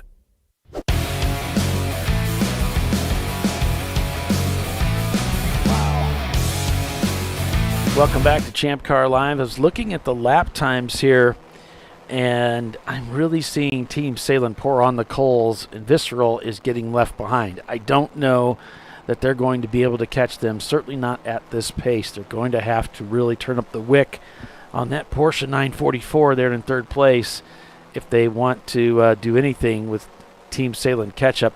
However, we've got those pit stops and that gas tank in that Porsche 944, that fuel advantage. It's going to certainly bring some dramas here as we get down towards the end of the race. Yeah, that's probably why we're running, is because we know they need to don't have a pit stop with fuel stop, so we're running as fast as we can so that we can get out a big enough lead so that we don't have to give it up. Absolutely. So the standings at 77 laps so far. Team Sahlen, in fact, the mustard lead car again sets their fastest lap time of the day, a 2:13.7 on that last lap. Catch up in second place, back 55 seconds from the leader, followed by Visceral Racing Group. Then it's Bear Maximum, Rockwell Autosport Development, OFIC Racing, Shut Up Racing, Sent from the Gourds, MBM Performance, and Atlanta Speedworks in the number 981, rounding out the top 10. And I'm looking through the standings here, Billy. I'm looking for 90racing.com, and are they back out on the racetrack, I wonder? I'm not seeing them. I have no idea. I haven't seen them recently, but oh, there they go. They're just about to cross the line now. So they've gotten that Honda back out onto the racetrack. And you'll remember we noticed there was some drama in the 901 Motorsport team as well. That car is out there turning laps too. They're shown in 44th position. So the Average Joes has their Miata lined up for their trailer, it looks like. So they're packing up. Yeah, it's a shame. Average Joes, they had a good race going today. They really did. But it would seem that mechanical woes have taken them out of the race. This is a fast racetrack that does put a pretty good load on the engine coming up these steep hills, full throttle for extended periods of time.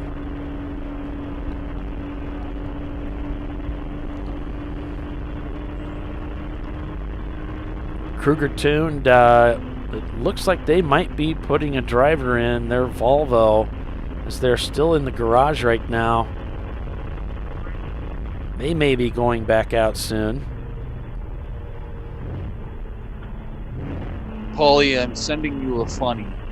All right. It is not race related, but it is race related. Okay. Now, you may remember Turn-In Concepts, the car that was stranded around turn number 7, the Porsche Boxster that we were watching for just a little while. They are still in the garage right now. They just opened the door, so I can't see the number. Figures. Don't they know I'm trying to do a broadcast? Right.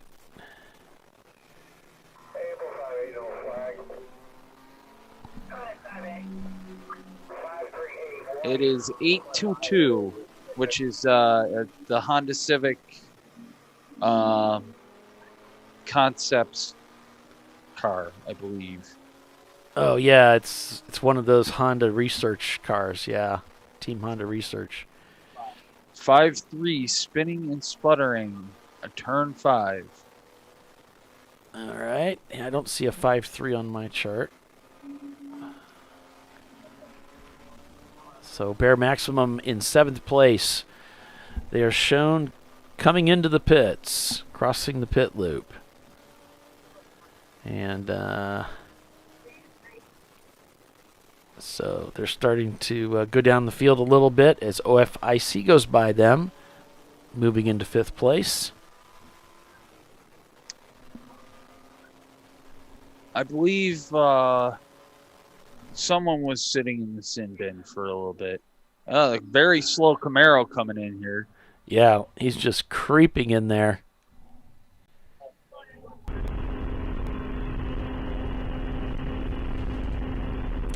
Back on board with OFIC.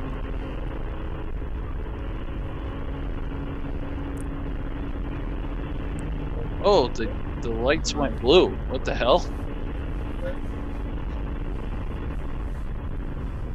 I just looked at the... oh, the pylon. Yeah, they changed it to blue. I wondered if they might change that because the yellow can be a bit misleading. Oh, yeah. Dude. I wasn't going to say anything because, you know, just trying it out. But fades to the left to take that inside line. Gives himself a little bit of a gap there so that gets a decent run coming into turn number 6. Nice exit. Rushing downhill. Downhill. Point of the circuit here. Hard braking and then bend into the corner. So the S's is the lowest point of the NASCAR circuit, and then the just before the toe there is the lowest point of the circuit.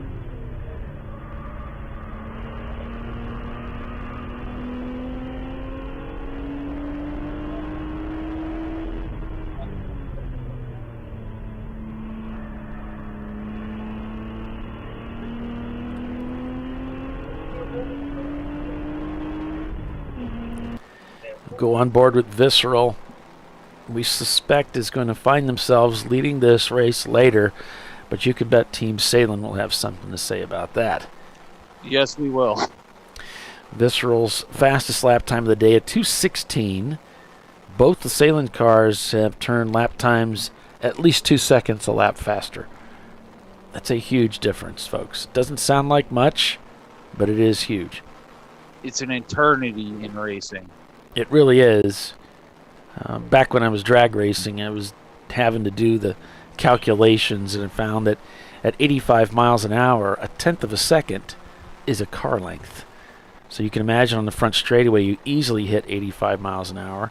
So if you're a tenth of a second faster on every lap, you're picking up a car length on every lap. So if you're a full second, you're talking 10 car lengths, and it just precipitates from there.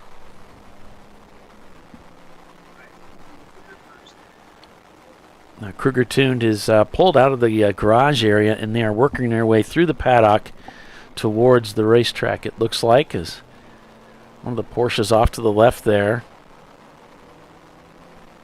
Hopefully they won't get lost like the Rockwell guys did.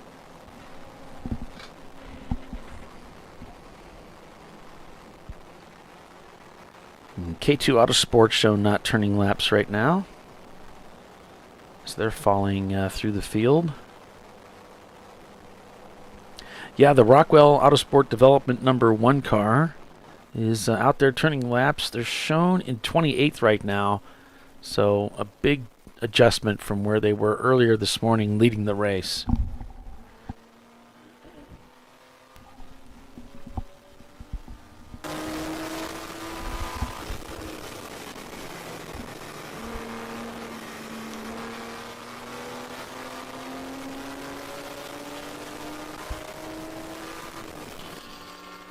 There's one of the Sahlen Porsches going by.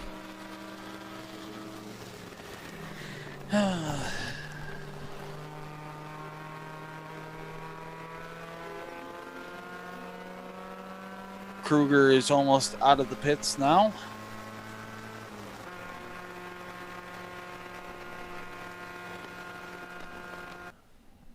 Got to give them a shout out. They have a Genesee beer keg cap or bottom on their car for decoration. So Yeah. I always tease Mark that he's not driving a Volvo or a Boxster when we're doing the iRacing series. Trying to keep it running, it sounds like.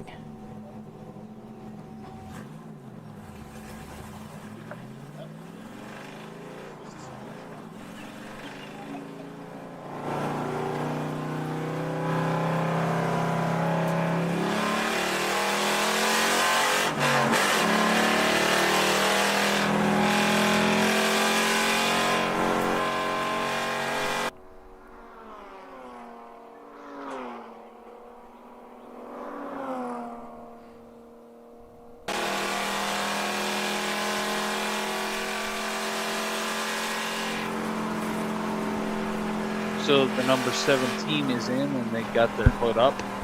That is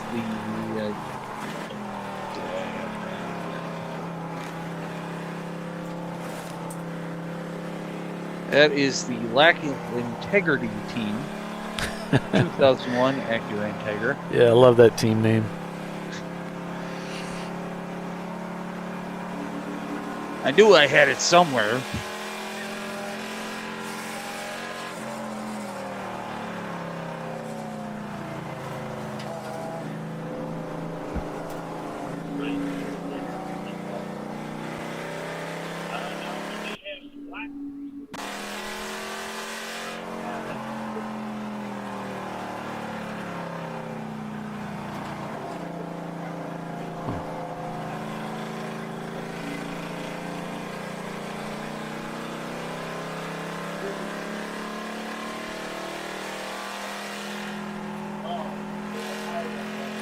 He's really just pedaling it through here. He's not full beans at all. This might be just a reconnaissance lap on the part of Kruger Tuned. Yeah, because they just got back out there, so. Doesn't look like he's really shifting.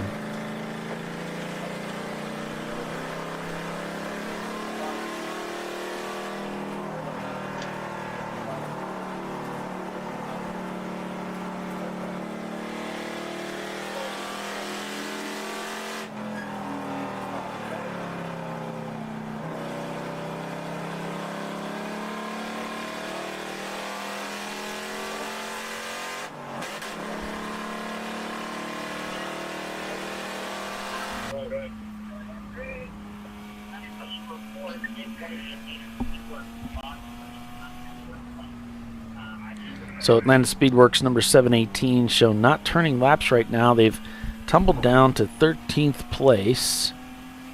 One of them is being reported as to not have brake lights. Oh. And I'm also seeing 901 Motorsport not turning laps. They may have brought that car back into the pits. It could potentially be stranded on the racetrack too. So the 718 is in, the MBM 669 is in, the 718 is one of the Atlanta Speedworks, by the way. The Cargo Racing Miata is in. That is the 716 car. All right.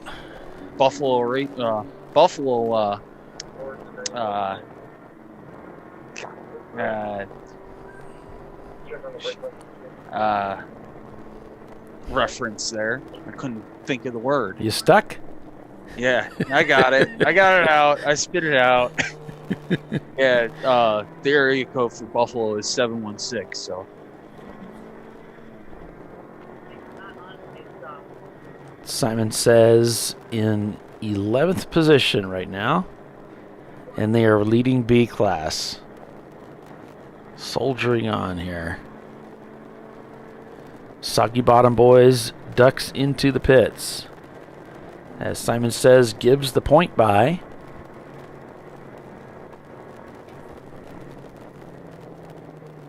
Seeing quite a few cars have ducked into the pits here, as a matter of fact. Shut Up Racing coming across that start-finish line to start another lap here at Watkins Glen with a 2:21 on that last lap. Trying to chase down OFIC. 19.6 seconds is the gap up to 5th place for them. Visceral Racing Group in the number 918 beginning to appear. They now within the top 9. They've got 0.3 seconds, the gap up to MBM, who's currently shown in the pits. 901 just is in the pits. So the 901 Motorsport drama continues. Looks like they're headed back out. A little bit of smoke there from the Mustang as he goes wide, ends up in the runoff area, and still seeing smoke coming from the back of that car as they head up the hill towards turn 3. Wilson Daly trying to stay out of the fog there. Lots of smoke continuing to come from the Mustang now. Now it's starting to really get heavy. And you can bet the officials are going to be watching this.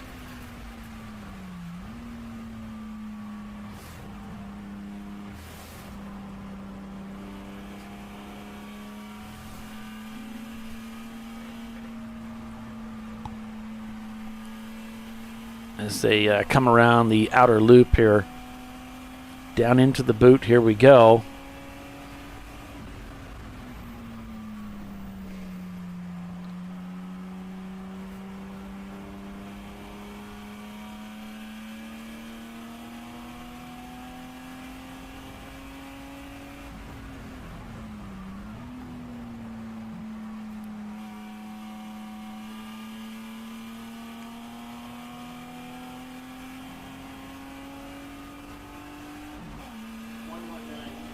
So apparently he's been smoking the whole day, so.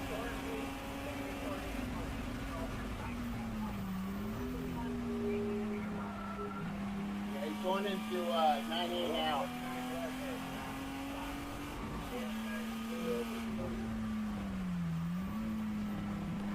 Yeah, it seems like it's let up a little bit from where they were over going between turns 1 and 3.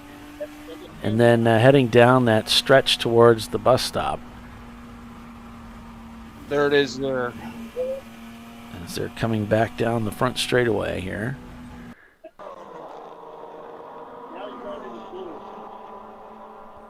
The red Mustang, I see him going. He's in the front of that pack.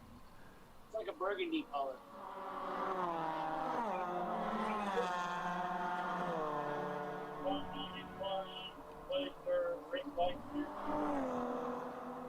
981 has replaced their brake lights and should be good to go. All right.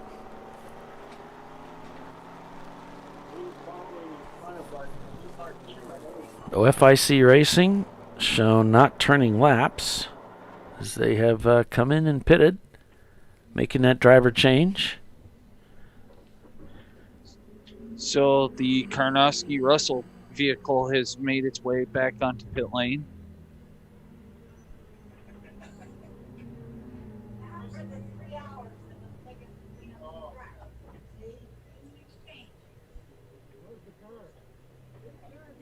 Yep, and this may be Kurt Sloyer going in the seat to take this stint and eventually hand it off to Simon Carton for the final and 4th stint.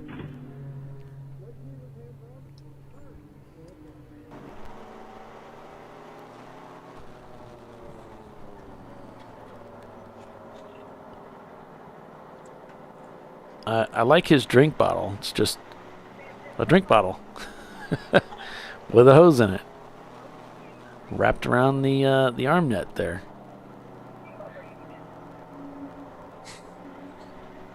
Hey, whatever works. Very simple, right? Why overcomplicate it?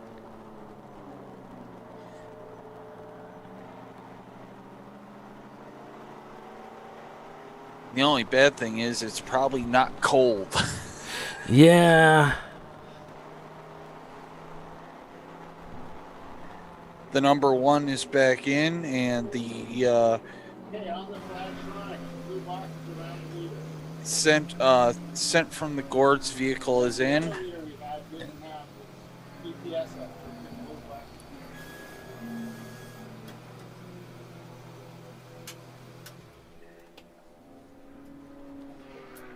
Okay, Hiller. Thanks for that.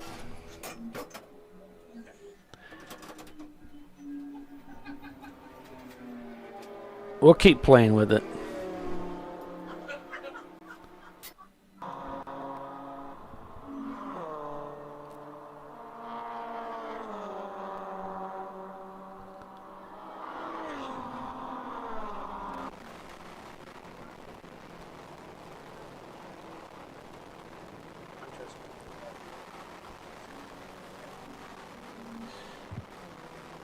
So I have informed that to Mr. Strong, their Hiller, so that he knows.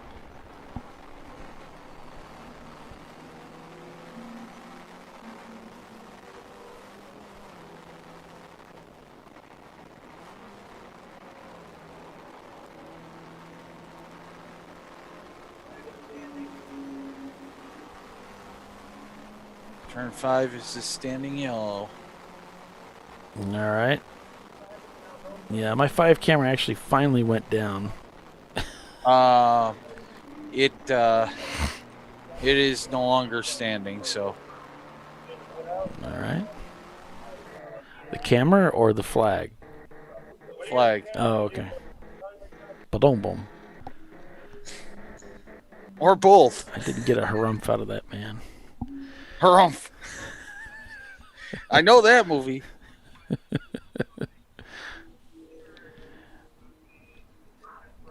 Prefect Racing, it looks like they're at pit out now, just waiting to be released. OFIC. Yeah, OFIC. Good advertising for the pace car there.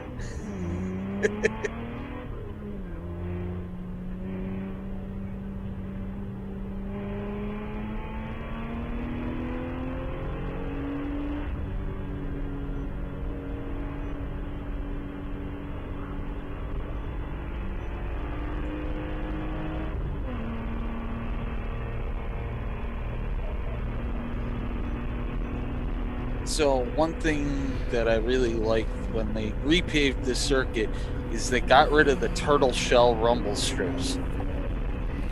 Mm-hmm. Those were launch pads waiting to happen. All right, Paul, we got a report that car number 151, 4 off at 8. Looks like he had a puncture. I think a left front is what they said. He understeered and went straight into the gravel trap, was able to back out of it, and then I think he escaped out one of the exit points. That's the RTR racing team. Okay. And the one is down and away with a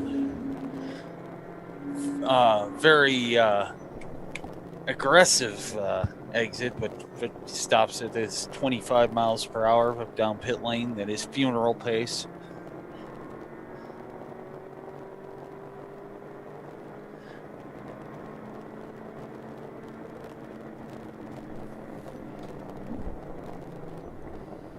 The 607, which is Scrappy Doo Racing, it's a Mazda Miata, is in the pits. And Ketchup is heading into the pits.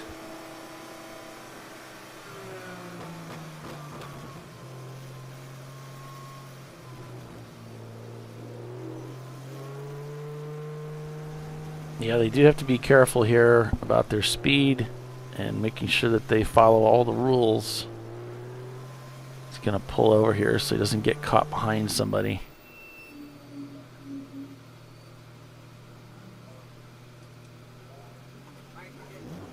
A little history about our first place EC car, TF Racing. Those are the old Zippo racing guys from Bradford, Pennsylvania. I lived there for a bunch of years. Ex-wife was from there and got family there and such. And but they did a lot of racing here. They kind of raced everything from dirt tracks to the paved ovals at Bradford Speedway in Smithport. You know where that is, right? Smithport? That's down by you, man. No. Up in Buffalo. No, it's down in Bradford and Smithport, Pennsylvania, right on the border of New York and PA. And they did a lot of road racing here as well. A lot of road racing. They ran in... yeah, they used to run the old Sahlen Mustangs back in the day. Yep. And the Grand Am Cup. Yeah, that's it. Grand Am, and they did a bunch of other racing as well. So Mustard is in the pits now too. So yeah, Joe Nonamaker and Joe Sahlen will be getting in. They built an M3 for the for to race here. They do a lot of AER stuff as well. Mm-hmm. But they have carbon fiber all over it, and it has that M in front of it, so it's got to go to EC. Well, they could put a ton of laps on themselves. But, there's no point in doing that.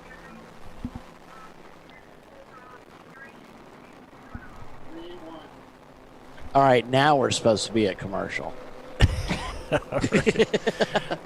Doc, since you're so insistent, do you want to take us out to commercial? Sure.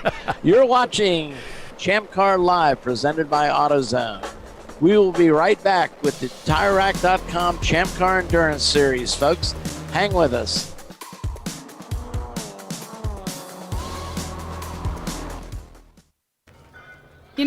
I'd buy tires online, but then what? We've thought about it. We're TireRack.com. They should let you ship directly to a mechanic. Actually, we call them independent recommended installers. They should have 1,000 mechanics. Try over 7,000 installers. Then you just make an appointment. At a time that's convenient for you. This could change tire buying forever. TireRack.com, the way tire buying should be.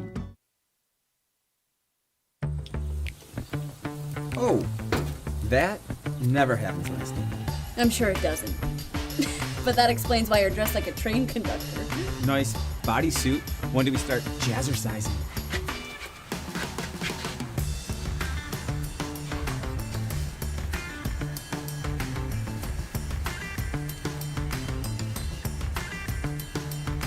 For the times when taste beats style. Hot dogs are ready! Make it worth it. Lifeline USA is a leading manufacturer of onboard fire suppression systems. Lifeline's continuous commitment to research and development ensures that we supply the most innovative and cutting-edge products available. Used by the majority of the world's motorsport championship-winning teams and constructors, Lifeline has a proven history of success. Lifeline offers a complete range of fire suppression systems for all budgets and needs, and we continue to push development and limits on both extinguishant materials and our patented delivery systems to make the race car environment almost as safe as sitting on your sofa at home. Every kit has been designed for a professional and simple installation. For more information and to purchase your Champ Car fire suppression system, go to www.lifeline-fire.com.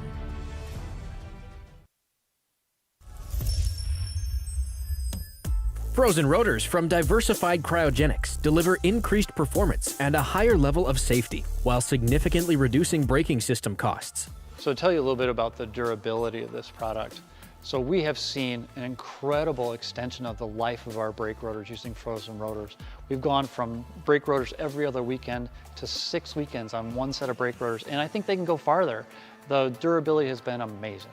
And it's been a fantastic season, and man, a lot of that is due to the way our car can brake on those frozen rotors. For more information, go to frozenrotors.com. Located in Northeast Ohio with 40 years of combined experience, Money Shift Racing knows how to deliver performance and safety, offering everything you need to get your vehicle and drivers ready for race day. From safety equipment to full engine assembly and repair, in-house fabrication, 3D design and rapid prototyping, Money Shift Racing. Performance done right.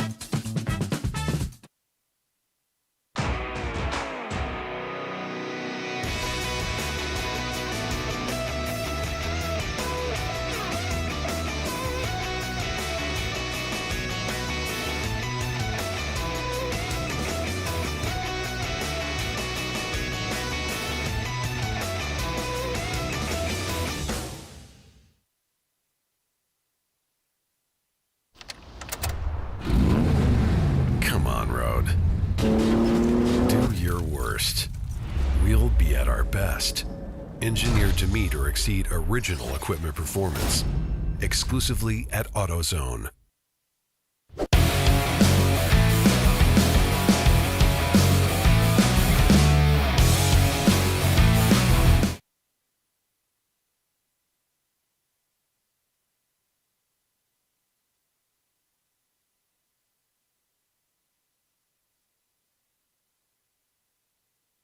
And folks, we're back, but Paulie has stepped away, so it's just a blue screen and me. And Bill Strong is shaking his head.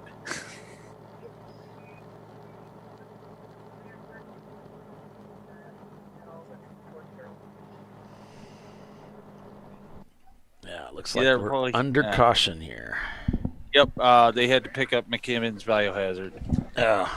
Hey, Paul, we also had another big issue. The 6.3, Simon Says, lost a tire going into 5. Tire went down. They came around. The carcass came off it around the 9 area, and they just came in. They got fuel. They're putting fuel in the car. Once they get the fuel in the car, they're going to have to change that front left tire. Not much to it anymore. It's just a wheel, basically. So they were just waiting to finish fuel in there. They'd moved all the way up to 9th place. They're going to lose a little bit here as we go back to yellow flag racing. Yes, sir. Yellow flag racing. Visceral is in. Or drag racing, I should say. Yep. Visceral just popped in with their car. One of them. Yes. Yeah, the 918. Yesterday's winner. Both the Sahlen's cars have pitted and taken care of fuel under this caution. There goes the green. So the yellow's going to be pulled. And we even got a waving green this time. And the junk player special is headed back out there. The 260 is also doing some repairs on the left rear of their race car. That is the Nissan 350 or the Nissan Z. Looks like they're doing a brake pad change on it. Yeah, we can see that on our screen here. If you look, folks, to the left of center there, you can see they got the back end up in the air. Washing the window, too. Don't forget to check Facebook. Uh-oh. I missed that. Hold on.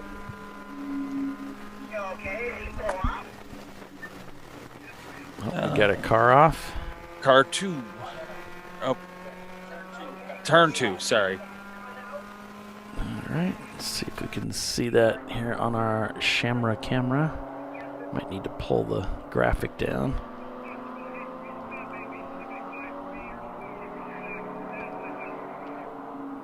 I don't see anything. Don't see anything in that shot. Don't see anything at 3, although off in the distance, it's kind of hard to tell if it's a barrier or a car that stopped on the inside, or the outside rather, up against the guardrail.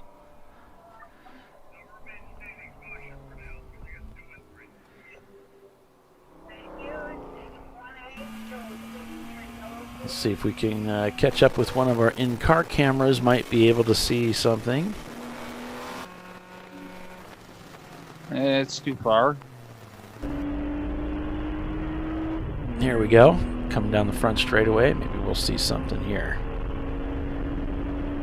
Thank you for joining us, everyone, on Champ Car Live, presented by AutoZone. It's the Sahlen's Champyard dog at the Glen this Memorial Day weekend. Welcome, everyone. Hope you're having an enjoyable weekend, and maybe a little bit of time off from work would be nice, too. 170 was the car that had the issue. It looks like they're clear right now. Yep. They continue.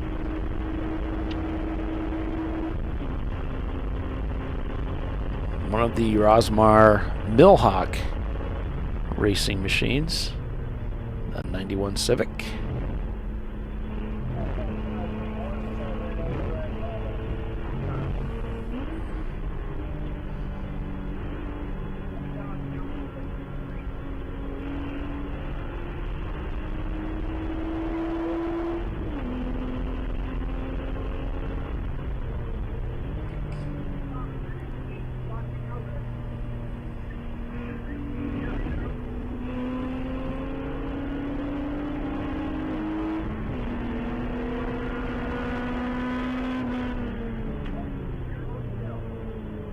Just checking our Facebook feed there. Thanks for joining us, everybody, over on our Facebook feed.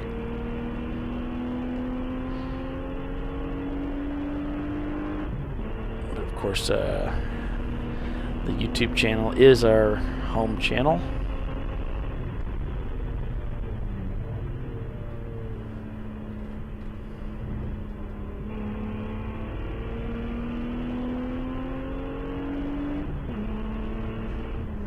.170 is stop drivers. 178 is stopped drivers right on the going onto the NASCAR short course area. Same car, Rosmar. Yep. That is the affected car. So having some trouble here getting around the track. Don't we all? Yeah.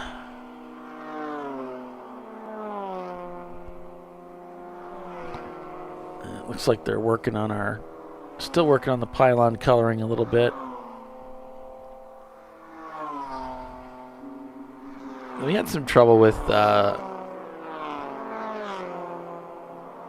we used to have some problems with Race Hero when they first came out. They had their text was kind of a light gray instead of a black, and I talked to him. I said, "Look, man, that's not, anybody over 30 is going to have trouble with that." I resemble that remark. Maybe 40.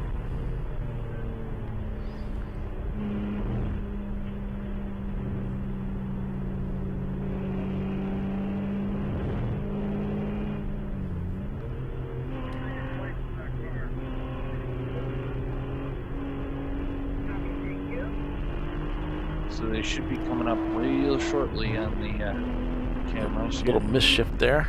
Didn't quite get it into gear.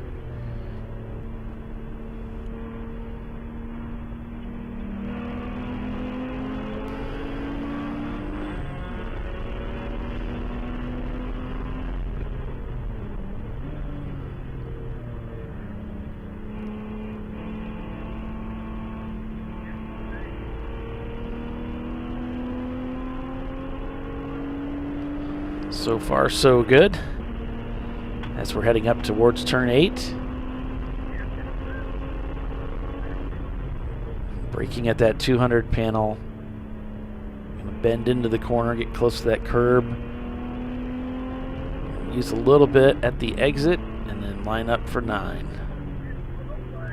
Nice downshift there, and we're just gonna bend into the corner here. Back on the power, everything looks clear. At the 100, begin diving into turn 10. Doesn't quite get down as tight as he wanted to. Brisk downshift. And back out onto the front straightaway. So they are pushing number 17 back behind the wall. That is the... sorry, I'm trying to sort through my papers to get numbers. Number there it is. 17. The lack of integrity car. Okay.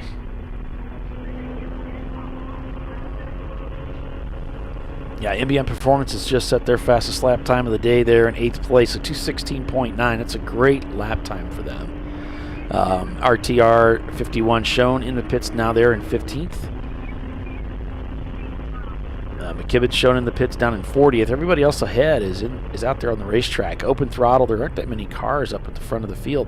Even mid-pack, open throttle raceway, or open throttle racing shown in the pits in 47th. Team Z 260, they're shown in the pits down in 57th. Big gaps. Everybody else is out there. Junk Player Special back out there turning laps too.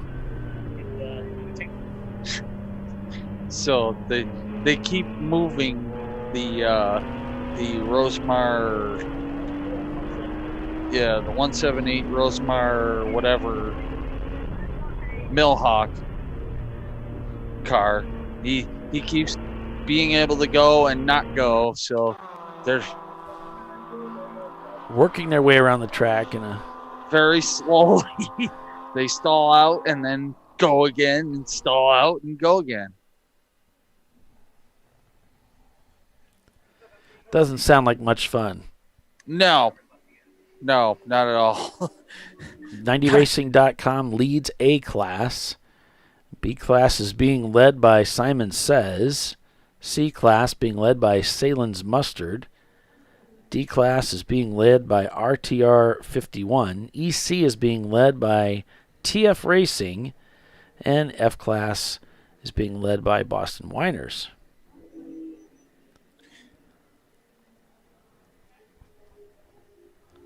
Working lap 94.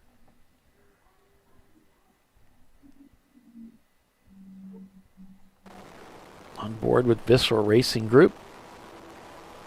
Shown in second place now. So after that round of pit stops, it seems that Sahlen's still maintains the lead.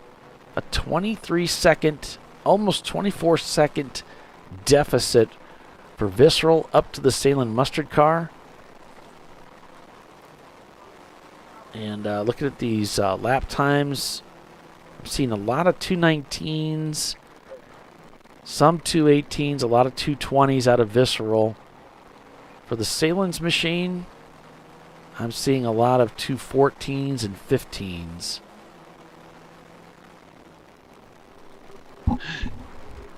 Just got to keep on clicking off the laps and staying ahead and dogging them from behind. Yeah, I'm not seeing the speed from the Visceral Porsche to go rushing up there and overtake them and get away. But I don't think they have to do a fuel stop. So yeah, if they can avoid a fuel stop, that's going to make quite a difference. That will give them over a lap of advantage on the Sahlen's Porsche.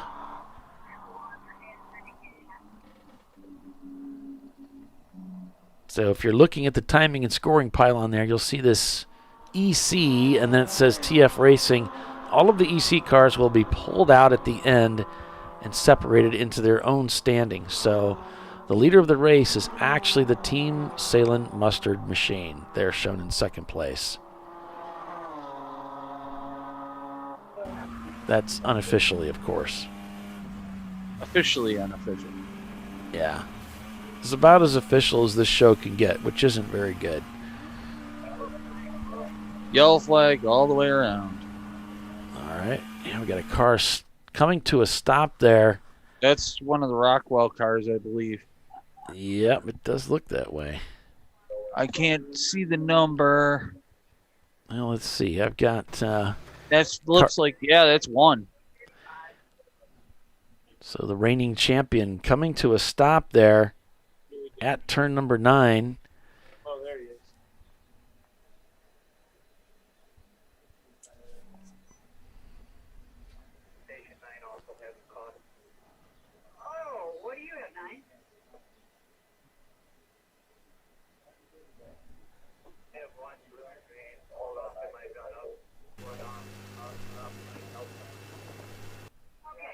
and the feed quit working. So just as he did that, so unfortunately we can't really hear anything as to what's going on, but we can see the car there.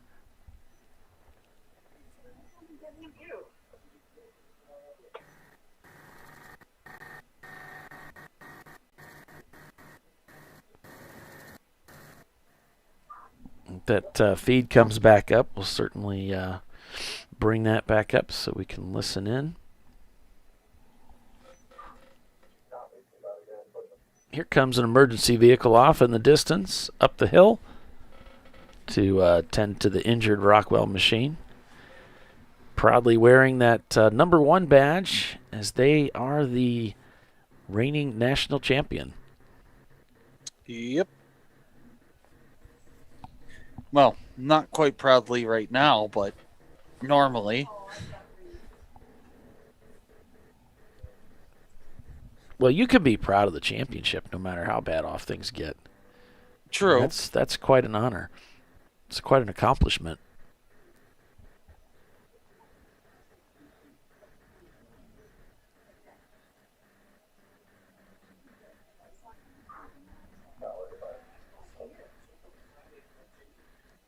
There goes Mustard. Yeah. One of the Sahlen's Porsches in the background. Maybe wiping their brow as they go by. Whew, glad that guy's not turning laps right now. Well, tough he competitor had some, yesterday. Issues earlier today. Yeah, they weren't really in the running anymore. Yeah, but as a driver, you don't normally know that, but yeah, race control was not very happy with them. Well, they're one of the drivers that they weren't Yeah. very happy with. I wouldn't say they're displeased with the team. Yeah, exactly. You knew what I meant.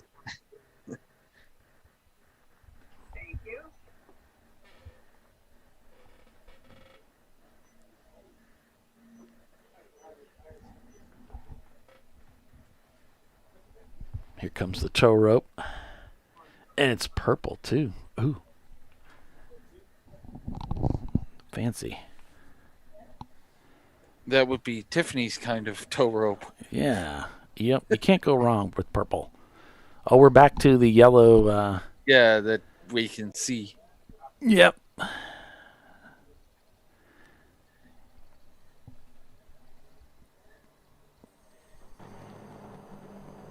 It's too bad they can't make it yellow under caution and green under green. Yeah.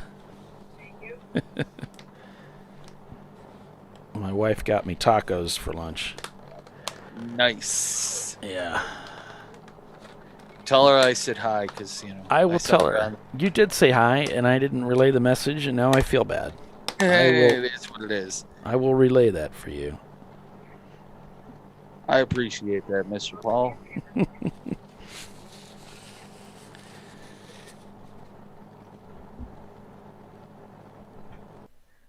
All right. Oh, and they've got them underway here. That's one of them, and then they're probably picking up the Millhawk car, too.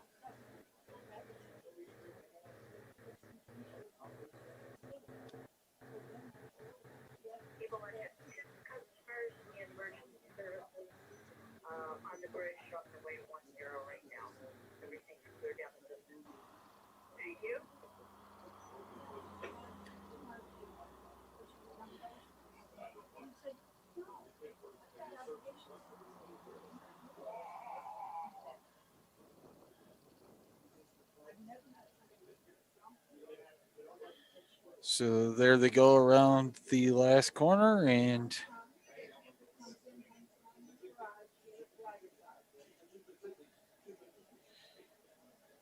there goes the other car around the last corner. Second last corner, down the short chute.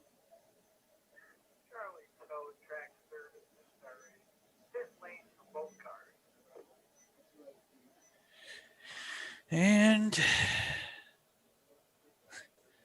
we should be back to green flag very shortly.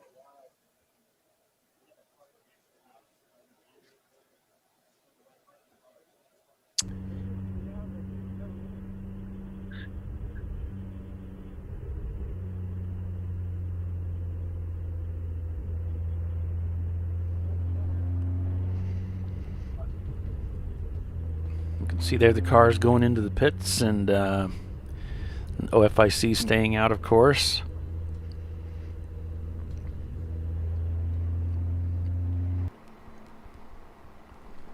Visceral looking for a possible back-to-back win today.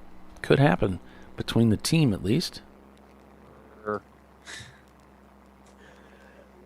We need to go racing, man. All right. Due to the complaints for the colors, we put them back to yellow for the hopefully have a little better contrast there. So Bill, I had an idea for that.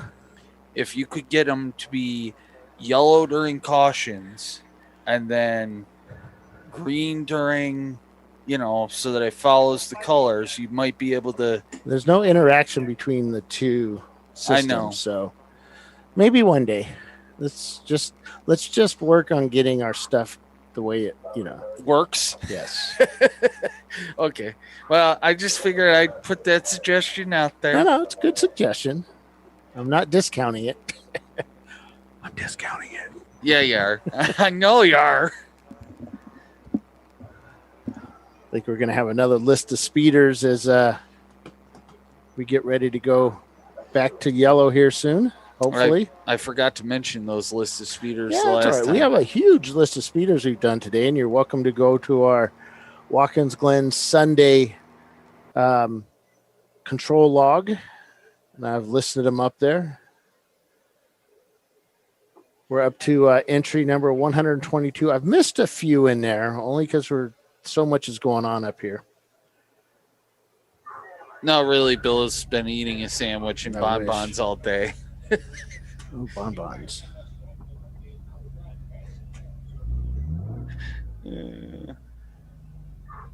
So who's going to win this race? You got Team Sahlen, Visceral catching a minute 10 back. Then Team Sahlen about half a lap back from them. And then 90 Racing down in 5th place.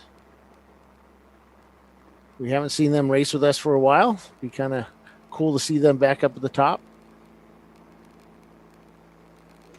Yeah, they're all fine where they are except for Visceral. They can drop You that have to one. be neutral. Unless it's a green card. Did you share that, Paul? Did I send you a picture of Troy's stuff? I did on Messenger, but yeah, Troy, the Biohazard Miata, which is a really weird thing to say. The Biohazard Miata, it lost the tooth wheel that they use for the timing for the ECU. It exploded into many, many pieces. Oh, so they did it twice in this weekend? Yesterday it fell off. The welds broke, and today it completely came apart in multiple pieces. So I'm guessing it was welds. I don't know. I didn't build his car. Back to full course yellow. Yeah, exactly. He beat me to it.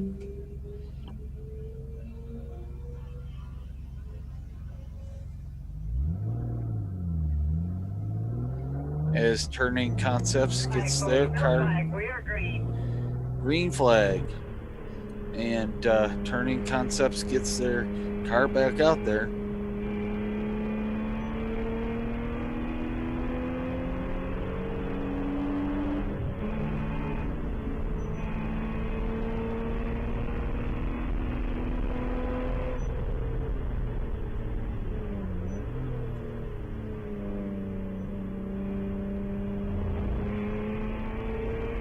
Simon says it's still up on jack stands in the pits. Yeah, they were looking at the front suspension. Now they've got the right front wheel off and the right side of the car jacked up. Looks like they have some tools out, so they're probably looking at the tow control rods or tie rods, steering linkage. Like I said, axles. All you need is a bigger hammer and it'll fix it. And yeah, front wheel drive, the Acura or the Acura or whatever you call it. Yeah. Honda. Yeah, pretty much. Like I said, bigger hammer.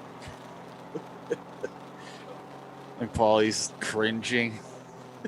Paulie's not doing anything. He's drinking. Didn't mean that he's not doing anything. And eating. Sorry, Paulie, I forgot that part. Hey, Paul, just so you know, I'm going to pull Doc here and say we might want to go to commercial because it's 2 hours, 29 minutes left.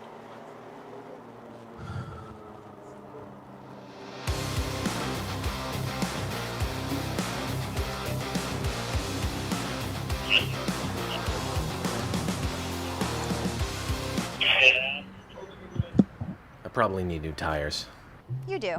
What if they sold tires online? We do. We're TireRack.com. They could offer lots of tires We have so many tires. and help you find the right tire. It's called the Tire Decision Guide. Oh, and they could ship them to a nearby mechanic. We shipped over 7,000 independent recommended installers.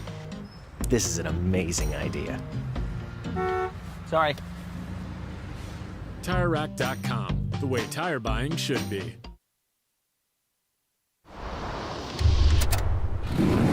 Bring on the frozen tundra, the grinding gravel, the cratered concrete, the rain-soaked streets.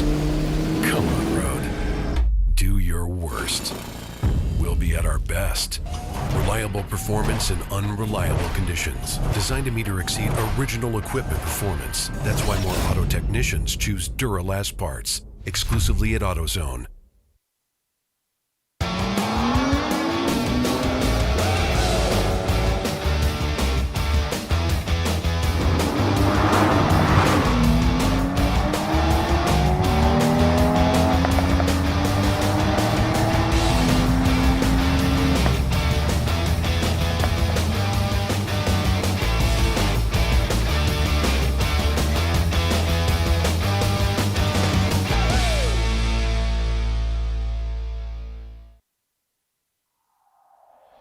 Discovery Parts is a veteran-owned racing and safety equipment company. While we're located inside Atlanta Motorsports Park in Dawsonville, Georgia, Discovery Parts can also be found at the tracks, supporting a number of Champ Car Series events. We take pride in being a reseller of the best of the industry to Champ Car teams and drivers. We know racing, love racing, and look forward to tomorrow to even more racing. Visit us at discoveryparts.com.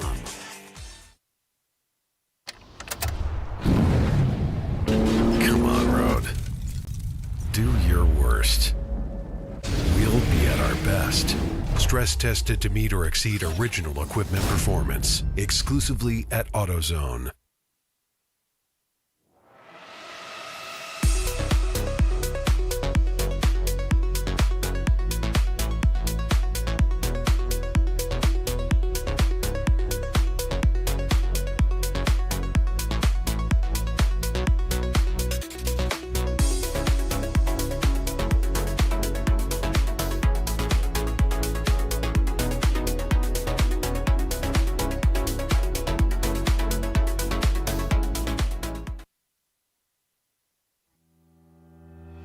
Lifeline USA is a leading manufacturer of onboard fire suppression systems. Lifeline's continuous commitment to research and development ensures that we supply the most innovative and cutting-edge products available. Used by the majority of the world's motorsport championship-winning teams and constructors, Lifeline has a proven history of success. Lifeline offers a complete range of fire suppression systems for all budgets and needs, and we continue to push development and limits on both extinguishment materials and our patented delivery systems to make the race car environment almost as safe as sitting on your sofa at home. Every kit has been designed for a professional and simple installation. For more information and to purchase your Champ Car fire suppression system, go to www.lifeline-fire.com. Located in Northeast Ohio with 40 years of combined experience, Money Shift Racing knows how to deliver performance and safety, offering everything you need to get your vehicle and drivers ready for race day. From safety equipment to full engine assembly and repair, in-house fabrication, 3D design, and rapid prototyping. Money Shift Racing. Performance done right. Frozen rotors from Diversified Cryogenics deliver increased performance and a higher level of safety while significantly reducing braking system costs. So to tell you a little bit about the durability of this product. So we have seen an incredible extension of the life of our brake rotors using frozen rotors. We've gone from brake rotors every other weekend to 6 weekends on one set of brake rotors, and I think they can go farther. The durability has been amazing. And it's been a fantastic season, and man, a lot of that is due to the way our car can brake on those frozen rotors. For more information, go to frozenrotors.com. I did it. You see how it's... That's it. We did it. You did it. You can do it. The path to I did it starts at AutoZone. Get in the zone.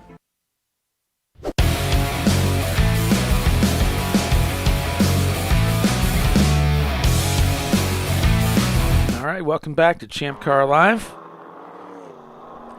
This weekend, it's the Sahlen's Champyard dog at the Glen at Watkins Glen International. Yep, we're back. Well, I'm back, and Simon says he's dropped the car, and they are telling him to go, but he is still there. He goes out of the box.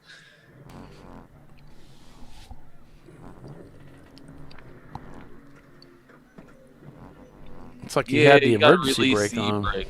Yeah. It's never good to drive with your e-brake on.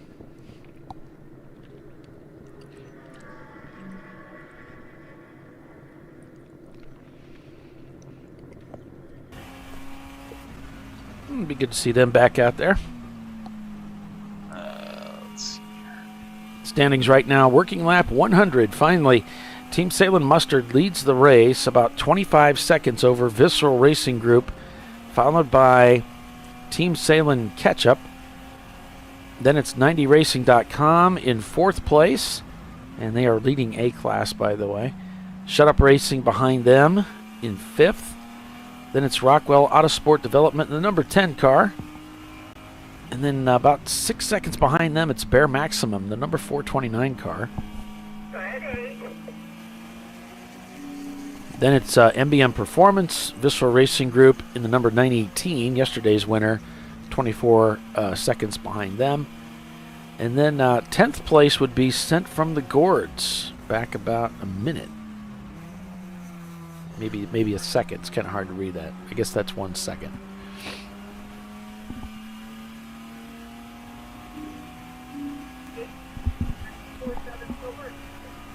Big difference there. All right. 947 and 66 Black metal 660 had metal to metal. I don't know a turn. 8.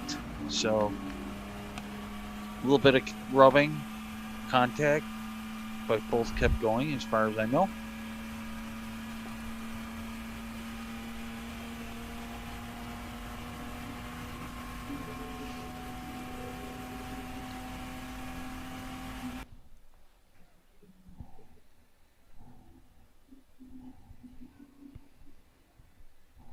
Checking in with Visceral Racing Group. So they're turned a 221 on the last lap. So we had a caution there. They ran a 220, a couple 219s, and now a 221. Before that, they were running 219s and 220s. So they're all within that 3 seconds. So roughly a 220 per lap from the Visceral Porsche. And then looking at the Sahlen's Mustard car, and again about a 27-second gap. They had a 222, a 220, a 219. So after that last pit stop, they've dropped a few seconds per lap. But the lap times are still, they're still kind of holding in a position of holding there between themselves and Visceral with these lap times. So we'll see what they can do with that. someone did a little bit of agricultural work over in what corner? 5A. 398 was doing some lawn mowing for the staff here. Well, that's thoughtful, you know. Trying to help out. Yeah.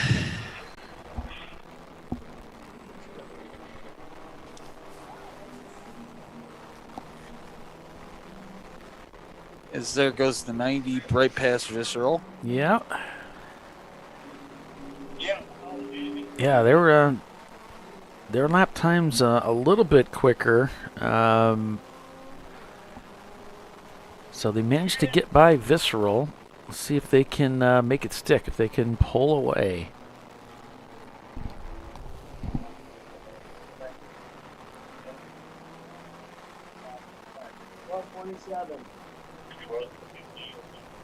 I think they're back about a lap, so they may have gotten their lap back here, and so that will be helpful for that team.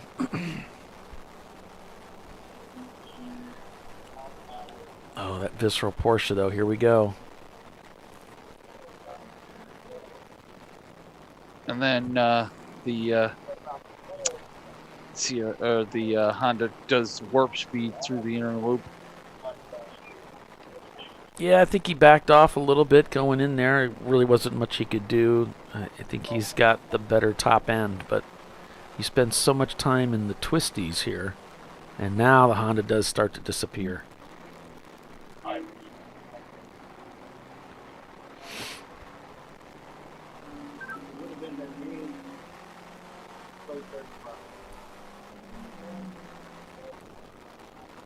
Running that B-Spec B18 engine.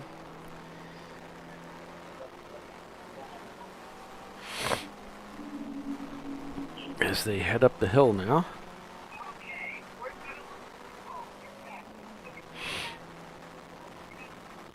So the Purple People Eaters, we've got into the someone else and kept going. Both.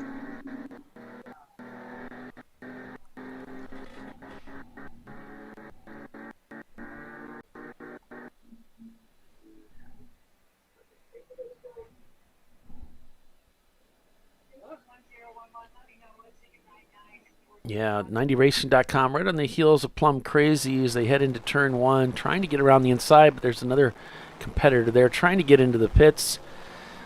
So they tuck in behind them, and that gives Visceral a nice run on 90racing.com. Oh, and they sweep by heading into turn number one here. That seems to have treated them really well. 90 sticking right with them, though, as they head towards our turn number 3 camera. It looks like they have fallen in behind the Visceral Racing Porsche as they climb the hill here. They can keep fighting.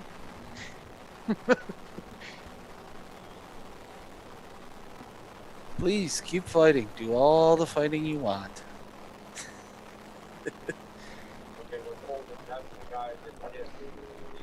Again, held up just a little bit going into the inner loop.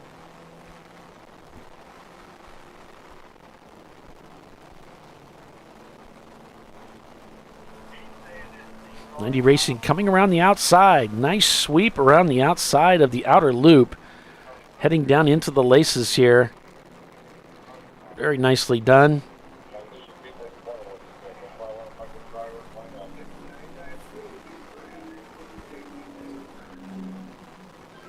Looking for some room around the outside, the inside rather, of turn number 6. Gets down there. Looks like a really nice exit, nicely played corner.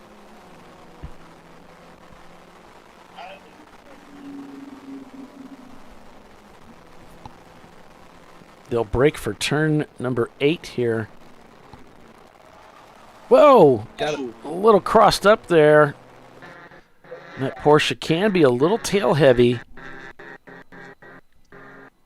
Had no trouble catching it whatsoever.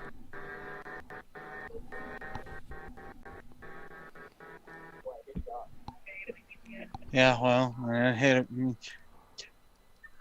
We both made that noise at the same time, and Bill was threatening to hit me. So, but he knows I'm going to hit him back twice as hard. Oh, he's the biggest violator of all, so he's got no room to talk.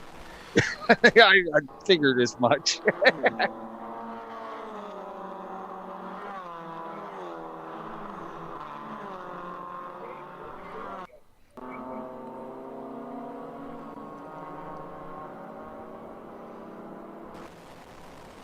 Visceral uses a little extra pavement there at the exit of turn 1.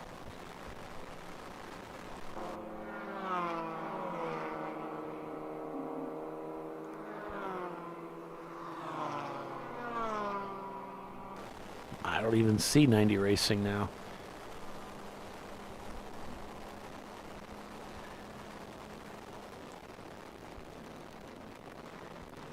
They'll go into the bus stop here.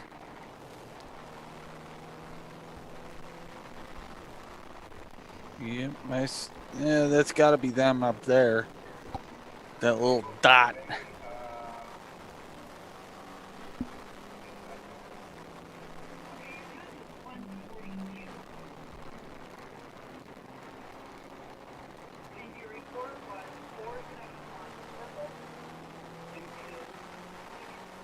The Flying Purple People Eater, they're talking about them in the race control there. Yeah, they got into the 669, I believe.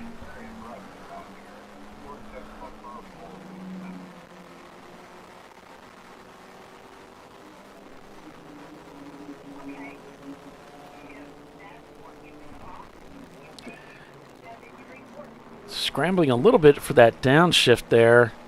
Visceral heading back into 8 here. It's another, again, they had lost control of the car a little bit here earlier and gathered it up.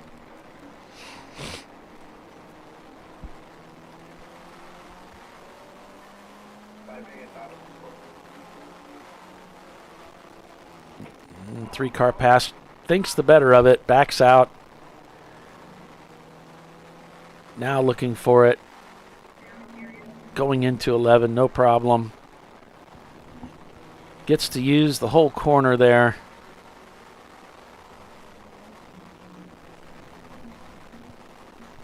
Looks like they're trying to push start the Karnowski-Russell car again and get it going. So Team Sahlen Mustard leads over Vissel Racing Group by 25 seconds now. The gap beginning to shrink a bit. Team Sahlen catch up in 3rd place. 90racing.com in 4th. Shut Up Racing is 5th. Rockwell Autosport Development in the number 10 would be 6th place. 7th would be Bear Maximum. 8th would be Visceral Racing Group in the number 918. 9th would be Sent from the Gourds. And 10th, MBM Performance, number 669. A class being led by 90racing.com. B class by Cargo Racing. C class by Team Sahlen Mustard. And D class by RTR 51. EC by TF Racing. And then F class would be the Boston Winers team down there in 43rd. So the 538 is in. That's a Chevy Camaro. Hi, Sean. Welcome to the show. Thanks for commenting. Good to hear from you.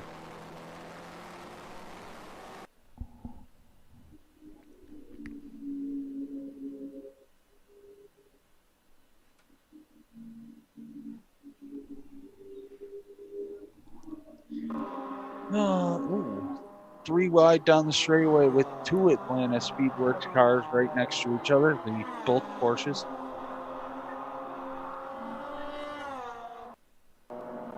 That was a gaggle. Yeah.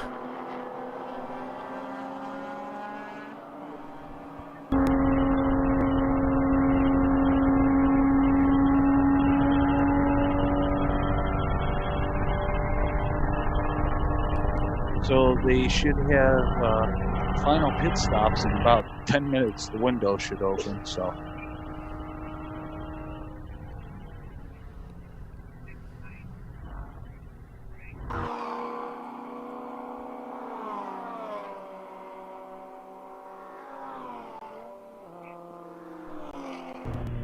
Back on board with OFIC.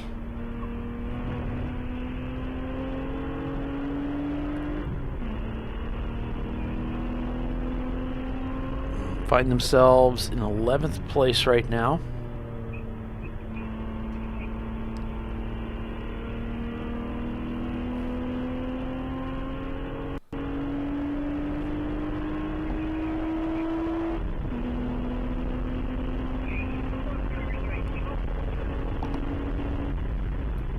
So we got someone pulled off somewhere.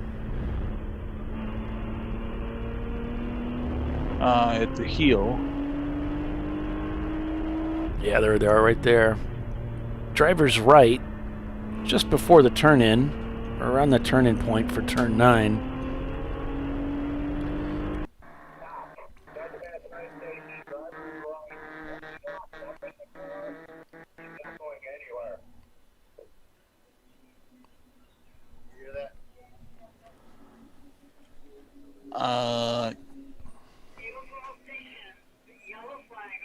Yellow flag all around. Yeah, for car stopped on track number 119, Mustang Renegades. Yep.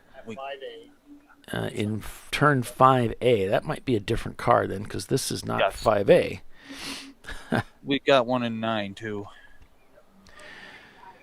Yeah, they're showing number 688 is what they're showing. It's only 688. It shows 668 MBM Performance.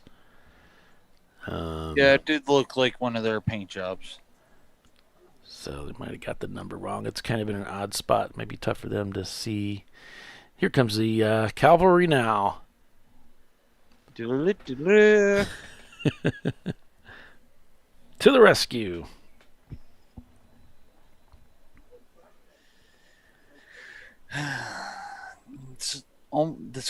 This purple 35 is almost a little too early.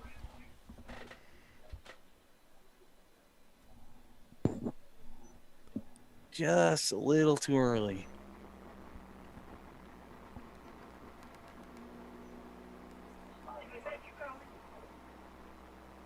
Yep, he's trying to disconnect his cool shirt while he's at it here. They are going to come into the pits. Vissel Racing Group are going to take this opportune to make this pit stop happen. And if they don't need fuel, then there's really no harm, no foul. And it could seriously play into their hands against the Sahlen's team, who will likely need to take fuel. But they are 6 minutes early. Well, yeah. But I know there's a grace period. But yeah, by the time you get out of the pits, it may not really serve them well doing this. Probably should have waited a few more minutes. That's what I'm thinking. I know there's a grace period, but it's not 5 minutes. Yeah, exactly. And Paul, about an hour left. I'm gonna bail. Okay. I'm gonna be heading down to the pits. Car 43 is on one of the access roads back to the garage area. One of the Action Works team. Okay. He's headed past the maintenance building and headed into the garage area as I speak.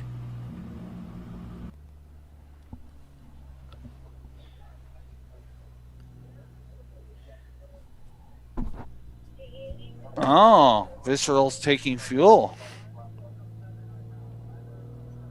Interesting.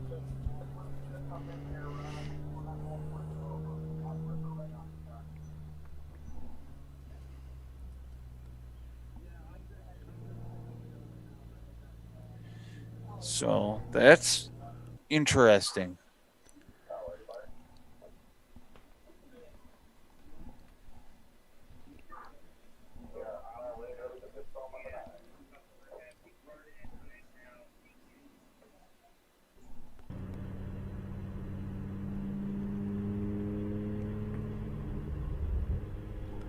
Looks like one of the cars being pulled back now through and around 9.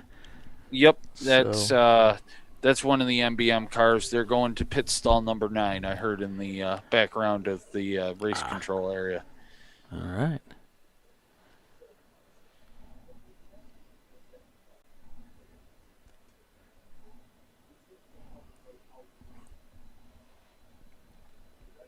If you're just joining us, well, you missed quite a bit. But this is the Sahlen's Champyard dog at the Glen, the TireRack.com Champ Car Endurance Series race at Watkins Glen International. It's the TireRack.com Champ Car Endurance Series, and I'm Paul Veltum, along with Billy Sahlen and Bill Strong, as we call the race for you today. Occasionally, Bill Strong. When he decides to speak. Tiffany's off enjoying a birthday weekend with a track day at Pit Race.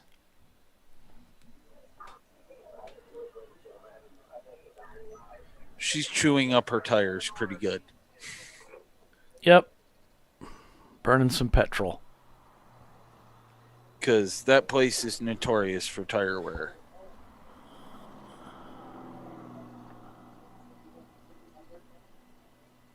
The number 2 is in. All right.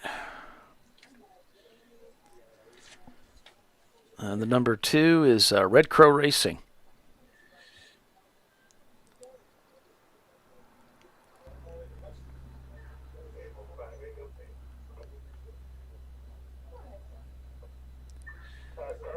So fortunately for the Turn-In Concepts Porsche, they were able to get that car back out on the racetrack. They were stranded during a caution. He's going from 0 to 999 miles per hour. Yeah, that's might be in violation there if it was legit. Just slightly. Fortunately, they were able to get back out there. Yeah. Must be the secret NOS button he has. Took a trip to the garage area. I'll look at turn 1 here as the cars come down the hill. The MBM car has gotten to the pit stall. They are unhooking it right now, and we should be back to full course yellow shortly. The number 23, which is tires 23, is in. We're losing cameras quick, unfortunately. We may not have much left to finish with, but we've got we've lost 1, 2, 3, 4, 5 in-car cameras. We still got several here.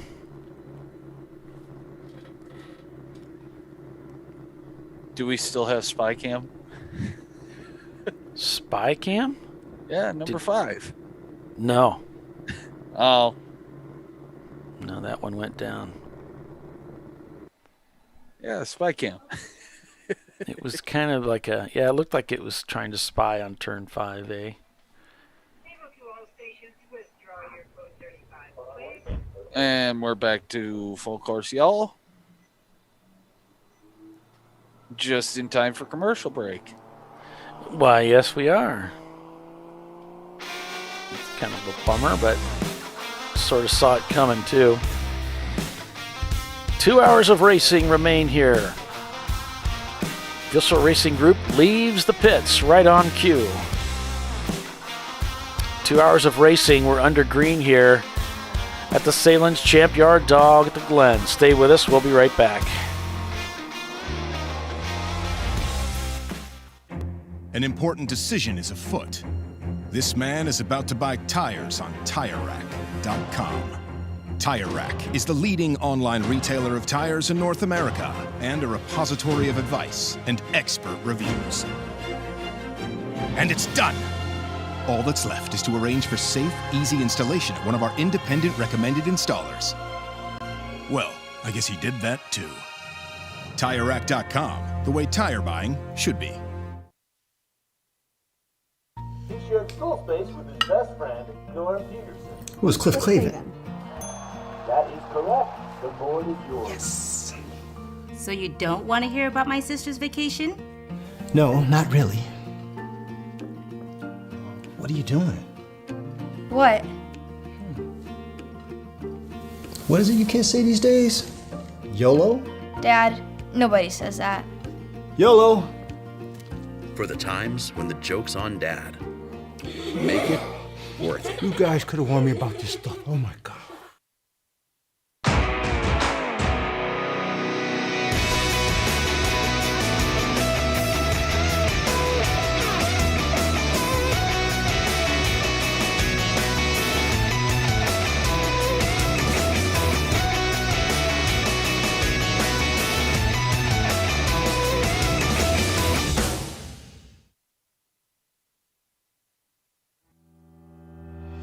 Lifeline USA is a leading manufacturer of onboard fire suppression systems. Lifeline's continuous commitment to research and development ensures that we supply the most innovative and cutting-edge products available. Used by the majority of the world's motorsport championship-winning teams and constructors, Lifeline has a proven history of success. Lifeline offers a complete range of fire suppression systems for all budgets and needs, and we continue to push development and limits on both extinguishment materials and our patented delivery systems to make the race car environment almost as safe as sitting on your sofa at home. Every kit has been designed for a professional and simple installation. For more information and to purchase your ChampCar fire suppression system, go to www.lifeline-fire.com.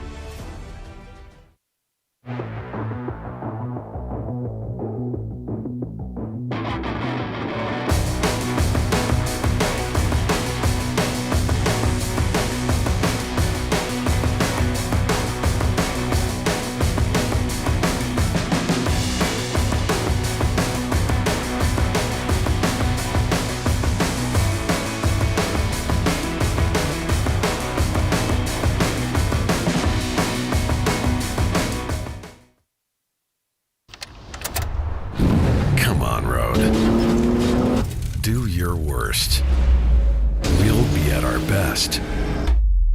Engineered to meet or exceed original equipment performance exclusively at AutoZone. Frozen rotors from Diversified Cryogenics deliver increased performance and a higher level of safety, while significantly reducing braking system costs. So to tell you a little bit about the durability of this product. So we have seen an incredible extension of the life of our brake rotors using frozen rotors. We've gone from brake rotors every other weekend to 6 weekends on one set of brake rotors, and I think they can go farther. The durability has been amazing, and it's been a fantastic season, and man, a lot of that is due to the way our car can brake on those frozen rotors. For more information, go to frozenrotors.com.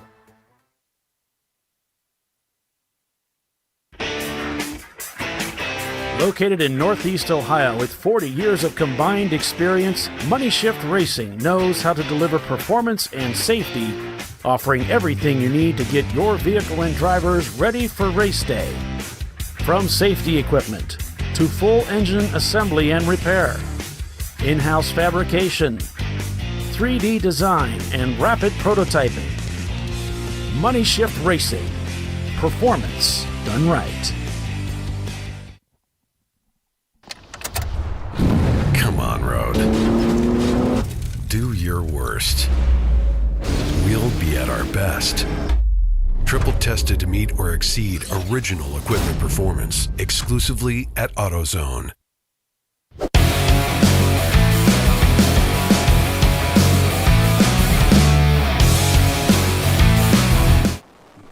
Back at Watkins Glen International, the TireRack.com Champ Car Endurance Series, Sahlen's Champyard dog at the Glen, on board with Visceral Racing Group, trying to chase down the Team Sahlen machines, but this is going to be a work here. It's not going to be easy. No, it is not. They had to take fuel on that pit stop, Billy, and I think we were kind of expecting they would just do a driver change and send the next guy out. But it didn't work out that way. They did not, and well, so they did the fuel stop, which I'm kind of surprised at. And Yeah. we'll find out. The game's afoot. Yes, it is. 90racing.com. Shown in the pits there in 5th place. Well, they're right there on the camera. No, I said 90 Racing. Oh, yeah, they are on the left. So yeah. They're on the It's like camera. they're on the camera. It's like, no, I don't have a camera in their car. So they've just emerged, and yeah, they should haven't be cleared the clearing loop that. yet. Yeah. So they're back fighting with each other again. Yeah, didn't we just have this race Yes. before the break?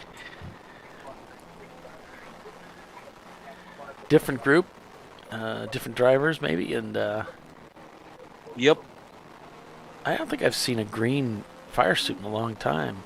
Whoa, a little close there. Hey, I'm here. Coming through. And they're a pretty good fight going down into one. Oh.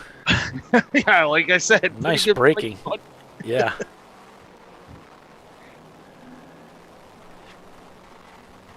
Things are getting interesting there. Why, yes, they are.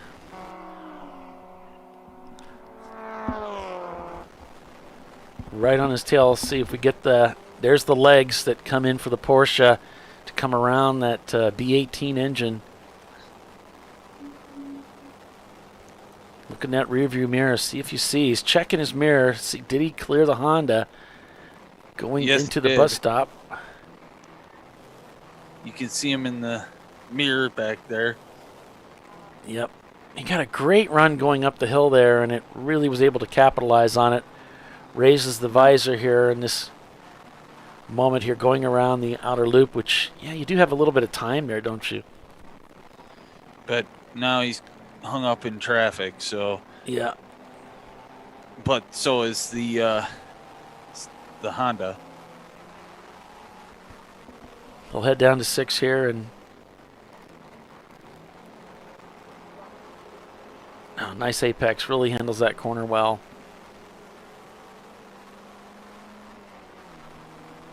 Keeps raising his visor and rubbing his face, but then puts the visor back down. Coming up to 8 here, it looks like the Honda right behind him. Yep. And they got a lot of traffic here. If he can just come up on the left side, this will be great. Help him kind of get away there. Nope, he's still there. Not going to be so easy, shaking 90racing.com.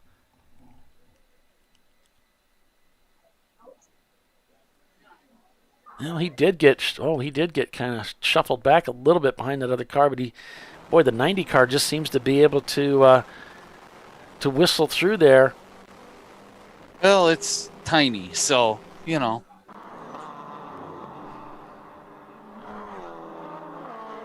Gets a little bit of a lead there heading into 1. Again, more cars up ahead.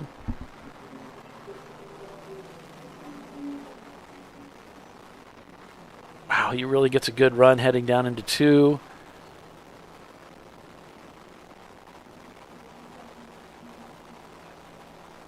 This will be good. This is where the Porsche is really strong, is coming through this. The fastest part of the circuit. Should be able to get past this car before he makes it to the inner loop and still line up nicely for that run into the bus stop. Here we go. Quick downshift. Back to the power for the outer loop.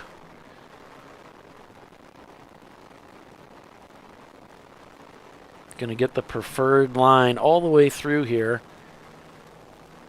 It takes it all the way out into the curbing. Very nicely set up here for turn number 6.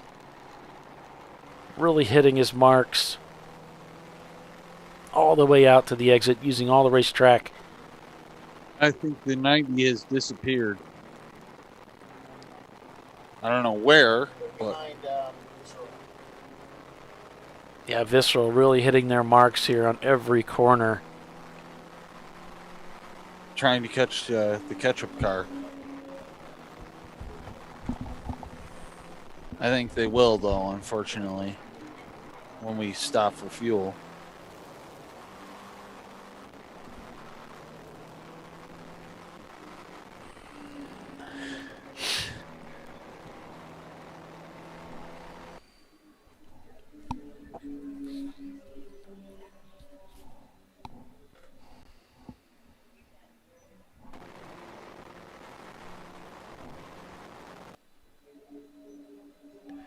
There you can see the 90 car still hanging with him. They are not letting go yet.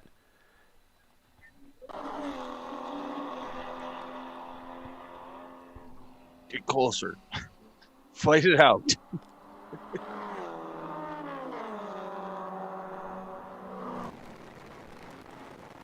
Cause them all kinds of havoc. Sorry, I'm supposed to be unbiased here. Well, I can tell you Doc never was. It started to drive you crazy after a while. It's like, dude, there's more than one race going on here.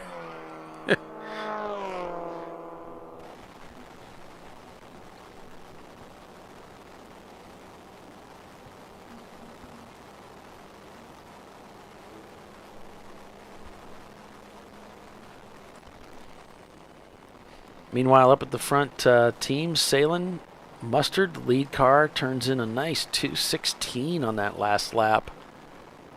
The sister car turning in 2:17, 2:19, 2:18. And Visceral manages a 2:18 on that last lap. As good as they look out there, still not quite enough. Yeah. So we're going to try, where it says gap to next, we'll swap that for a few seconds and have last lap time. And then it'll go back to, there you go. Fancy. It's doing it now. And then it'll swap back to the other way. Nice.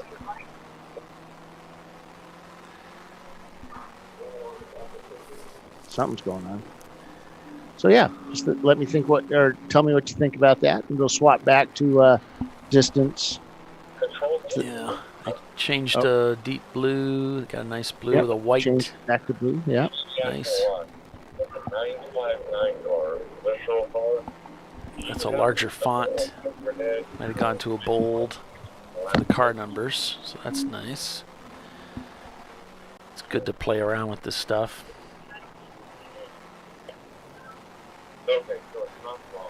No.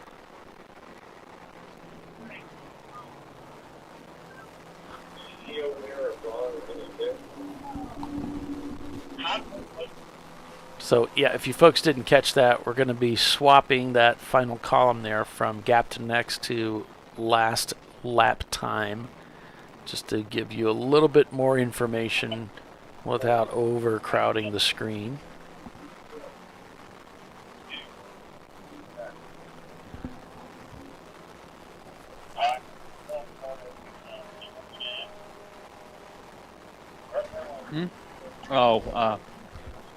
So, yeah, just keep doing laps. That's what our mantra is right now.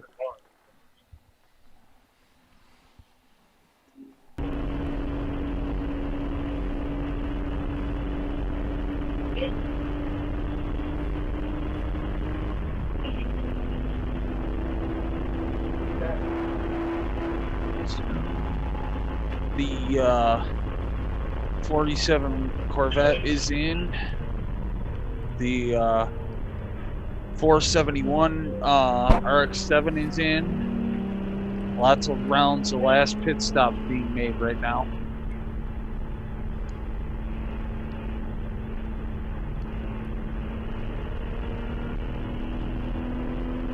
The Karneski Russell car is in for their final stop.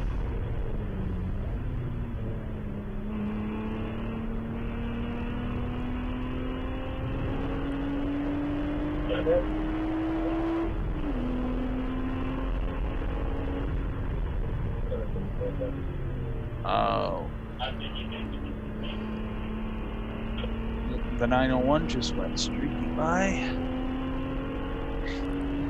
Both MBM cars are in, and one's got its hood up.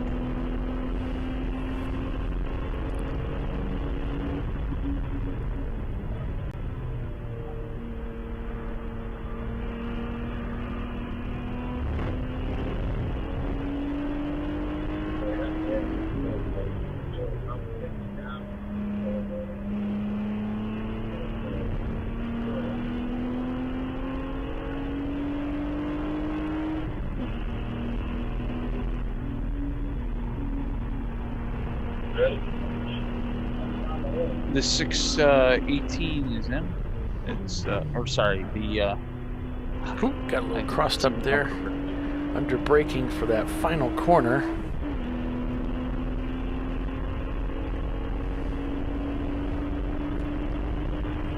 The 43 is back out on circuit. That is a Camaro. Yeah, it's Action Works. Yeah. Heck of a day.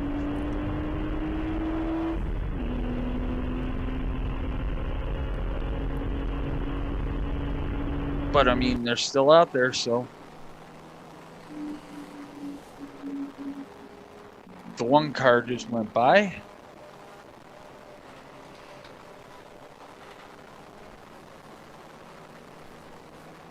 So after the pit stops, the gap from Sahlen's Ketchup to Visceral is now 40 seconds. Now, Visceral pitted on lap 87, the Ketchup car did. That's the Sahlen's car, I should say. They pitted on lap 87, so working lap 113.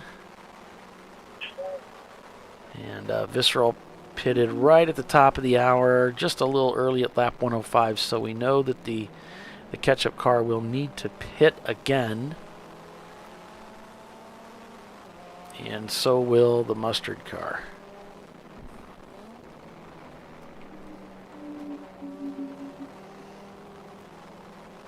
So the Visceral Porsche still looking really good for a first or second place here at the end. We'll see how it works out. Well, they got to keep it together. Had bad luck here in past years. Yes, not wishing bad luck on anybody, but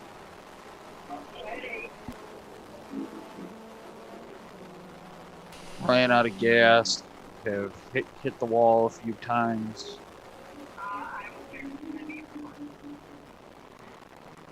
So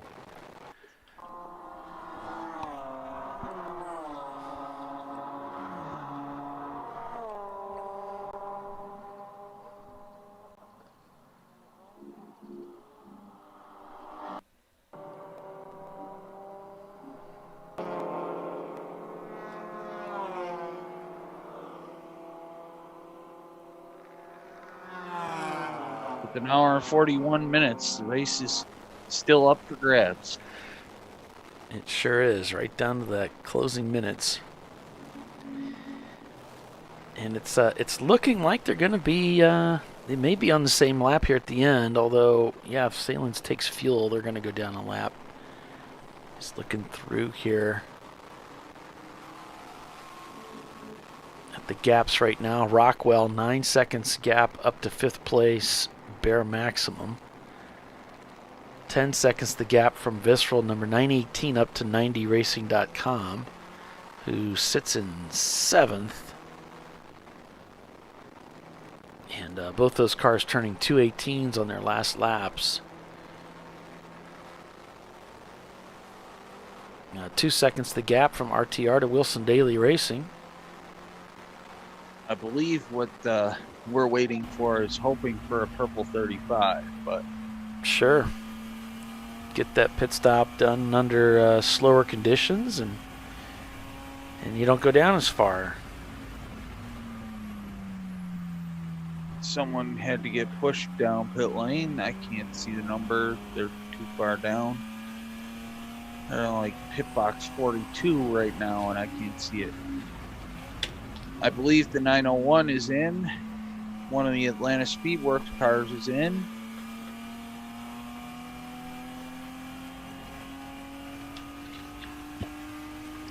Uh,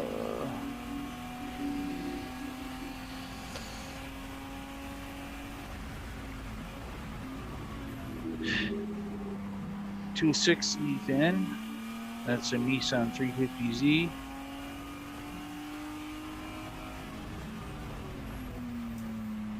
Good to hear, Sean. I'm planning on being at Sebring at the end of the year.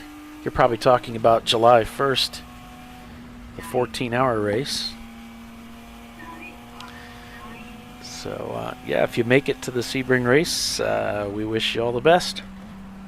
Yeah, that's the plan here too, is to stop at Sebring, do the last race of the year.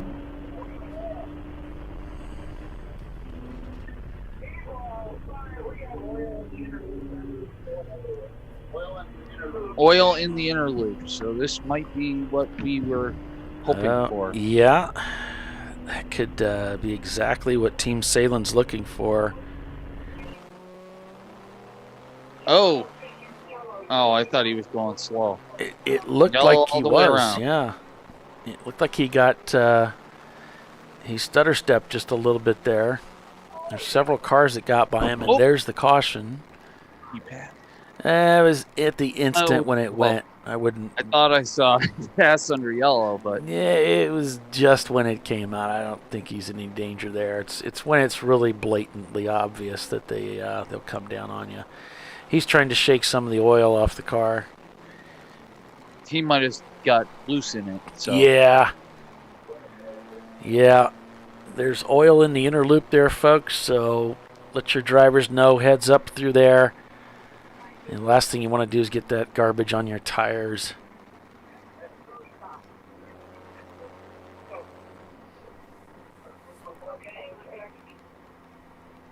Car stopped at the entrance at Delta. There's the flags being displayed.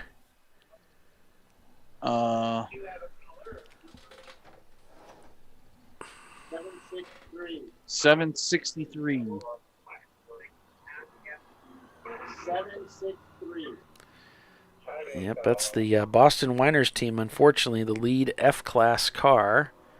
But I think they're pretty much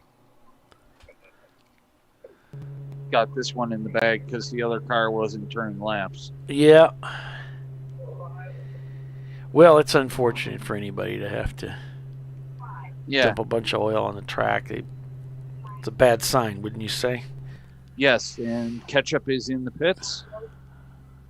And Mustard is following suit. Right on cue. Yep.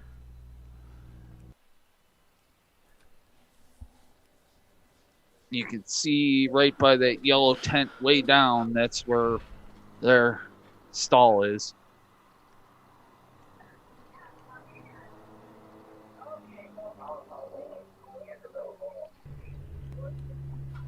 Loop is closed. They're Loop. gonna go straight through. Loop is closed. Go straight through. Follow the instructions. Yep. The inner loop is closed for oil, so do not go in there. Yeah, they'll have you bypass it and just shoot straight ahead.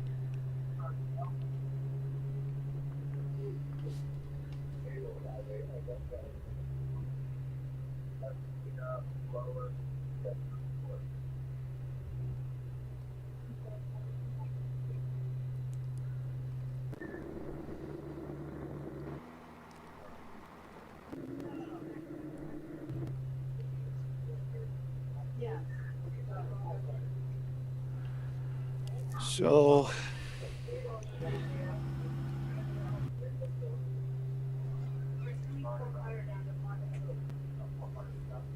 they are sending a car to block the loop, so don't go in there. No to tell them to follow the instructions. They close the loop. There's oil down. Do not go into the inner loop. That's all I can say. Wilson Daly's going to go ahead and come into the pits here.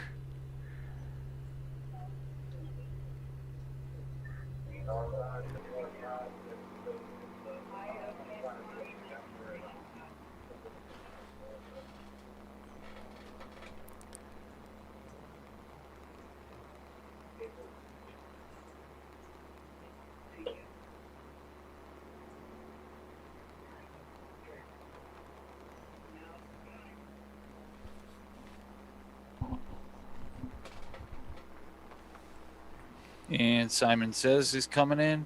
Pit lane is a very busy place right now. Let me just put it that way.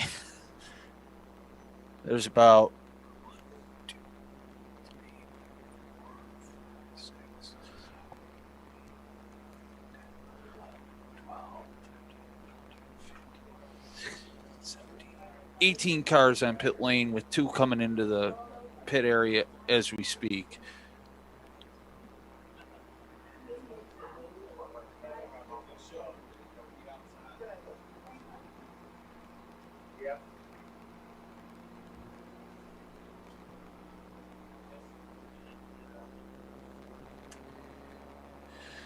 So now we just have, and well, I just have to hope that ketchup can do its name and that mustard can stay out front. Yeah. Once they come out of the pits, it'll all be up to the driver. It'll be in their hands, and it'll be up to them to hang on to this thing for a win this weekend. Yesterday it was Visceral Racing Group.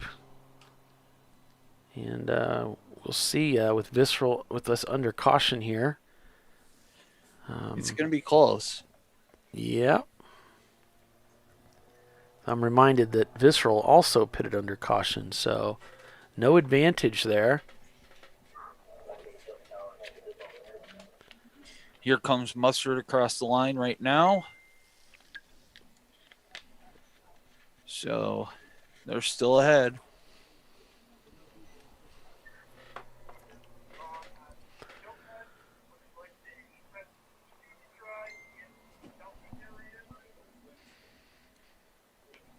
That's going to be an expensive bill for the Speedy Dry.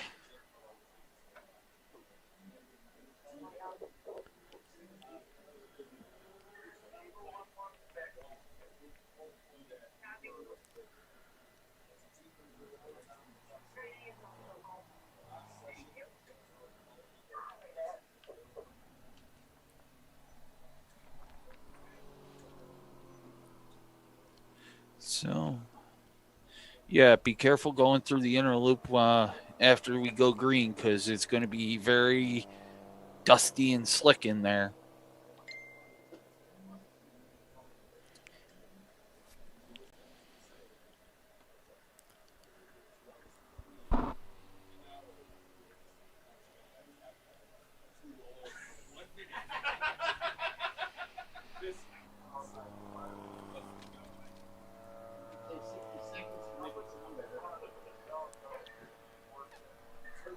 And here comes the victim on the flatbed.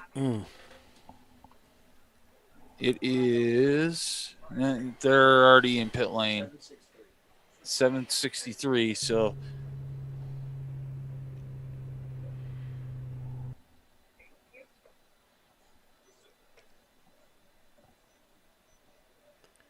But yeah, if you're listening to the broadcast and here at the Glen, be very careful going through the inner loop because it's going to be a dust storm dash nasty. Yeah, but it'll still be a dust storm there.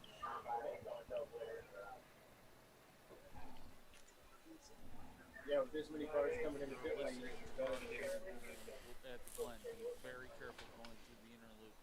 And it is 1 hour left, or 1 hour and 30 minutes left.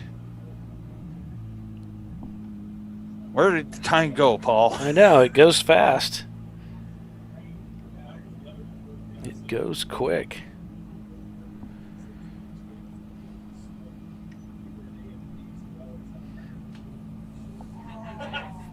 Team Sahlen Mustard shown in the lead right now over Visceral Racing Group. Team Sahlen catch up in third.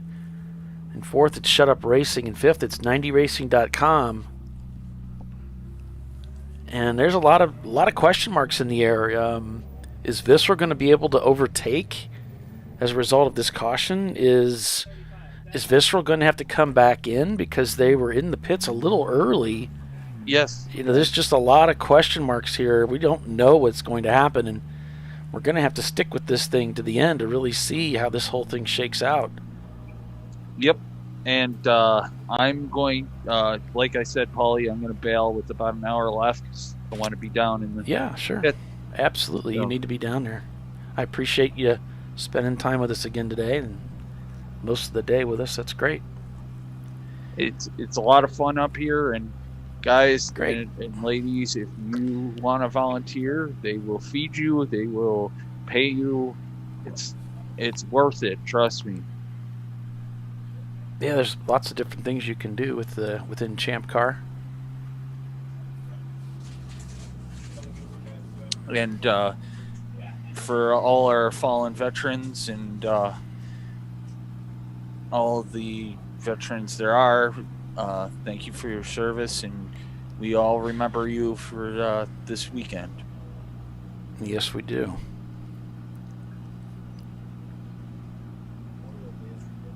I know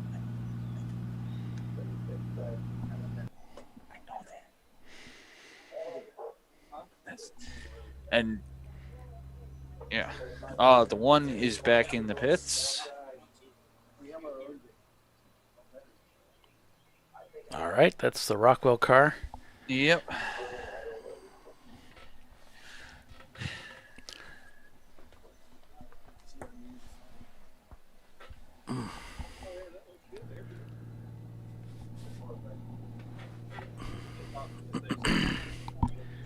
All right, well, we'll go ahead and take us a little break here, get our disco funk on, and be back in just a few. So stay with us. You're watching Champ Car Live. We'll be back to Green Flag Racing shortly. Champ Car Live, presented by AutoZone. Back in a minute.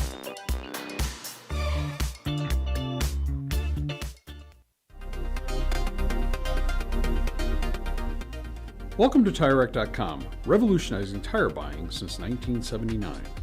With our unmatched selection of branded products, finding what fits your vehicle and is right for you and how and where you drive has never been easier. Through helpful online shopping tools that include our professional hands-on reviews done at the introduction of a tire and consumer reviews that give real-world feedback over the life of the tire, you can make the right tire choice and find exactly what you need. And if you prefer to talk to someone, our tire testers, our sales team, are available on the phone. And that's how we get you the right tire for you and your vehicle for where and how you drive.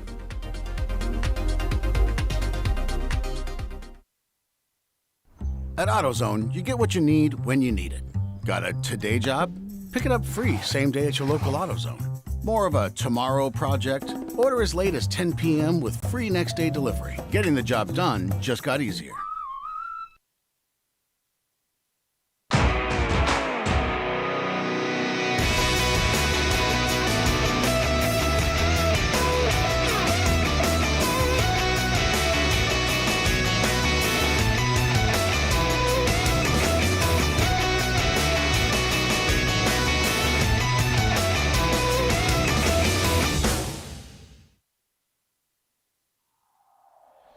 Discovery Parts is a veteran-owned racing and safety equipment company.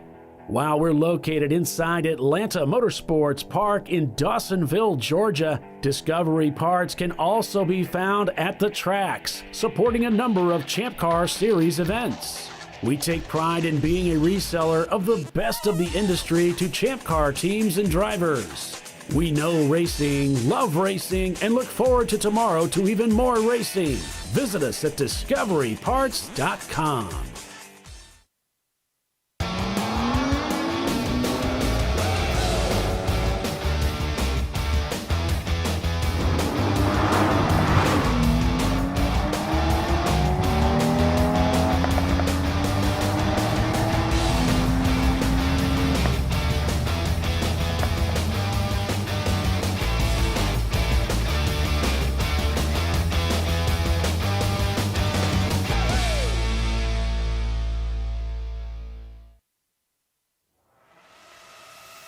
RVA Graphics and Wraps is a full-service design, signage, digital graphics, and wraps company located in Richmond, Virginia. With over 20 years of experience, RVA Graphics and Wraps offers premium signage options for your business. We are dedicated to offering our clients best-in-class service in all aspects of graphic design and application. For more information, visit us on the web at rvagfx.com. Lifeline USA is a leading manufacturer of onboard fire suppression systems. Lifeline's continuous commitment to research and development ensures that we supply the most innovative and cutting-edge products available. Used by the majority of the world's motorsport championship-winning teams and constructors, Lifeline has a proven history of success. Lifeline offers a complete range of fire suppression systems for all budgets and needs, and we continue to push development and limits on both extinguishment materials and our patented delivery systems to make the race car environment almost as safe as sitting on your sofa at home. Every kit has been designed for a professional and simple installation. For more information and to purchase your ChampCar fire suppression system, go to www.lifeline-fire.com. Located in Northeast Ohio, with 40 years of combined experience, Money Shift Racing knows how to deliver performance and safety, offering everything you need to get your vehicle and drivers ready for race day. From safety equipment to full engine assembly and repair, in-house fabrication, 3D design, and rapid prototyping. Money Shift Racing. Performance done right. Frozen rotors from Diversified Cryogenics deliver increased performance and a higher level of safety, while significantly reducing braking system costs. So to tell you a little bit about the durability of this product. So we have seen an incredible extension of the life of our brake rotors using frozen rotors. We've gone from brake rotors every other weekend to 6 weekends on one set of brake rotors, and I think they can go farther. The durability has been amazing. And it's been a fantastic season, and man, a lot of that is due to the way our car can brake on those frozen rotors. For more information, go to frozenrotors.com.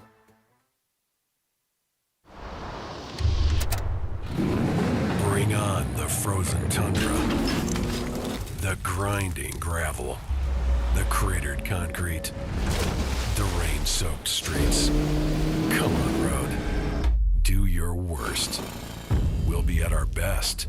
Reliable performance in unreliable conditions. Designed to meet or exceed original equipment performance. That's why more auto technicians choose Duralast parts. Exclusively at AutoZone.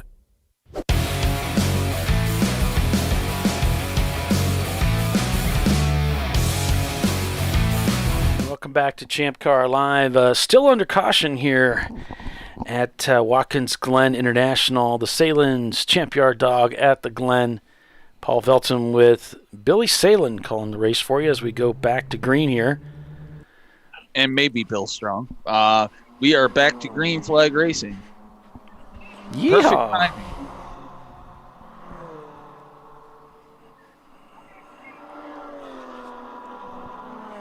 Yeah, Team Sahlen. Looks like Visceral Racing Group has come back into the pits. They came into the pits at least for a moment, and they're back out again.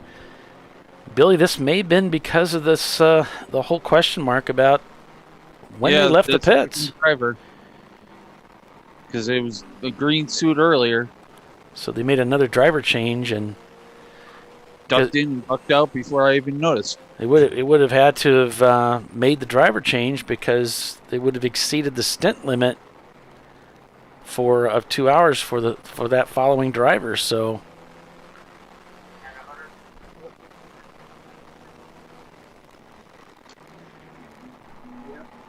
So we did 100 and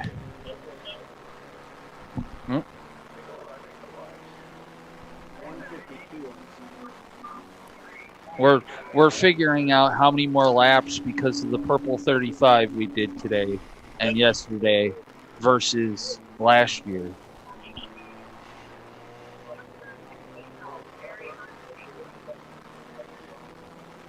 Trying to figure out how many laps more we did this weekend versus last weekend or previous years. Uh-huh.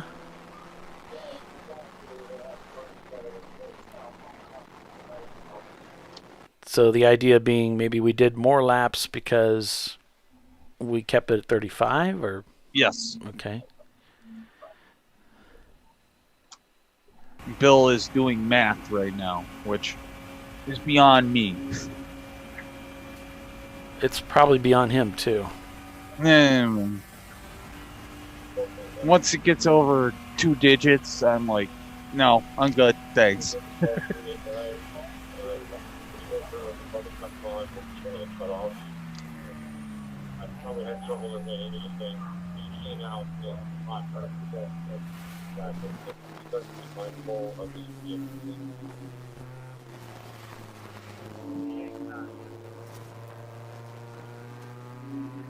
So slowly time is ticking away here.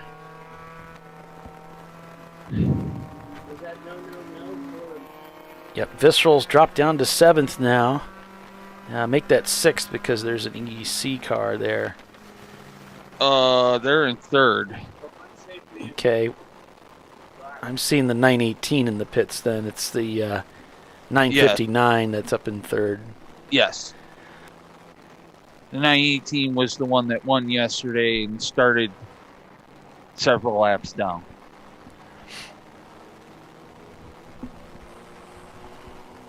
Yeah, Boston Weiner's still not turning laps after that oil incident.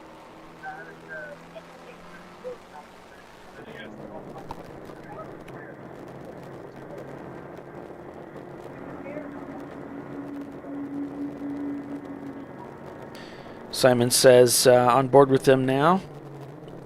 Inside the top 30. And B-Class being led by Beloy Racing. That's how I'm pronouncing it. Well, some of the names that pop up are wonderful, except for you can't pronounce them. Such as the Honor Team, which I will not even attempt.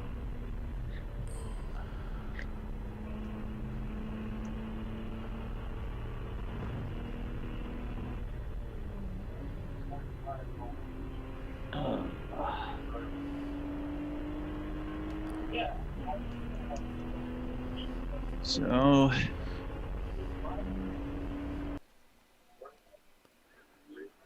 here's Visceral going down into 11. Yep, that is the number 918. So that's the one in 7th. Yep, they cleared that pit loop. So Visceral Racing Group has split the two Sahlen's cars. A 24-second gap from the ketchup car up to Visceral, who's in 2nd place. And about a lap difference from Visceral up to the Sahlen Mustard car, who holds the lead. And it looks like the Sahlen's Mustard car is beginning to open up that gap even 24 further. seconds between ketchup and Visceral. So this should be interesting.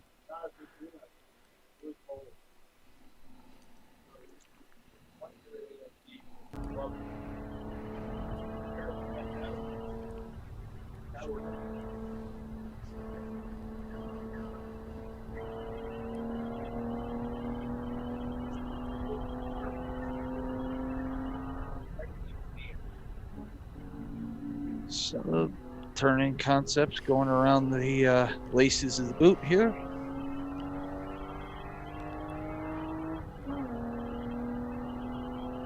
Headed towards the toe.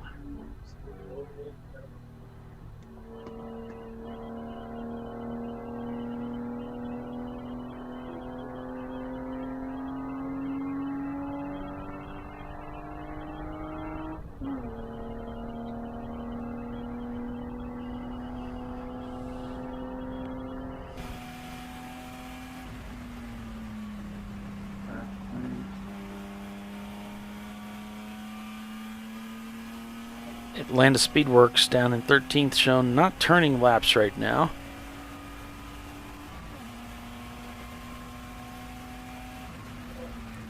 The 178 is in the pits with their hood up. All right, that would be the Honda Civic of Rosemar or Rosmar Milwaukee Racing. Car 65 is also in the pits.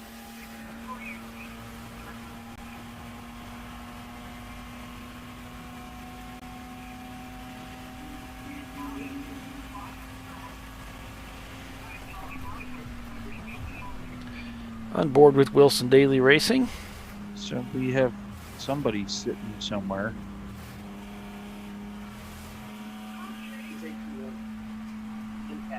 Eight, 821 with an impact.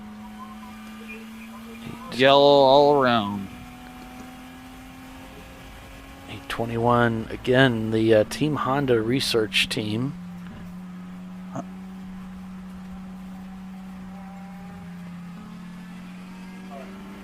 Getting the kind of publicity that they don't want.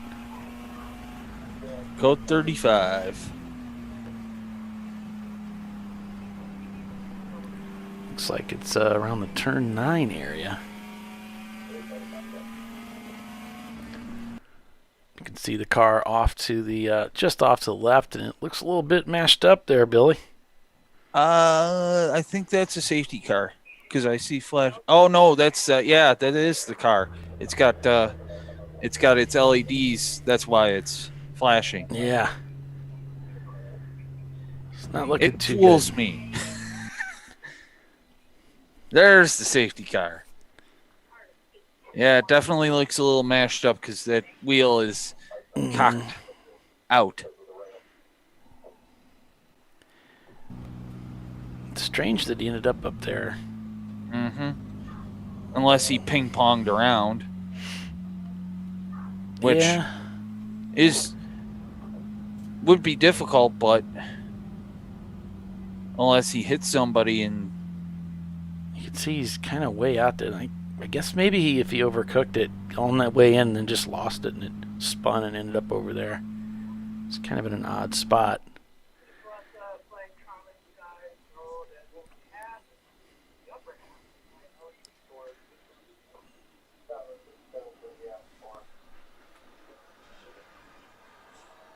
But yep, they're got the flatbed over there and get him out of there real quick. Hopefully.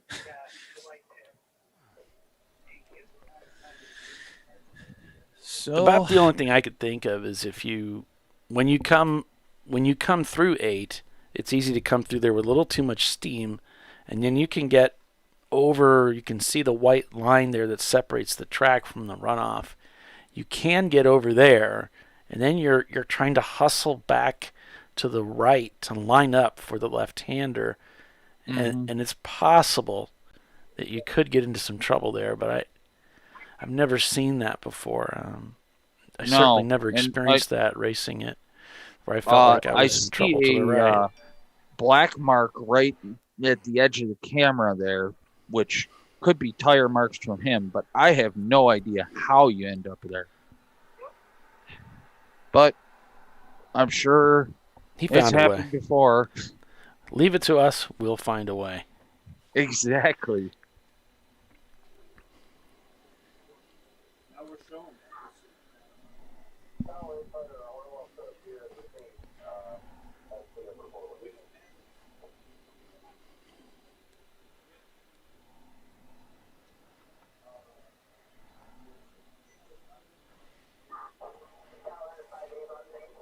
And there's the Sahlen's Porsche with one of the Visceral Porsches in tow.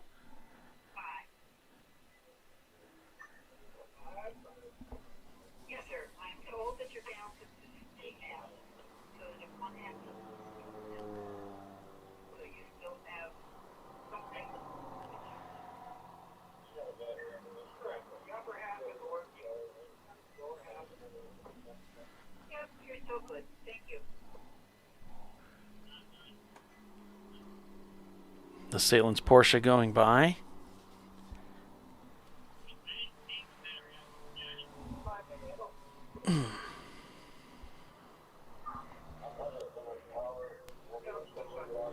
Yep.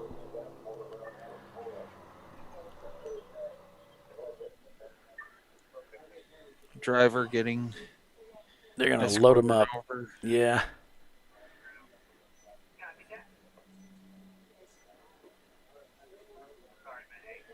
And everybody has to go to the medical center here if they've had an impact. So the nice thing is it doesn't cost you anything. Yeah, they were looking down by that tire mark I was mentioning. So Yeah, they were like that was the point of impact. If he hammered that, might have broke something on the suspension, and it put him into the wall. Yep. Because I did notice that the left front was cockeye. Yeah.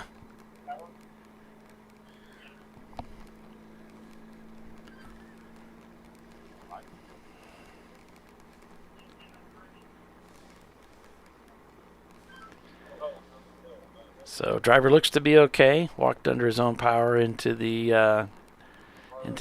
ambulance for them to check him out real quick. He'll run him back to the med center, check his eyes, and make sure he's okay.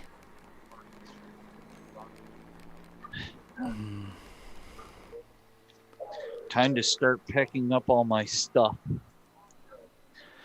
Yep.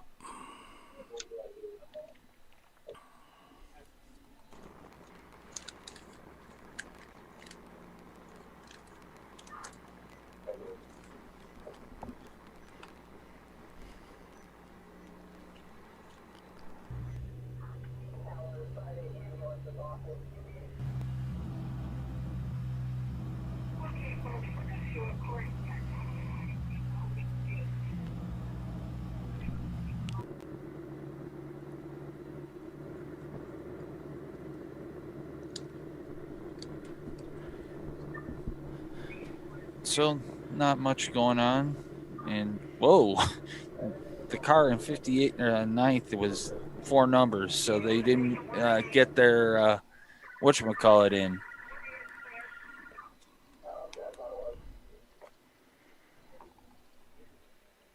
Yeah, he kind of mashed it up a little bit. Just a little. It's good research, right? Yeah. Safety research. Looks like it's fixable. Mm-hmm. But crews are concerned about that guardrail area there. They're going to look at that. They need to make sure that integrity is still in place, and they may need to do some repair work there. Get the sledgehammer out, the same sledgehammer they beat on the car with to get the everything ready back in order. Paulie's sighing as I say the sledgehammer.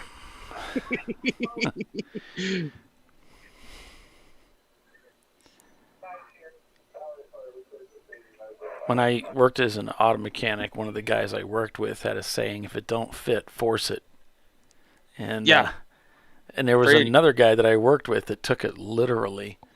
And he was trying to do a simple oil change on a turbo Supra, which has an intercooler in it. And he was having trouble getting the oil filter in, so he just forced it down in between the intercooler and the engine, and it damaged the intercooler. Oh! He took it literally, and he said, well, you said if it don't fit, force it. I said, yeah, but I didn't mean that, Sasmo. He used to call people Sasmo if they were doing something stupid. So, no, not literally. Sometimes a round peg goes into a square hole. You just got to get a bigger hammer. Yeah.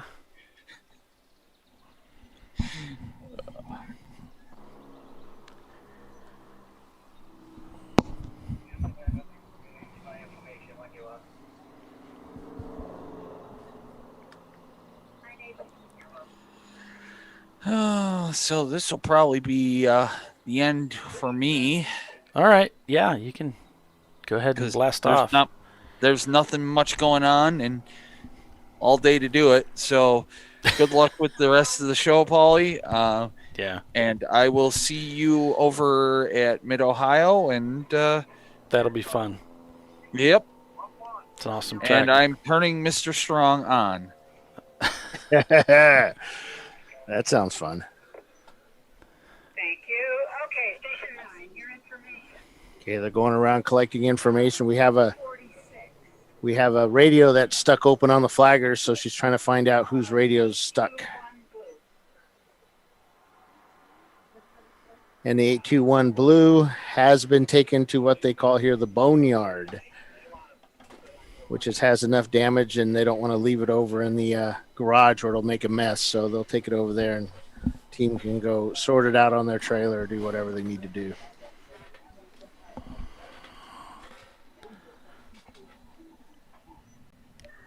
So now they're just straightening up the tire wall over there. The tires or the fencing, one of the two.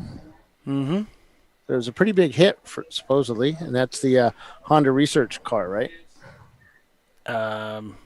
Is that what we decided? I don't know. 821. Oh, okay. Yeah. Yep, that's what. Sorry, I'm getting tired. That's all right, man. It's like 100 degrees in here with the AC on full blast. Yeah, this room always gets hot every time. The winter is about the only time it's comfortable in here. Oh, in your place? Yeah. Do you guys have AC up in your houses up there? Yeah. Or heat pumps? Well, I mean, I don't, but yeah, people do. We're electric here, so. Since that's, this is a studio, you should have an industrial type air conditioning unit. Yeah, I've been thinking about it. I'll have my son contact you. Will you? I'm sure he'd love to come up to Indiana to do that too. Oh, Woodfin, located in sunny downtown Richmond, Virginia. All right. Crews are leaving the guardrail, so that's a good sign. Yeah. They must be satisfied with how it's looking, so.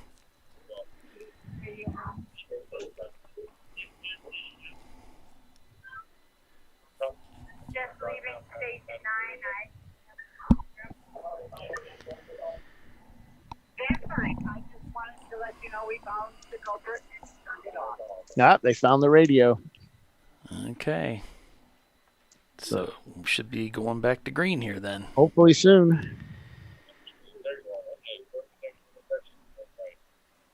Team Sahlen Mustard leading at 123 laps over Vissel Racing Group, up about a lap on them. Then it's Team Sahlen Ketchup, about 50 seconds behind. Shut Up Racing's behind them. The A-Class leading car in 5th place is 90racing.com.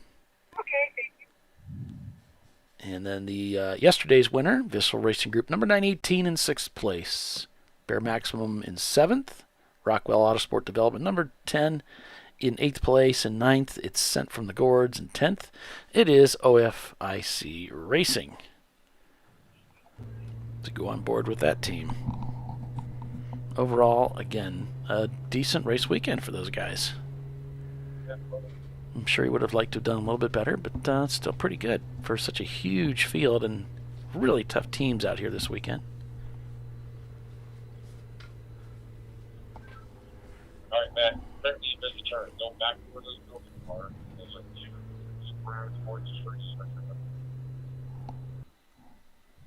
All clear on the western front.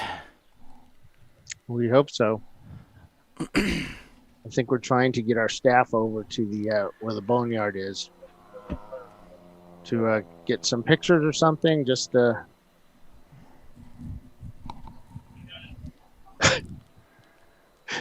they're directing him from the tower. Okay, now make a left. No, make a right. No, go stop. One of those.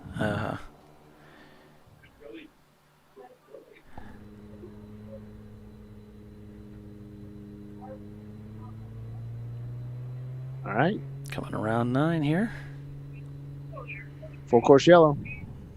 Yippee. And the drag race begins.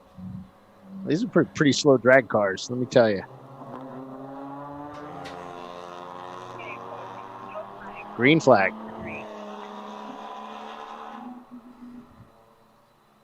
Yep, we're still waiting on it. There it is. Oh, yeah, I forgot about the delay. I'm going to be quiet now. I know you're kind of new at this, Bill. Yeah. Well, even when I am experienced, I still screw that up. I look out the window.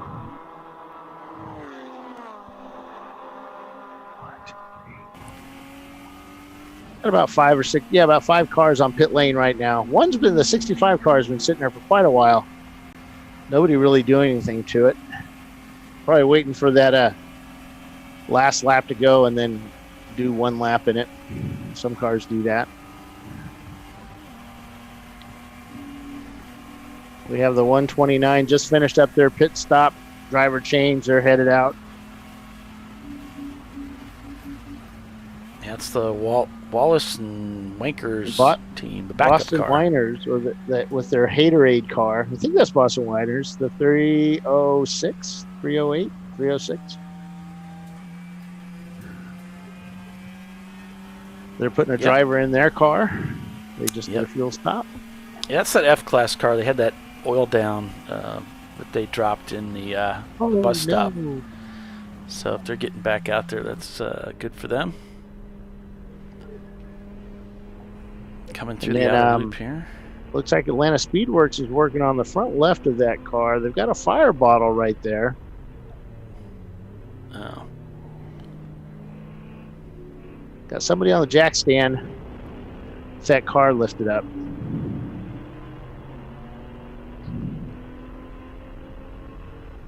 The Corvette coming down the inside on the OFIC BMW.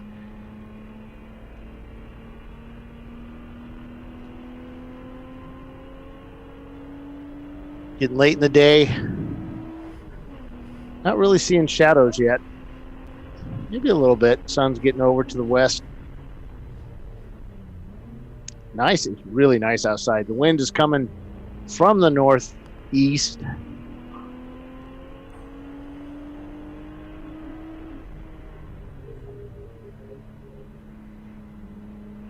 Sahlen's guys have removed their big multi-story control tower they have on pit lane.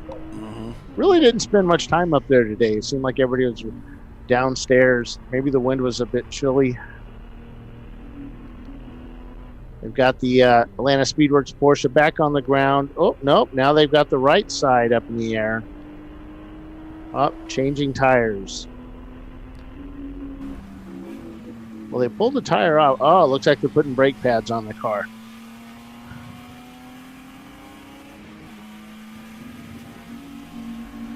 And here comes the 43 down pit lane, headed for their pit stall.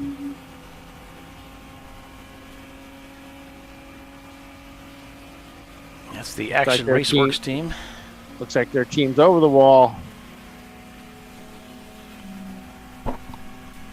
Going to do some fuel and a driver swap. Or at least fuel.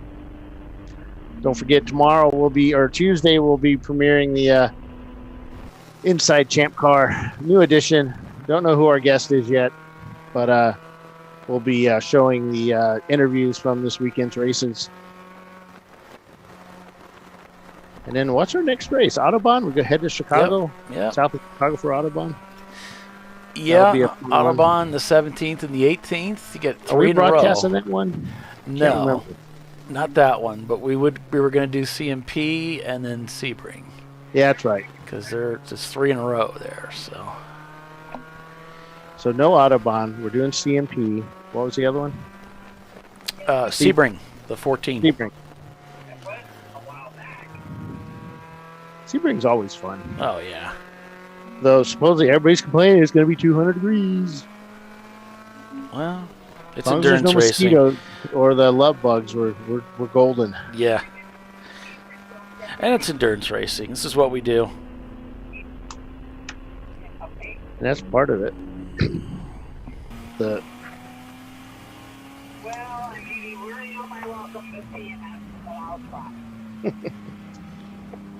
Corners are wanting an update on who's on first.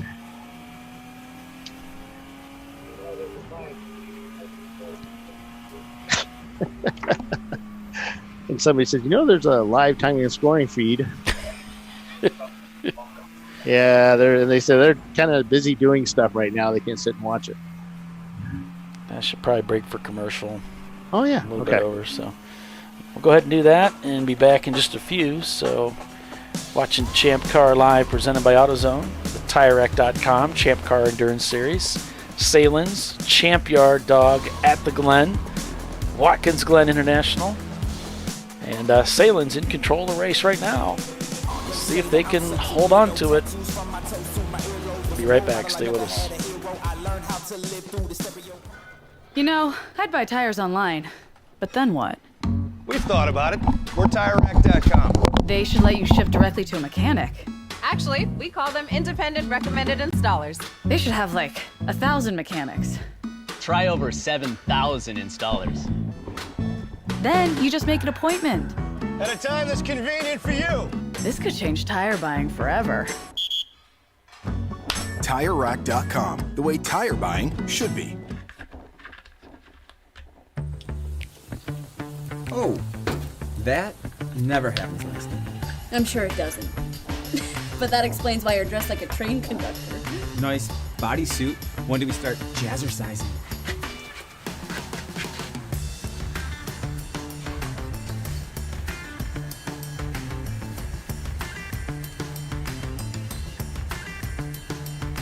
For the times when taste beats style. Hot dogs are ready! Make it worth it. Lifeline USA is a leading manufacturer of onboard fire suppression systems. Lifeline's continuous commitment to research and development ensures that we supply the most innovative and cutting-edge products available. Used by the majority of the world's motorsport championship-winning teams and constructors, Lifeline has a proven history of success. Lifeline offers a complete range of fire suppression systems for all budgets and needs, and we continue to push development and limits on both extinguishant materials and our patented delivery systems to make the race car environment almost as safe as sitting on your sofa at home. Every kit has been designed for a professional and simple installation. For more information and to purchase your ChampCar fire suppression system, go to www.lifeline-fire.com.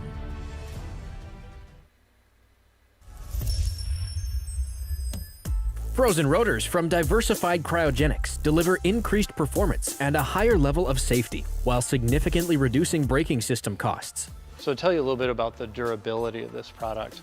So we have seen an incredible extension of the life of our brake rotors using frozen rotors. We've gone from brake rotors every other weekend to 6 weekends on one set of brake rotors, and I think they can go farther. The durability has been amazing.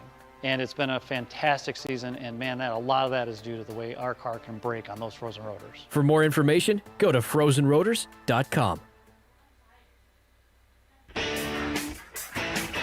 Located in Northeast Ohio with 40 years of combined experience, Money Shift Racing knows how to deliver performance and safety, offering everything you need to get your vehicle and drivers ready for race day. From safety equipment to full engine assembly and repair, in-house fabrication, 3D design, and rapid prototyping. Money Shift Racing. Performance done right.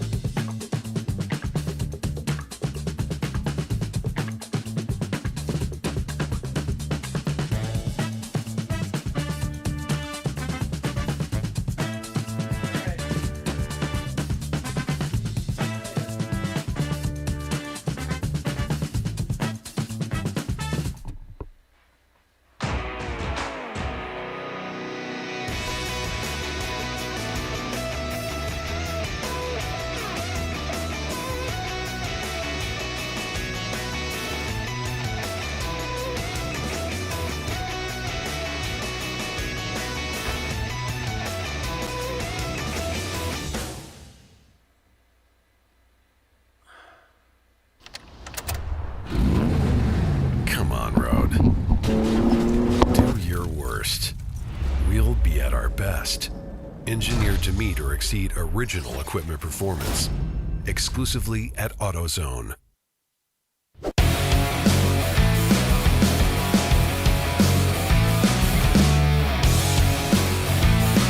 All right, everybody, welcome back to ChampCar.Live, presented by AutoZone. 49 minutes remain here. The Sahlen's Champyard dog at the Glen. Paul Velton with Bill Strong calling the race for you out to the end here. Back to green we are. as Team Sahlen Mustard leads over Visceral Racing Group by about a lap. Then it's Team Sahlen Ketchup behind them. About 6 seconds. Team Sahlen Ketchup quickly reeling in Visceral Racing. Are they going to be able to hold on for second, or are they going to succumb to a 1-2 finish for the Sahlen's team? It's starting to look that way. Visceral turning in a lot of 219s and 220s. And Sahlen's was doing the same and then just suddenly cranked out a 216. So if you haven't been catching the drama, coming up with just about 2 hours to go, the Visceral team pitted, but they pitted just a little early when they left pit lane. They were a little early and had to come back into another driver change to be compliant with the rule set of a 2-hour maximum stint per driver. So they had to come in and make a driver change to carry this off to the end.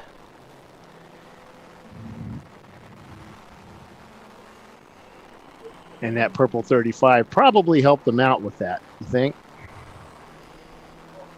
I don't know. You had to make a driver change. I mean, they can do, I think, a driver change. I think we were all talking about that up here. They'd lose like half a lap. Yeah. Going down pit lane and then doing the driver change, because they can do a pretty quick driver change. I think they were eyeing the win, and it looks like that's out of reach now.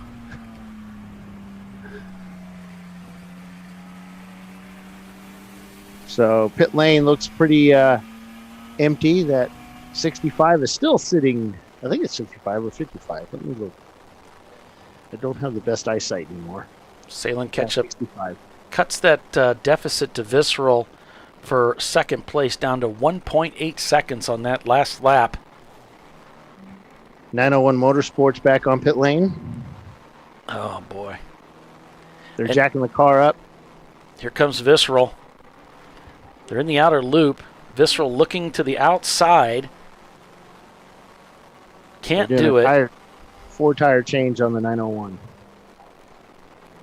I should say Sahlen's behind them looking for a way around to pick up second place. Sahlen's has been running quicker than Visceral.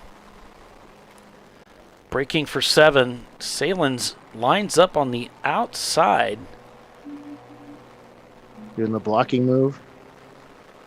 And they have to leave room around the outside.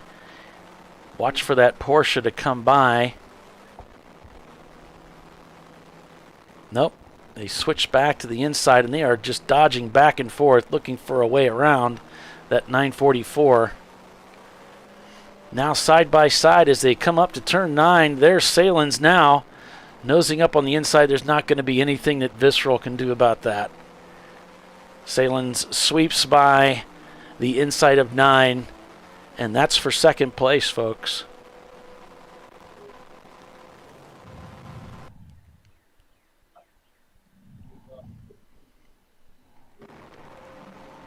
Visceral Racing Group slips into third. Yep, right there.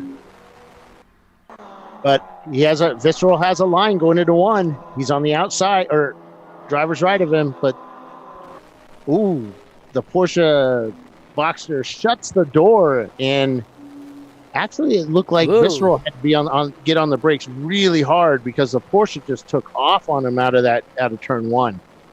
I mean, the Porsche slowed down a lot going through 1. He got crossed up a little bit, had to gather it up there. He probably had to back out of the throttle a little, but just didn't really get the drive out of the corner that he wanted. Yeah, I think it looked like he was trying to late brake it, and he kind of late braked too much. And that allowed the Porsche to pull away.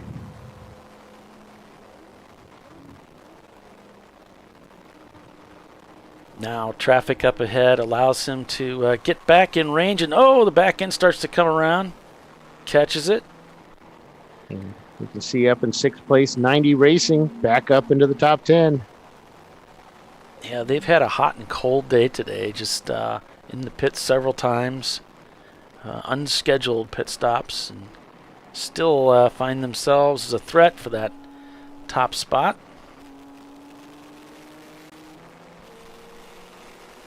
Visceral trying to get back at the 943 with traffic, but they have the advantage of that inside line going into the toe.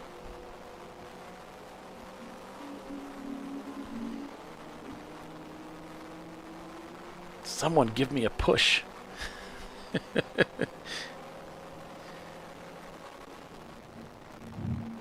Sahlen's covering the inside line as they go into 8.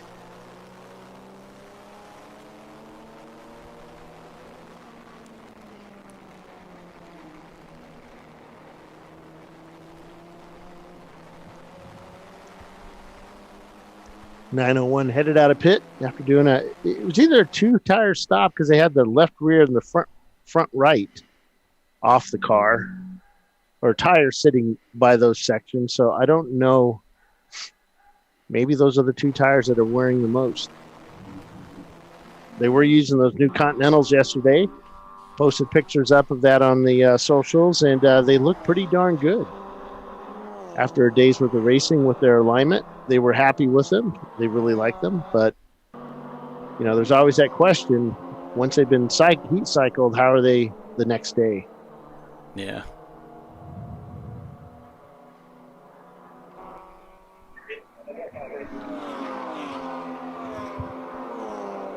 Sahlen's Porsches are creeping away now. With the aid of some traffic, Visceral has fallen behind.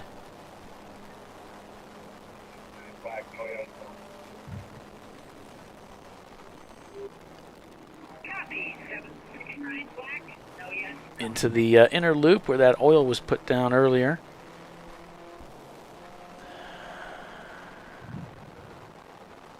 So 769 blew through the inner loop and safely stopped and safely re-entered.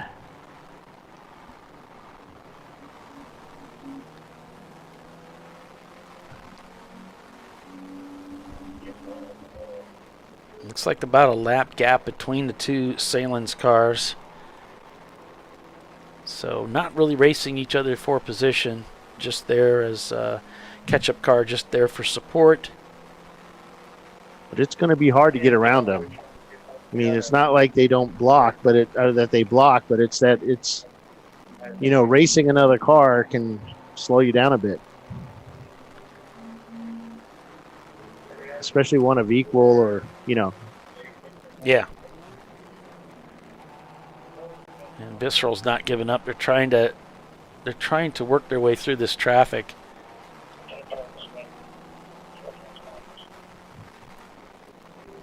Getting so close to the end of the race, one little bobble by one of the Sahlen's machines up ahead could put Visceral right back in the hunt. I mean, you know, just something happening with another car or even their own car. Yeah. Well, the 959 as well. We've seen both teams suffer right at the end. Visceral's sister car is there in 7th place. So, again, all 4 of these cars right up at the front of the field. And that car started a couple of laps down. Was it 2 laps? Something like that. I looked at the TNS sheet, didn't say anything, so I don't know.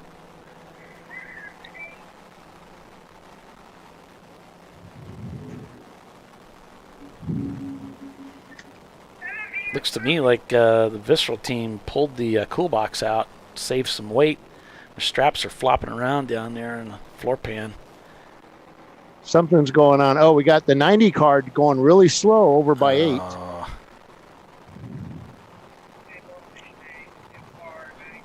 More trouble for 90 Racing. I don't see them here. Yeah, he's come to a stop at the end of 8.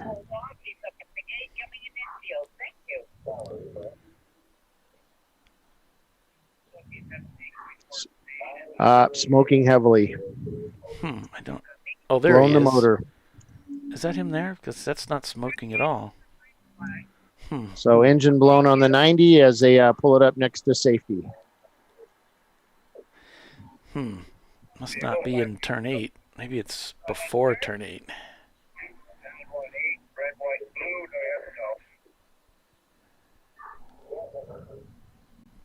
Yeah, they were having some trouble with smoking earlier in the race, and in more than 918 once. blew through. Sorry, 918 blew through the chicane or the outer loop.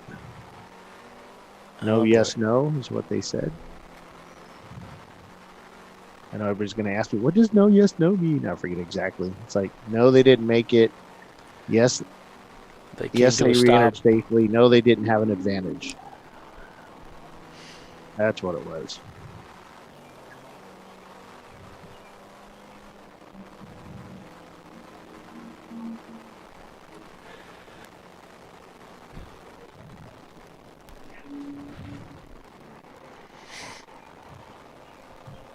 Still green here at the Champyard dog at the Glen. Reports that 90racing.com has pulled off the track with a blown engine.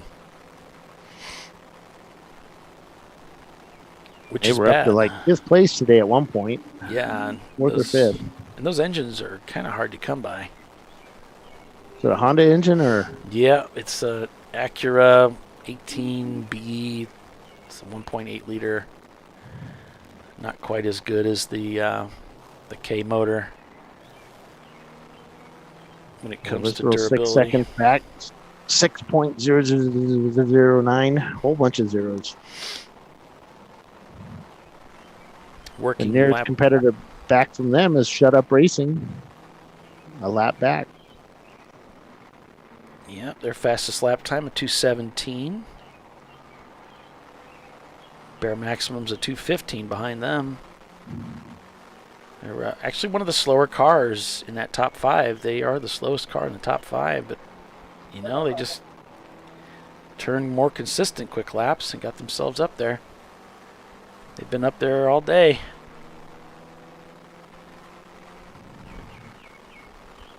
As field's working lap 135.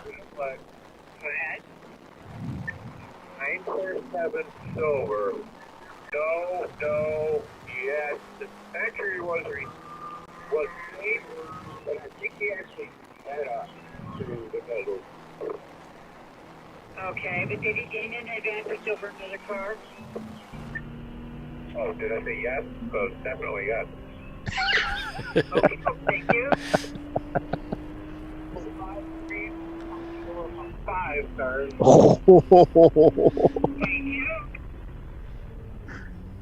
Holy cow. So we got a car that blew through the bus stop and passed 5 cars in the process. So win-win. Did he make an advantage? Well, I definitely said yes. Uh-oh. What was the car that did that? We're going to send you code 947. Keep doing this in there. Bus stop. Hit stop. Look. TF Racing. Shot straight through it. That's like 5 cars in the bus stop. So 947 TF Racing will be coming in.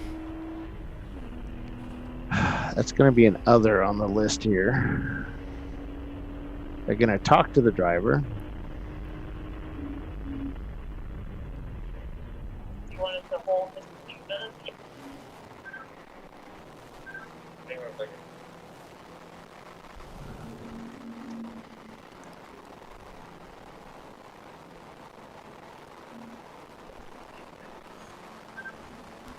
Yeah, he's holding for a minute and a half, so he's like 8 laps up on the engine car, so they're really matter.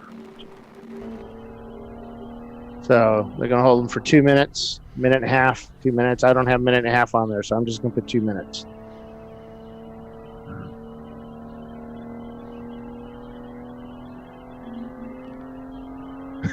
That was funny. Well, you know, you don't know until you try, right, Paul?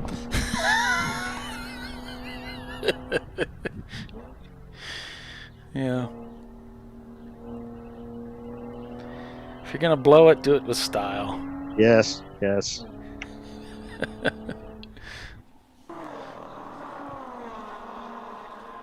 So if any car hits my camera from there today, that would be, wow. Must have magnets or something attracting the cars Right as they in the come wall. by.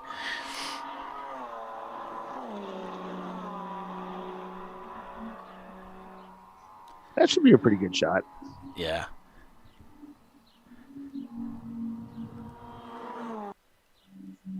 So is this how you're going to replace your cameras, Bill? Put them in peril and then put the worst ones out over the edge and then hope they get hit? I didn't think of that.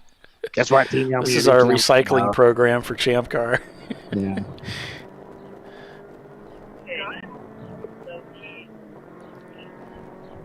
No, flag 756 purple, Honda and 756. Dodge Neon of Plum Crazy. Spin and continue. Copy, thank you. That must have been fun. Not. What was that? Thank you. So 5A. Still might be a bit slippery down there, Paul, you think? Could be. 90 is still sitting over at the turn 8 exit. Might as well hang out there for a while. Yeah, hang out with the safety workers. Wonder if their team knows.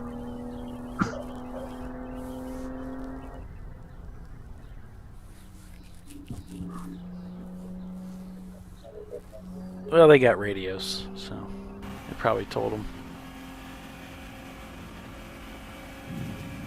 That's one of those. Has anybody seen the car?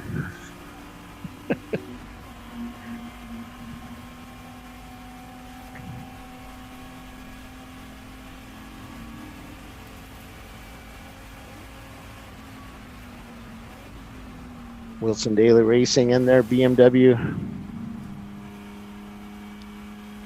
Starts pouring the power on mid bus stop and then into the outer loop there and lets off to let a car by around the outside. One of the Atlanta Speedworks Porsches.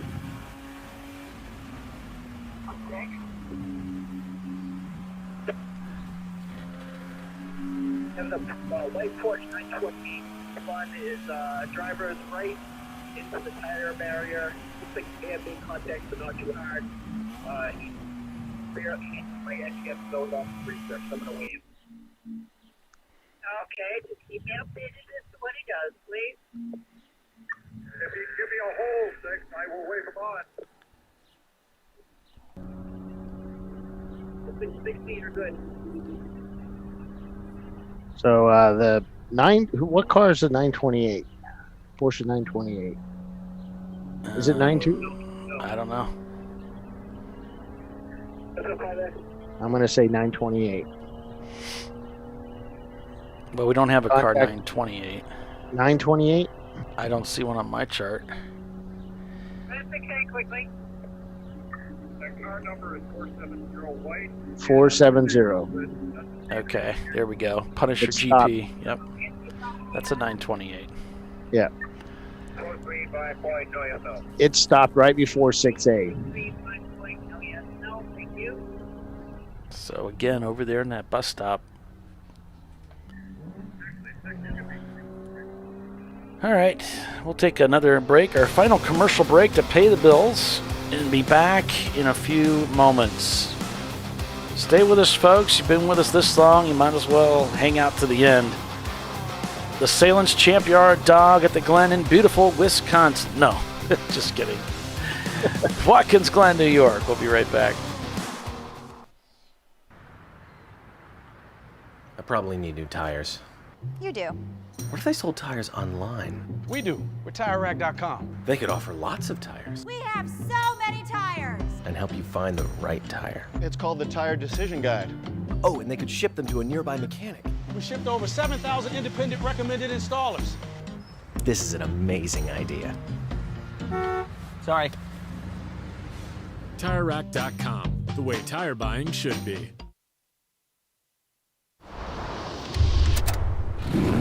Bring on the frozen tundra, the grinding gravel, the cratered concrete, the rain-soaked streets. Come on, road. Do your worst. We'll be at our best. Reliable performance in unreliable conditions. Designed to meet or exceed original equipment performance. That's why more auto technicians choose Duralast parts. Exclusively at AutoZone.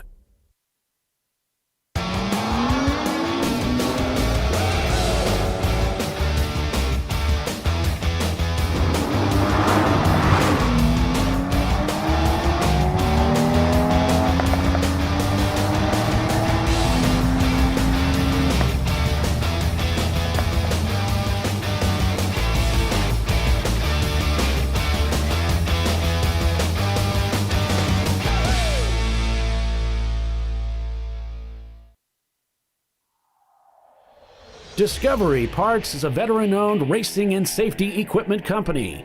While we're located inside Atlanta Motorsports Park in Dawsonville, Georgia, Discovery Parts can also be found at the tracks, supporting a number of Champ Car Series events.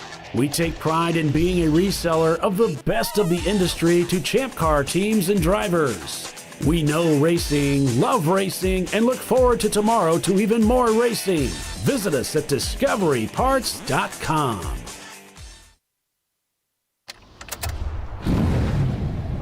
Come on, road. Do your worst. We'll be at our best. Stress tested to meet or exceed original equipment performance. Exclusively at AutoZone.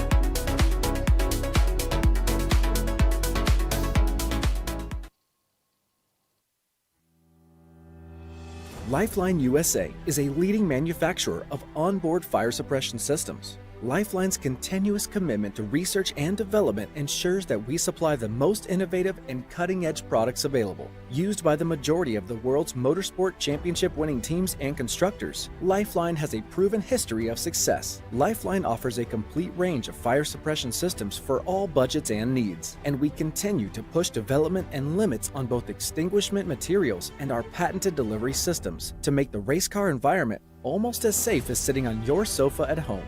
Every kit has been designed for a professional and simple installation. For more information and to purchase your Champ Car fire suppression system, go to www.lifeline-fire.com. Located in Northeast Ohio with 40 years of combined experience, Money Shift Racing knows how to deliver performance and safety, offering everything you need to get your vehicle and drivers ready for race day. From safety equipment to full engine assembly and repair, in-house fabrication, 3D design, and rapid prototyping. Money Shift Racing. Performance done right. Frozen rotors from Diversified Cryogenics deliver increased performance and a higher level of safety, while significantly reducing braking system costs. So to tell you a little bit about the durability of this product. So we have seen an incredible extension of the life of our brake rotors using frozen rotors. We've gone from brake rotors every other weekend to 6 weekends on one set of brake rotors, and I think they can go farther. The durability has been amazing. And it's been a fantastic season, and man, a lot of that is due to the way our car can brake on those frozen rotors. For more information, go to frozenrotors.com. I did it. You see how it's... That's it. We did it. You did it. You can do it. The path to I did it starts at AutoZone. Get in the zone.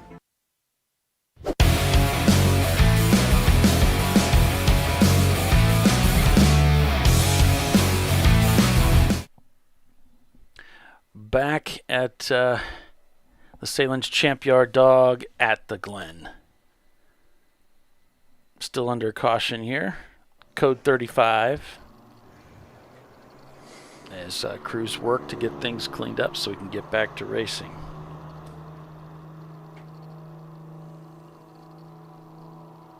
Yeah.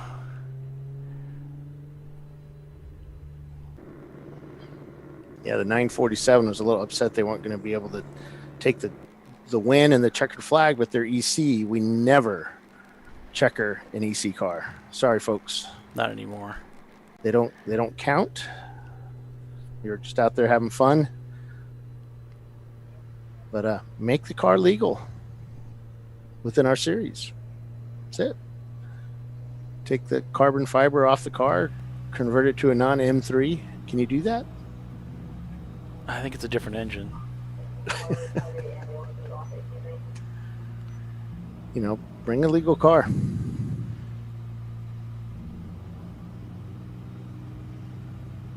Oh, this is the Porsche. I'm remembering now. Which one? It's the 923s you were talking about. Oh, the 928? 928 Punisher GP, yeah. Yeah. 928. No, the one I'm talking about was the TF Racing, the 947. Okay, gotcha. M3. Yeah, they're in second. They're showed in second place, but first in EC. Yeah. They had to come in and do a 2-minute black flag for passing 5 cars in the inner loop. Oh, that. Yeah.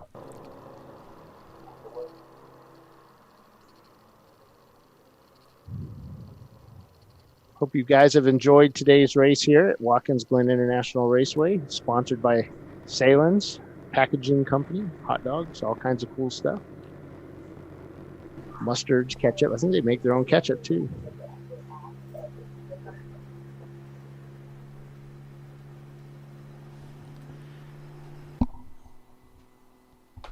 Beautiful race weekend, that's for sure. Yes, it has been nice.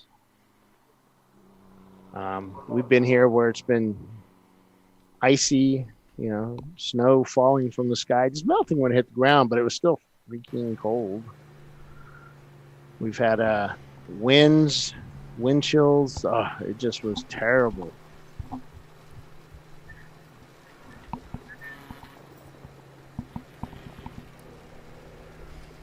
Terrible. All right, you think Sahlen's has us in the bag, man? We got yeah, I mean they 20 do. minutes to go. You know, their weakness has been over and again engine failures, which can come out of nowhere. So just when you thought it was safe to go back to full throttle, poof.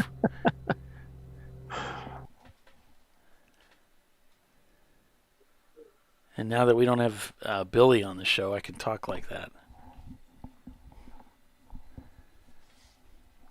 The extra announcer? Yeah, the additional announcer, yeah. Thank you, Billy, for helping us out this weekend. And thank you, Tiffany, for not being here. I'm she's sure. On vacation, isn't she? She's out racing cars, Mid-Ohio and Pittsburgh. Yeah, she's out having fun. Yeah. Without us. She gets to do that every now and then.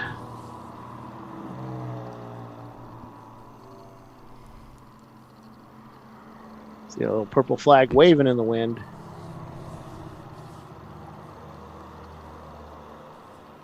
Make sure you guys like and subscribe, please, or just like us. It helps us out a ton. Subscribing helps even more. Real simple. Click the thumbs up.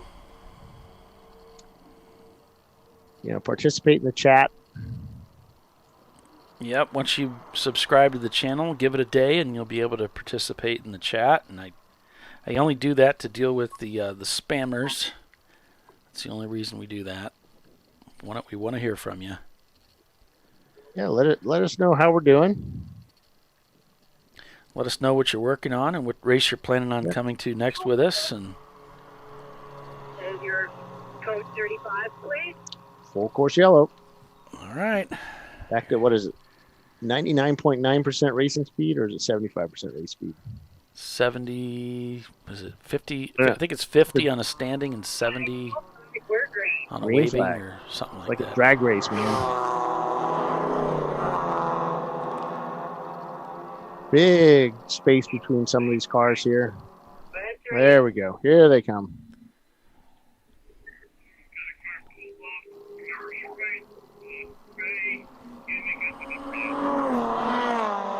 Gonna call.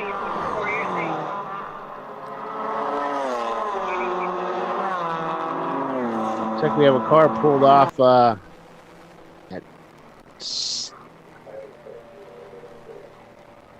Can't tell where.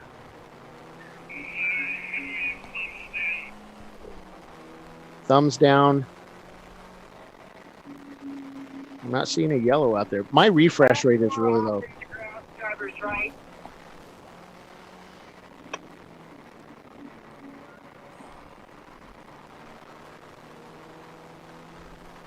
Oh, we keep getting a stop notification, but it's not. Oh, 3. 3 has a car stopped. Yeah. He's driver's right. Looks like a BMW E30. Gray.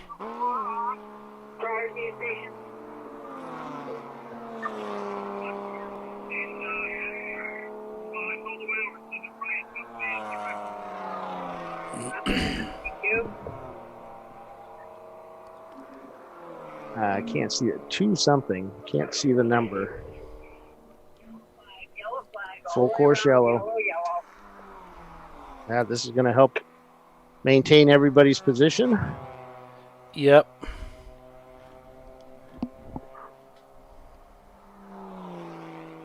Let's go local yellow there. Full course yellow here.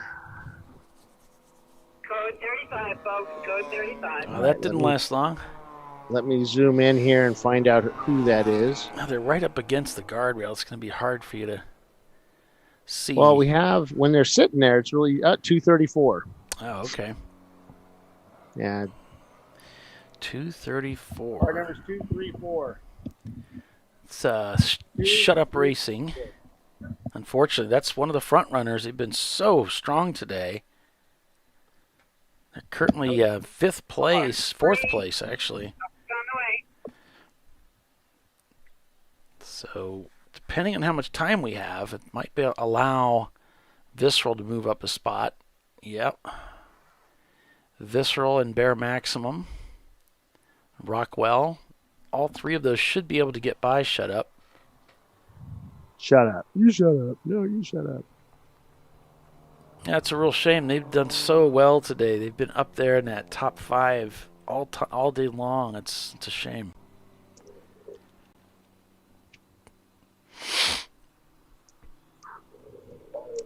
Emergency vehicle rolling to a stop behind them. Copy, thank you. And finally a tow vehicle arrives as well.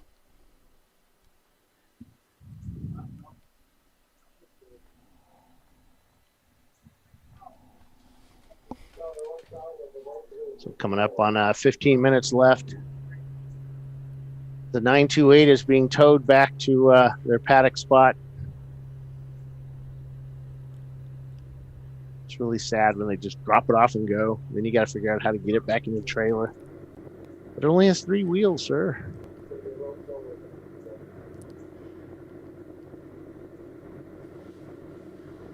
And 4 heads up, they're going to be bringing that car off at your station. Look how steep that climb is there. It is pretty steep. It's fun. Yeah. It was, once we got the arrow on our car, that was probably one of my favorite parts of any track. Yeah. It's going up through there. Unless they were 3 wide and they were slower cars. It's like, coming up on them really quick. So they got that car hooked up. Nice looking car. Yeah. It's kind of when I first ran across the GWR, when they had their huge wing on the back of that car. And that's about all. They didn't have a split or anything. They just had the wing. Copy. Of course, a lot of those guys are engineers at big automobile manufacturers. One of them worked for the IMSA Corvette team. Another worked for Ford as a design engineer. And others worked at other, engineering firms up there in the north, or up by you, the Big 3 area.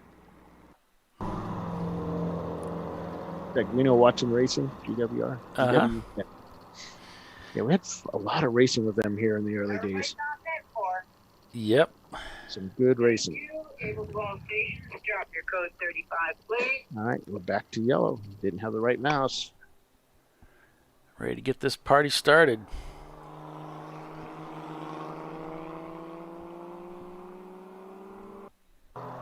We are green. We are green. Woohoo! Back to green flag. Big drag race. Got a Honda, Porsche, and an E30. Drag racing down the front street. All pretty equal too. But once they get up to speed, you can see the difference between a lot of these cars. That Mini, there's the 45 Mini, I think it is, or 245. Yeah. Just put the door on, or put the smackdown on Sparrow speed. Yeah. Going down straight away. Is this that little orange one? Yeah. Yeah. It's pretty quick. Supercharged, maybe. Huh. Yeah, those little Minis, the new Mini, they look kind of fun to race, man.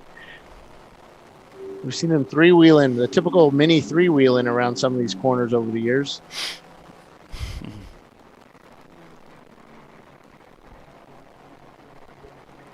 Remember in the old days, you look at some of these old videos and you see the English racing, and they got a Ford Mustang on the track and a old 1275 Cooper. Yeah. Racing back and forth, trading places. Yeah. I think every year that thing shows up. It's a lot of fun to watch. The Mustang just kills them on the straightaway, but the corners, the Mini can just wait till the last second to brake and just put three wheels around that corner. And yeah, fun times. And they still do it at the, what's that big English get-together? Goodwood? Yeah, Goodwood. They still do those little races. You know, they got the big V8 1960s cars. There's always about 4 or 5 Minis, that, right in the mix. With the Ford Falcon and Mustang here and there. And they got that competition, too, where they race up that guy's driveway. Oh, yeah, that's right. The time, distance, speed, isn't it? Yeah. So Team Sahlen still up front. Visceral racing into third. Bear Maximum has moved up to 429. The 5th, and Rockwell, the number 10 car, into 5th place. And Visceral into the 918 car into 6th.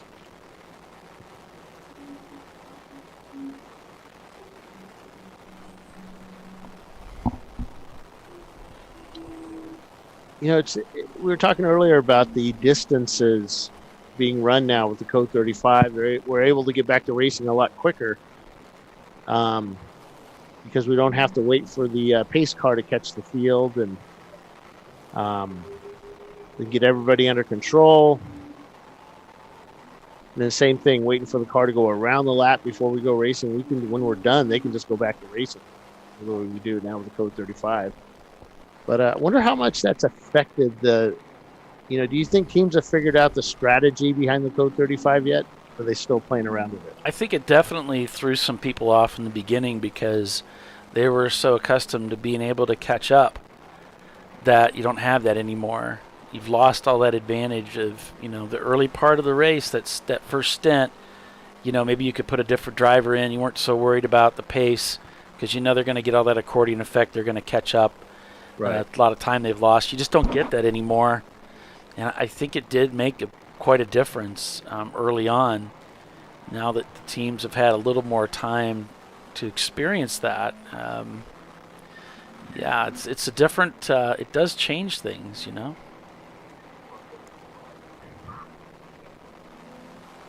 you. 2165. No, yes, no. Thank you. So over at 5A, that guy does a lot of work, man. Yeah. Yes, no. Yeah, he's a busy Kind of beaver. flew through the bus stop there, but came to a stop and then made no advantage going through there. He does deserve an ice cream.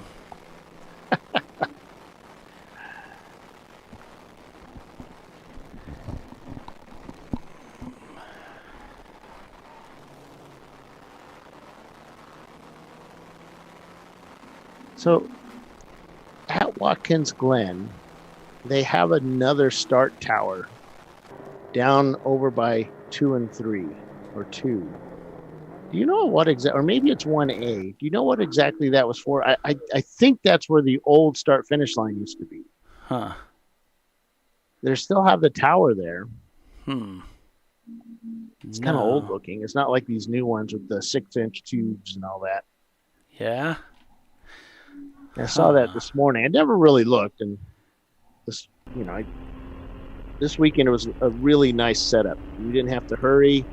You got, well, at least on my end, and time to get everything done, set up right, tightened down for the most part, except for that one at 5. Is that looking at the sky or the ground yet? It actually went down a few hours ago. Oh, so of course. I lost it altogether, so I don't know. Yeah, somebody probably hit it. I don't know, because we've had a couple just went dark, and that one actually went dark. The other two. One working? Yeah. Good. They were. That's the only track camera that went offline. That's a good sign. Yeah. Yeah, we weren't able to put it in our normal location because the normal location wasn't structurally sound, I'm told, and I'm not of the weight size to walk on unstructurally sound things, so decided not to tempt fate. Yeah, if we had Connor Frank back, we'd send him up there. Oh, but 120 pounds wet.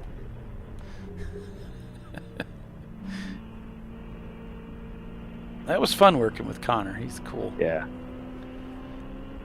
Good kid. He's moved on to real estate sales like his mother, making his millions doing that. Has an engineering degree, but physics and engineering degree, but went into real estate instead. That's Ray Frank's son. Has worked with us. Him and my son actually worked with us in, I want to say, the early days of ChampCar, not ChampCar, in the late days of ChampCar. They were still in high school and college. Yeah, he's pretty handy with a camera too. Yep. Yeah, remember that day we went to interview some folks at VIR 24? They thought it was going to be really easy. Oh yeah. That there just Your son and yeah, yeah. He wanted nothing to do with it. Hated it. You could tell. It looked in his face. They said, "Yeah, we don't want to do that." Station 9. I had my panel 538 white into another car. I couldn't catch the number. So 538, the side-to-side contact between another car. We don't know what it is because we couldn't catch it. These guys are getting a little racy out there, trying to get every position they can. 538 is K2 Autosport. It's a 98 Camaro. Well, Camaro, they're just trying to, show people who's boss. Was that a Mustang? It's getting late, folks. About 5 minutes to go. Here at the Sahlen's Champyard dog at the Glen. Yeah. Well, I called it Wisconsin earlier, so. Wisconsin? Yeah, it's kind of near Wisconsin.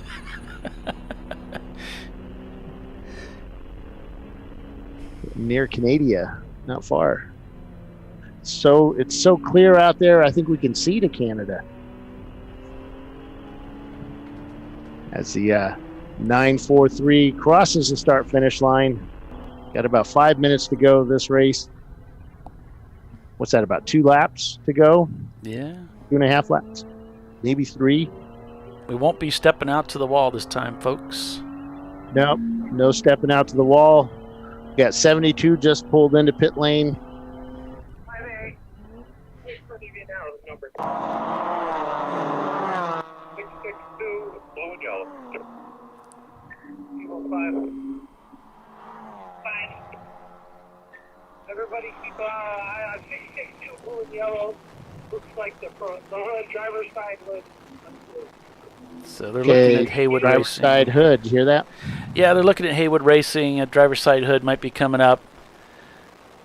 And that's a thing. I got to keep an eye on that. Well, we've seen guys with that hood go up, and their lap times really didn't change. It breaks the windshield. It's Oh, yeah, those little technical issues. It's kind of scary. Bend your hood. Yeah.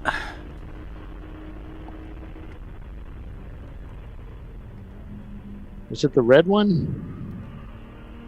662. They just went by. I didn't see the hood like popping up or anything. There goes Sparrow Speed across the start-finish line. I'm looking down at timing and scoring, kind of getting an idea about how much time, about how many laps.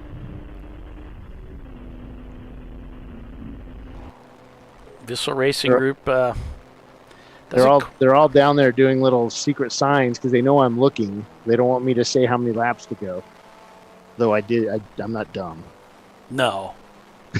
You know what's going on here, guys. We're no dummies up here. Come on, guys. We do this every week. What do you take me for? Jeez. Well, Vissel Racing Group had a... Yeah, the hood is flopping a little bit. Not much, but it's a little bit flopping. Well, Vissel had a great day yesterday racing, and really both Sahlen's and Vissel have really been those two teams dogfighting it out this weekend, and Vissel takes the win yesterday, but doesn't look like they have what they need to get the job done today. And today it looks like it's going to be all Team Sahlen with a 1-2. Just moments left to go here. Waiting for that one to go. From best as I can see, they haven't been given the one to go yet. Not yet, because there's not one to go. That would explain it. Just call us the sharpest tool in the drawer. That's all right. I'm not going to tell how many we have to go because the boss yells at me. But if you listened very carefully in the background, you might have heard something. Wasn't me. Was not me. It's a good thing he likes us. I think. Eagle 5A, waving yellow. Oh. Waving yellow for 5A? Oh, jeez. It's black rear tires, and he's between myself and 5B. Go ahead, continue. He got it away enough. Oh. We got a car that was a problem, and now maybe it's not a problem. So car's 4 off. So it's going to be a yellow up there at 5 and 5A. On board with OFIC.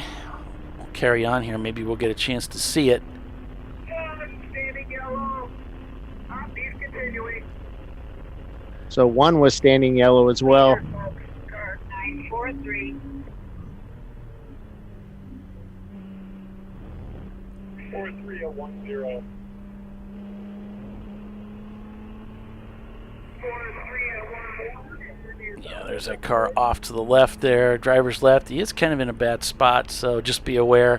Let your drivers know. The outer loop, driver's left. Just kind of keep it to the inside.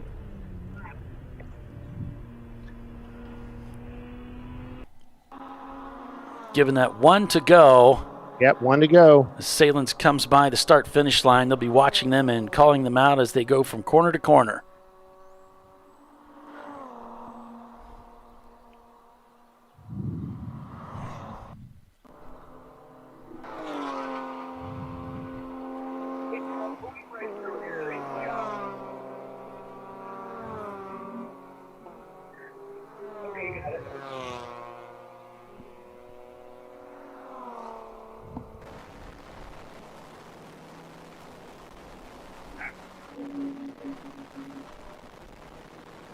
So for the final time, the Sahlen's Porsches cycle around the racetrack at speed, looking for that checkered flag. Yesterday they were denied.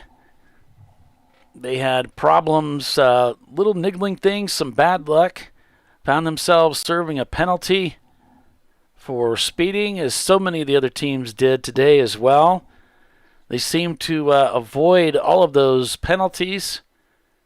And even when it looked like Visceral had the upper hand with fuel conservation and that big gas tank of theirs, the Sahlen's Porsche team kept up the pace, kept the heat on Visceral. And today, as they come around here through turn number 9, it's the first and second place together, so 943 leading the 942. It's looking like they're going to be able to pull off a 1-2 victory here at their sponsored race. Yep, there they are. Lights on, both cars. They come into 11. Here they come together. Now coming onto the front straight for the final time. The starter sees them in the distance and raises the checkered flag. And it's the checkered flag for the Sahlens, for both of the Sahlens cars. That's right. Well, one has the 942 finished ahead of the 943. So the 943 has to do another lap. Team Sahlen takes the win here. Yeah. Team Sahlen takes the win here at the Sahlen's Champyard Dog at the Glen. The Mustard Card takes the win today. And Visceral Racing Group is going to come home in third place after their sister car took the win yesterday.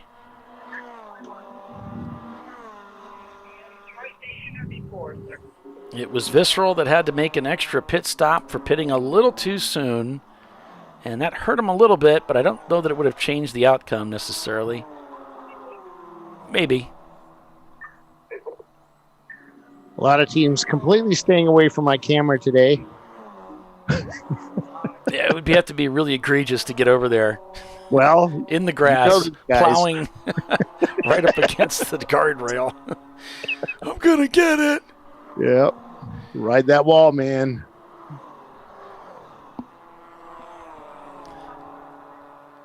I don't have that number. 617 is the car that was pulled over up there. Yeah, that was one of my uncorrelated ones.